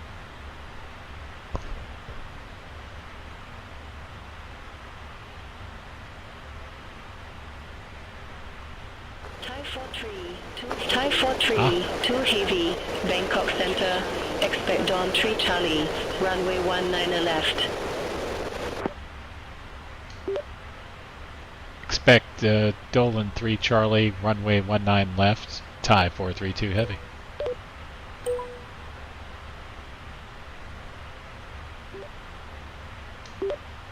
Thai 432 heavy is ready for descent. Thai 43, 2 heavy, Dawn 3 Charlie, runway 19 left, descend to 10,000 feet, QN 1008. Dolan 3 Charlie, runway 19 left, descend and maintain 10,000 feet, QNH 1008, Thai 432 heavy. Alright, the descent can begin.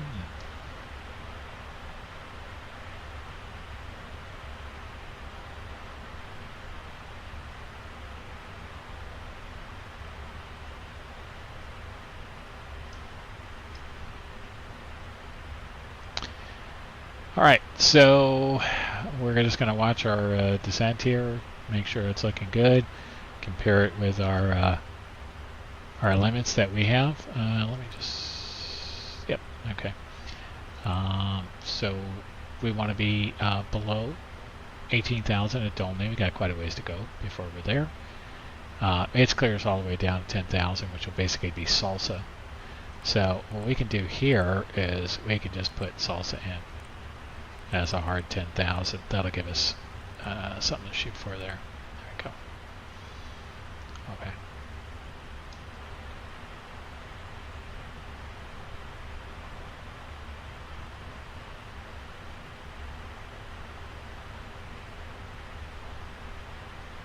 And we've already been cleared down to an altitude, so we can actually go to that. So we put our QNH 1008. I mean, you wouldn't necessarily do it that quickly, but it's fine.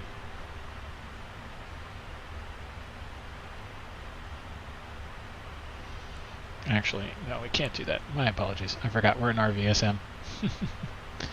Gotta make sure that we're keeping standard until we're below 28,000.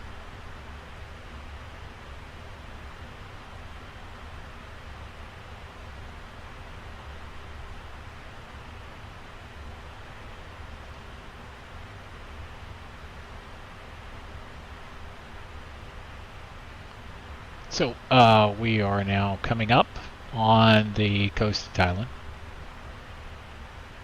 and we'll be coming in from the east, southeast, into Bangkok.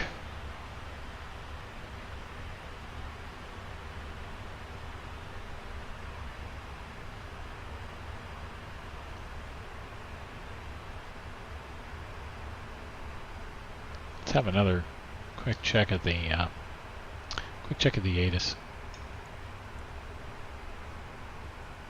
In effect. Advice on initial contact. You have information November. Alright, so we're still on November.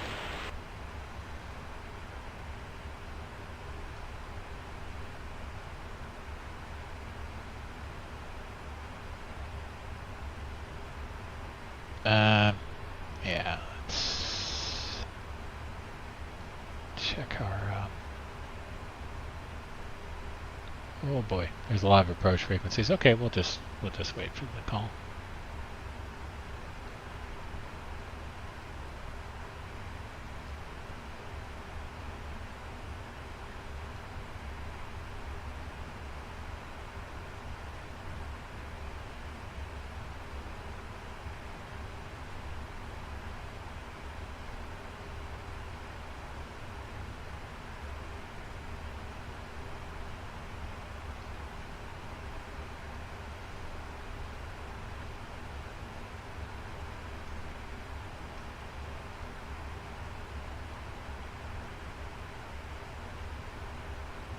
Oh, right. Transition level is 130. Duh. I don't know what my problem is. Nor me.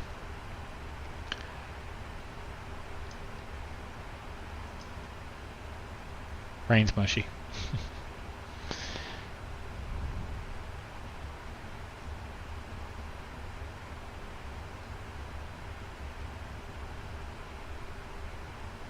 Well, it's looking pretty nice now. Have a little outside view moment here. Ooh, look at that.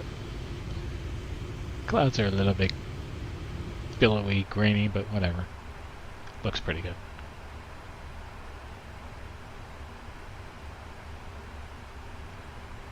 Nice day here in Bangkok. Start singing the song now. Let's not say we did. Yeah. Okay.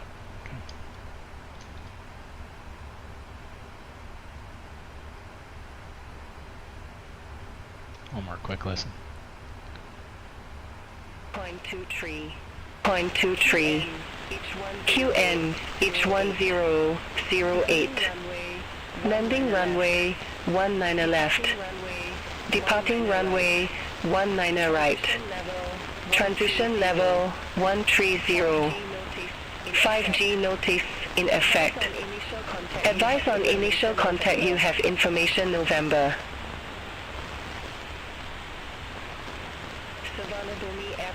Savannah-Bumi Airport information November.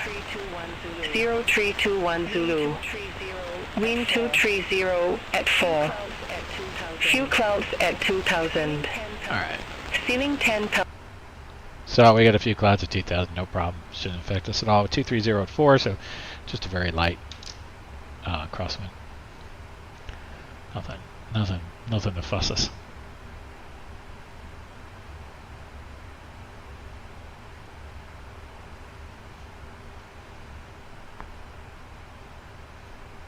So, as we're coming along here, might need a little tiny bit of speed brake. It's not bugging us about drag, but just going to help it a little tiny bit.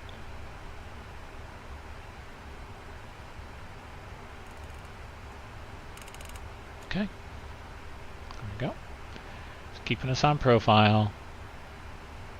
You can see we're tracking it here with our pink line. We have our deviation over here. And you can also see the... why is this so far to the left? There we go. You can also see the deviation here on the VNav.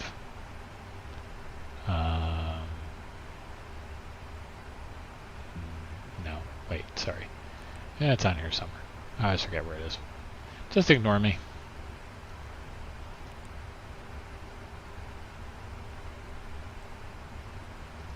Oh, it's... yeah, here we go, vertical track error. Here we are. All good.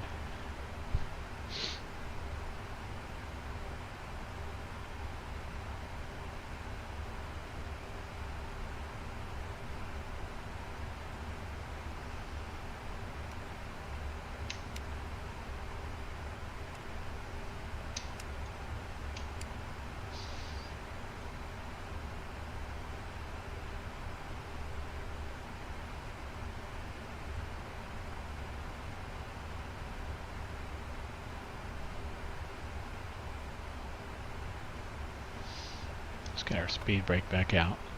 Give it a little help.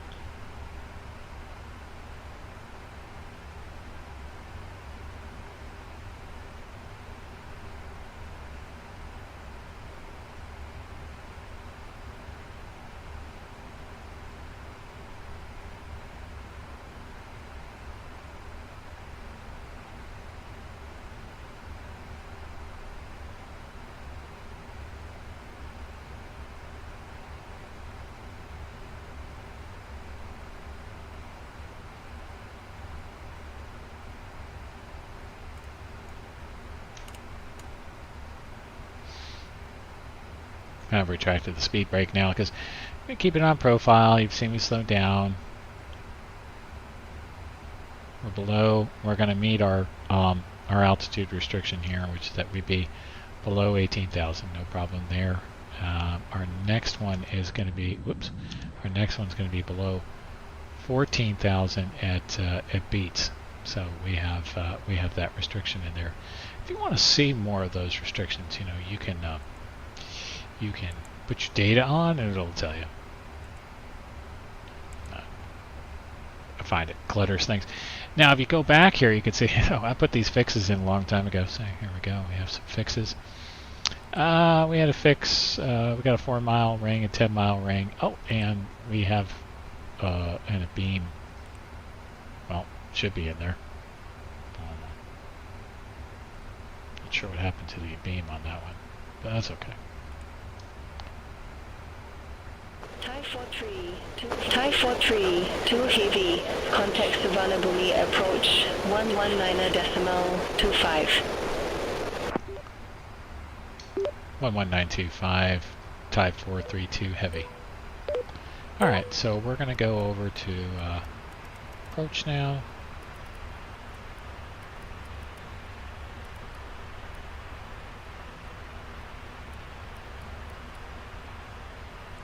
There we go.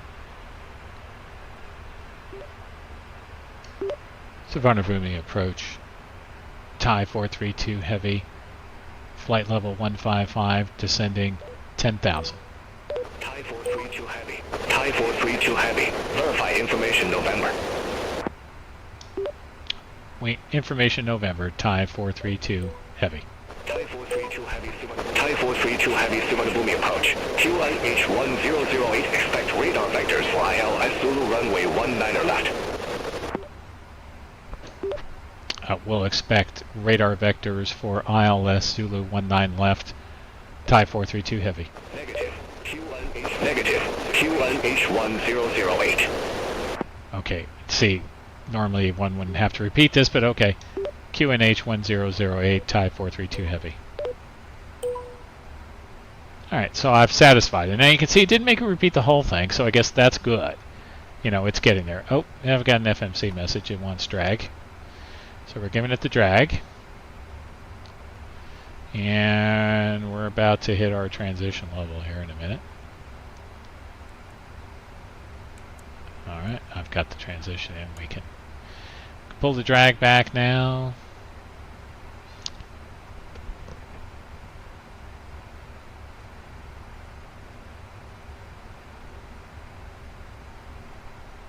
Now, I'm going to confirm we have the ILS Zulu in, but we do. I'll just tell you we do. Yep, we do. Alright. Just have to trust me on that one. Alright, and we'll update this. It's good. Ooh, first little blippy blip.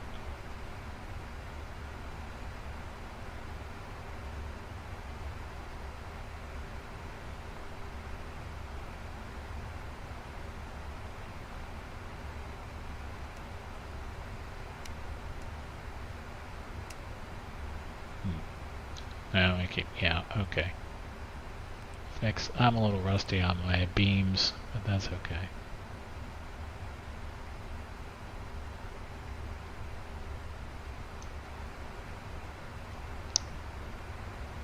Alright, I'm going to bring this down a little bit.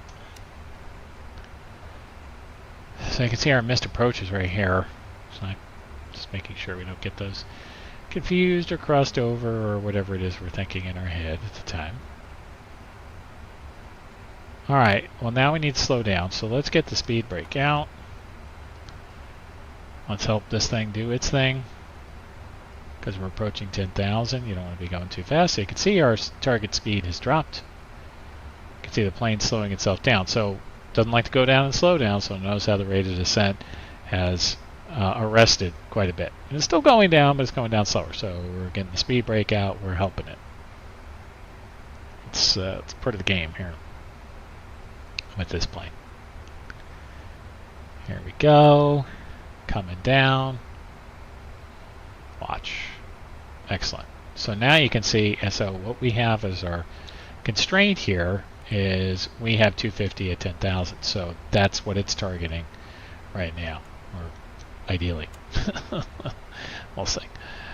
Alright, so I've retracted the speed brake, we have speed, we have VNAV path, so we're right where we need to be. Okay. Speeding up a little bit to rematch that, slow down a little too much, but that's okay.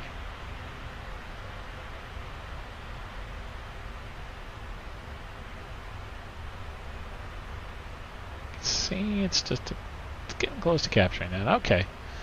So now we have, now we're holding.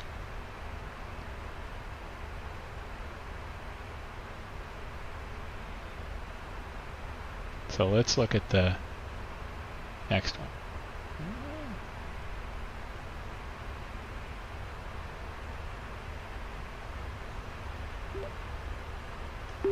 Type 432 heavy. Request altitude change. Type 432 heavy. Type 432 heavy. Roger. Say new altitude.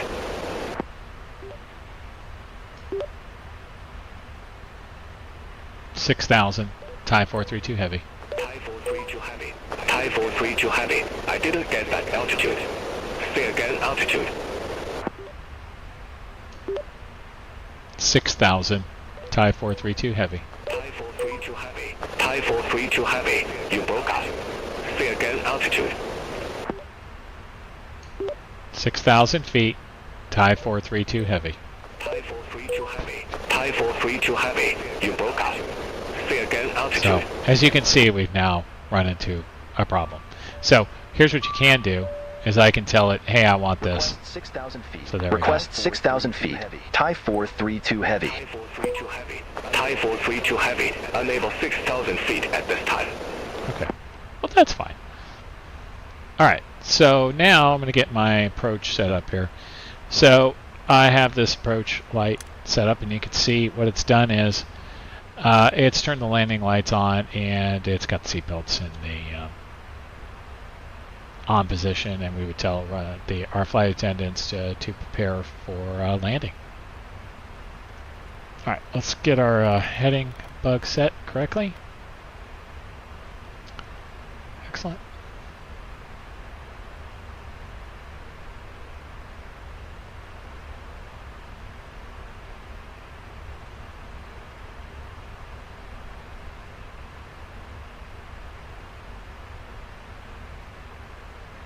So the airport is just over here. Type 432 heavy. There it is. Descend to 2,800 feet. QNH1008.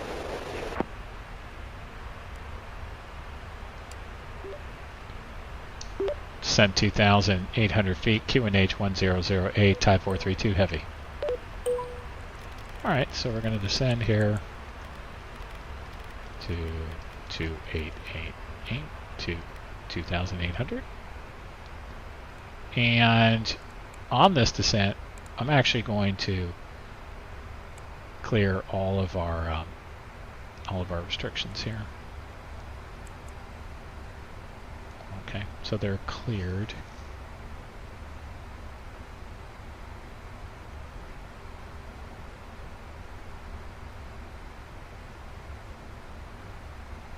So I think what I would expect to have happen here, given what they just cleared us down to, is that they're going to shortcut us here at some point.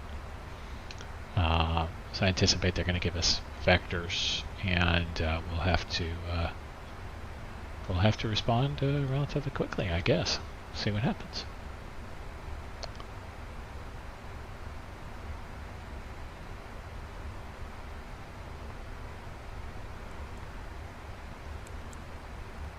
So I got the speed window open here. I'm just going to slow us down a little bit while we're descending here. Get a little more speed brake in. So when I hear someone's bringing us down that low, I'm going to start getting ready to configure us. So we're going to take us right down to the up position. So we're going to be clean, but we're going to be right at the line. And then we'll go flaps 1 probably pretty quickly, because we're going to need to go down and slow down mighty quick. I'm keeping that speed brake out, right? Because I want to make that descent rate useful, but I still want to keep my speed under control. Normally you could speed it up, right? You go down faster, but we're going to put a lot of pressure on us trying to stop. So this is how we're going to do it for now.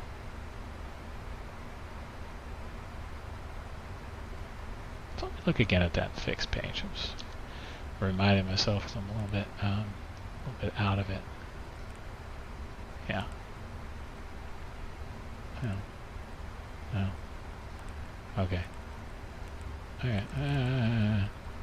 Okay. Sorry.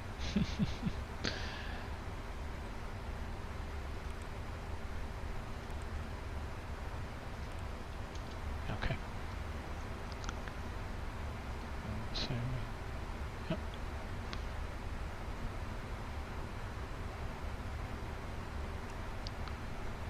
Get down one more so we can see it on the other side. There's our beam point.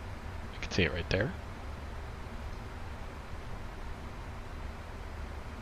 Thai 432 heavy. Thai 432 heavy. Leave BS 501 heading 105. Expect radar vectors for ILS Zulu runway 19 left. Leave BS 501 heading 105. Expect radar vectors for ILS Zulu 19 left. Thai 432 heavy. Thai 432 heavy. Thai 432 heavy. Turn right. Heading 065. Vectors for the approach.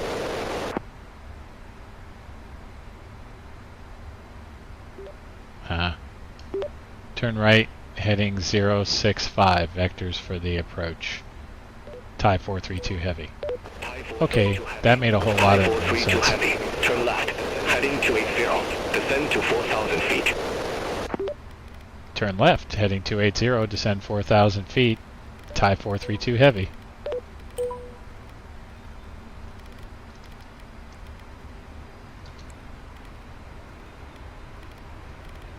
Okay, so you can see it struggles sometimes. Heavy. Turn left, heading 255. Turn left, heading 255 to I-432 heavy. Okay, and that was it telling us it doesn't like that the flaps are still out, or that the speed brake is still out, so we're going to go flaps 1 now. Thai 432 heavy, 11 miles from level. Turn left, heading 235. Maintain 2,000 feet until established on the final approach course. Cleared ILS Zulu runway 19 left. Turn left, heading 235. Maintain 2,000 until established on the final approach course. Cleared ILS Zulu 19 left. Thai 432 heavy. Alright, and we can get approach armed. You can see it's just taking us right over to Lamu there. It's going to bring us in a little bit steep, so let's get configured up appropriately. But we're doing fine. We need to go down. Need to go down. Come on. Alright, we just need a little flitch here for a moment. It's not going down. I want to sequence this. Latmu it's going to, or Lavug. Lavug. I'm just going to sequence that in there. Here we go. I'm actually going to put us... no, we're good. We're good on the heading select. We're fine. Just need to descend. We need to descend much more quickly than this. I'm going to get flaps 5 out. Flaps 5. And we're going to slow down. About 180. Yep. Yeah, okay. Right, doesn't like that. Speed brake's extended. That's fine. We got it. Alright, and we're going to capture here in just a second. We still got a ways to go to the airport, so we're good. We need to get down, though. Come on, get down.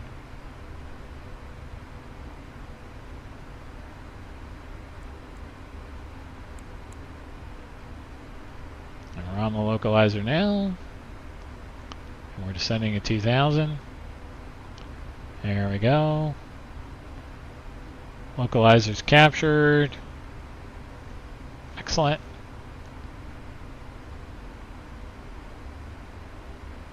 Okay, they're going to put us on the tower here in a second. And tower is going to be 1182. get ready for that. Okay. Let's go ahead and the speed brake alarm, when I put that on, that'll be okay. There's the runway.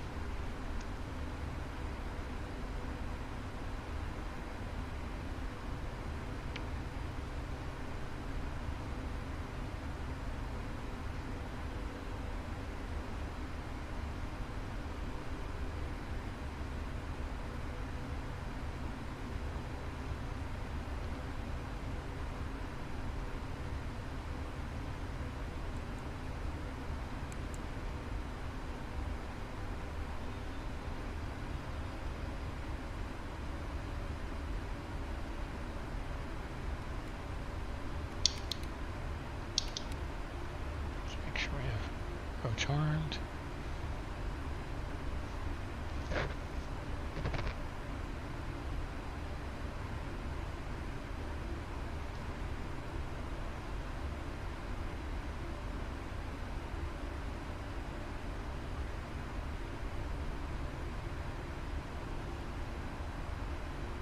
Okay, we're looking good. Thai 432 heavy. Thai 432 heavy. Contact Suvarnabhumi Tower 119.0.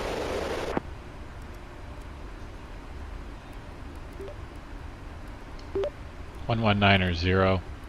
Thai 432 heavy.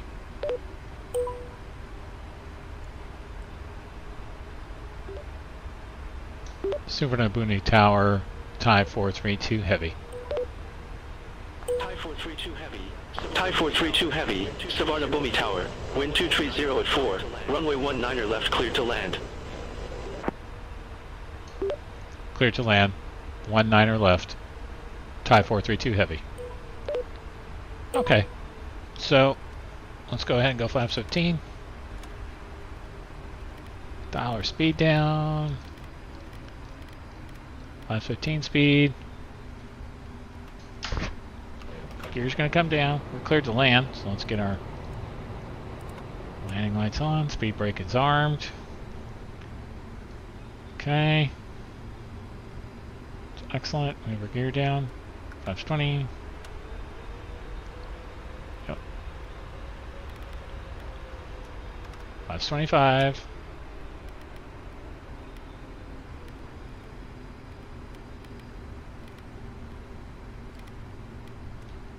Flaps 30. Okay, and let's do a checklist. Oh, come on, we did this already. Yep, alright, there we go. Alright, we're cleared to land. We're right on the glide path.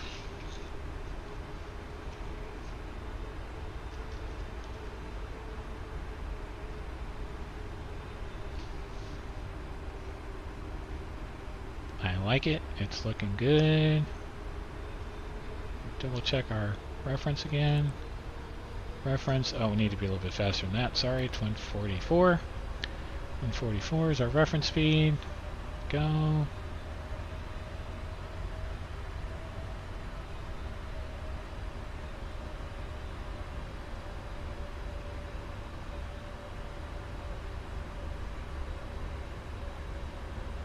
Got a little stutter there. It's never a great sign, but such is life. Got 4 miles in.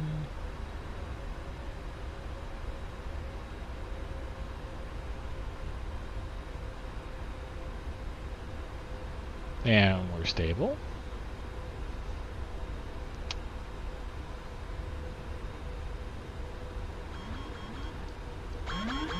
Alright, my controls. Let's control that. Just watching our rate of descent. Just a little, I gotta touch it. I'm giving it a little too much, as you can see. And we're a little bit offline, and we're a little tiny bit high. So we're just gonna fix that. Gonna fix it. Keep it. There we go. Come on. It's weird with the wind because we're not approaching minimums. Yeah. There we go. Minimum On. 200. We're on it. Minimums. Yeah, we're a little bit herky-jerky here, but we're okay. Just not being, I'm not being gentle enough with the controls. 100. 50. 50. 30. 20. 30. 10. 20. 10. There we go. We're down. Reversers are up. Sorry, my rudder's a little bit off. My rudder's not working. Okay, that was weird. That was my fault. Just having a little controller moment there. Alright, and we get a little brake on. Thai 432 heavy. Thai 432 heavy. Exit right at Bravo 11. Exit Bravo 11, Thai 432 heavy.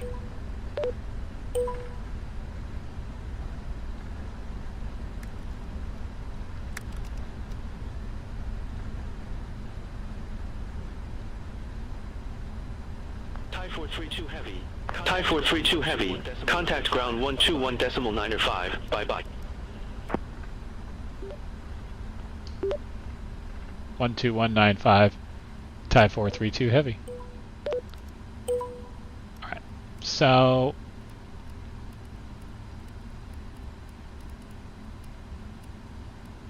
okay, we're on 12195, yes. Alright, so we've stopped here, which is fine. We're going to wait for our instructions. Let's get that on. Summit of Booney ground, Thai 432 heavy, Bravo 11. Thai 43, 2 heavy, did not copy. Yes, of course you did. Ground, Thai 432 heavy, request taxi to gate. Thai 43, 2 heavy, welcome to Suvarnabhumi Airport. Say parking or advise if need assignment. Request gate Charlie 3, Thai 432 heavy.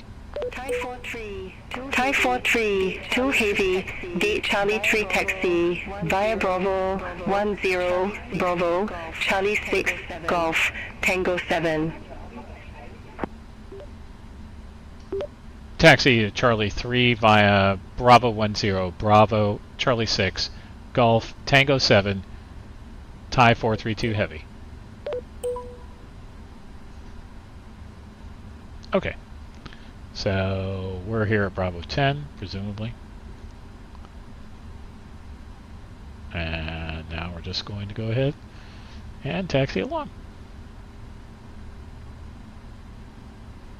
Get our flaps up. Speed brakes are up.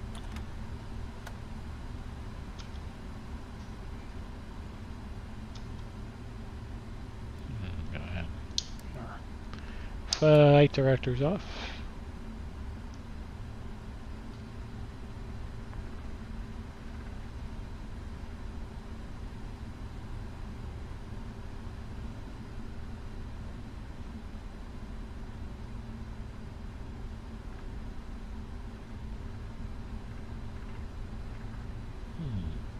So, I don't recall having done this, but it's now reading my nose wheel tiller, which is throwing me off. So I had it set just for rudder only, and now it's doing both, which is why it was weird on the runway. So, note to self, that's a problem. We have to adjust that. Okay.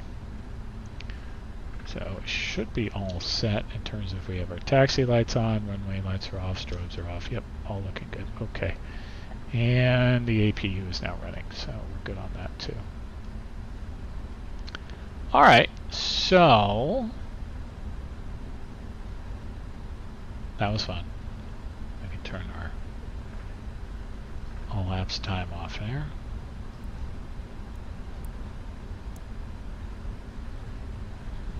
Okay. That's right. Alright, whatever. So, let's see, let me double check where we are. Gotta go down a ways for Charlie 3. Let's let GSX know where we're going.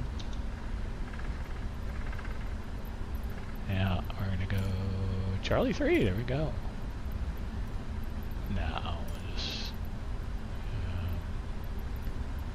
yes, Thai Airways. There we go. We're getting a little tiny bit of stuttering here at the airport, which I don't love, but that's life in the big city, I guess. All right, let me zoom. Sorry.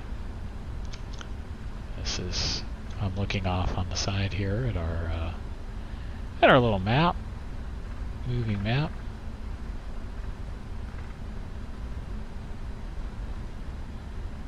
So it wants us to go Bravo and Charlie 6,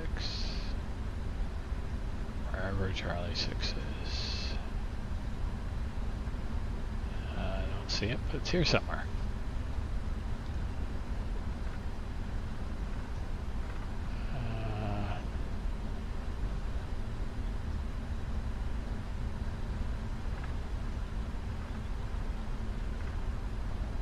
Charlie 6. Oh, it's got to be before then. Golf. Where's golf? Sorry, I'm chatting to myself here as I'm looking at the incomprehensible description of this thing. So I see golf. Okay, there we go. So that's golf. I see. Then Tango 7. All right.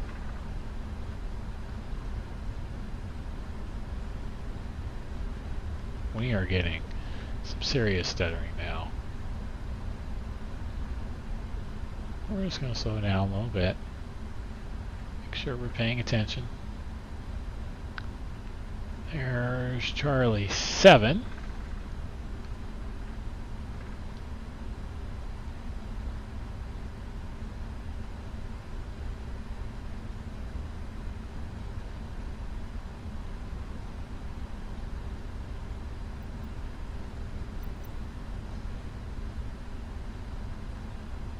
Charlie 6 is coming up right in front of us here. Okay.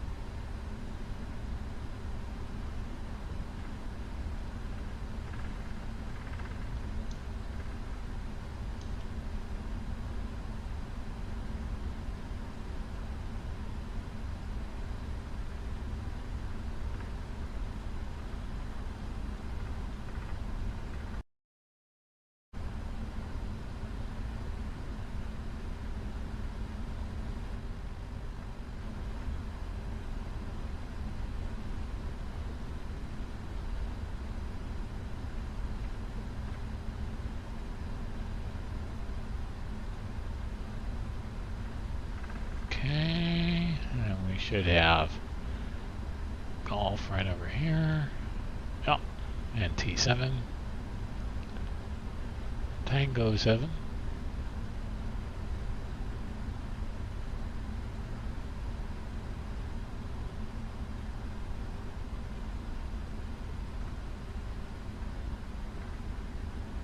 I mean, this is some airport. It is colossal.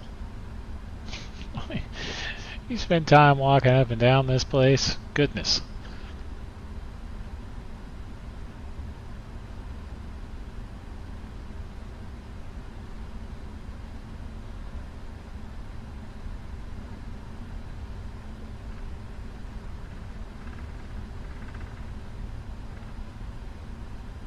Alright, and we're going to go to Charlie 3 here, which is going to be on our left. Oh.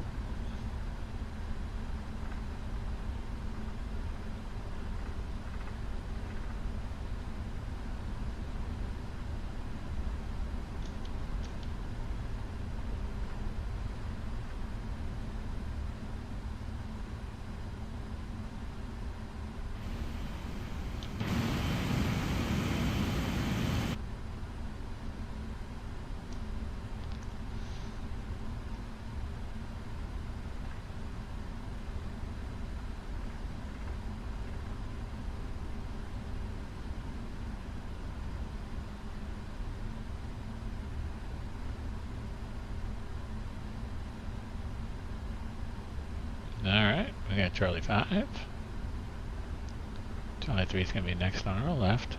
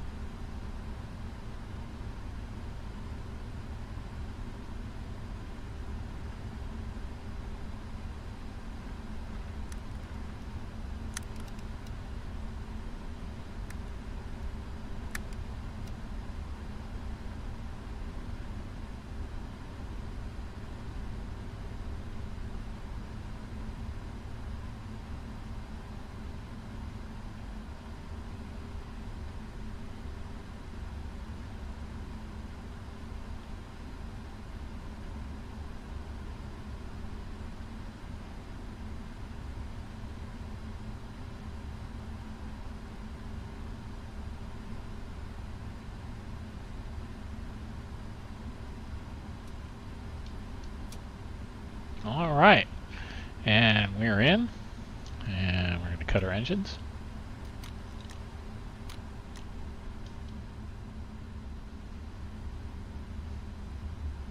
All right, and our engines are cut. APU is on, obviously. Okay, let's have a look. We're looking okay. Yeah, I like it. We look good. I don't know where it thought it was stopping us, but whatever. Guess our GSX profile is not so great. Whatever. It's all fine. Here we are at C3, and it's 11:25. Now, let's go ahead and get ourselves, get our chalk set, and we'll get some power here. Ground power. Excellent. Let's, yeah, we can get the seatbelt signs are off. Beacon, nav, taxi, runway lights, those are all off. And we'll get on the power here. APU's coming off. And we can get our demand pumps off.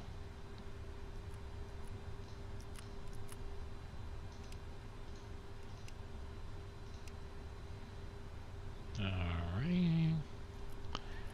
Fuel pumps can come off. Oop, didn't mean to do that. Alright, and we can have a little checklist action here. Parking brake. Oh, yeah, that's a good thing to remember. Thank you. And traffic. Okay. Alrighty. Sit down checklist. That'll do. We can leave this for the now. We can, yeah, okay. And we can go ahead and leave this for the next guy. We'll put the thing on some air. There we go. And now it's got some air. And that, my friends, is that. We have arrived here. As I was saying, this is this is one heck of an airport. It's really massive. It's just it's hard to get your head around. Oops, sorry. It's hard to get your head around just how. Why is this doing this? Yeah, okay, there we go. It's just hard to get your head around how big this is until you start walking it. Let's see if we can go inside the terminal a little bit here. Yeah, you know, they've got some stuff in here. It looks pretty good. This is payware, as you might expect. I love this livery. It just looks great. Well, here, we'll play the GSX game just to make it look extra good, because I know you all want to see that. Here we go. Let's see how badly this looks. Operate the jetway. I'm sure this will go great. So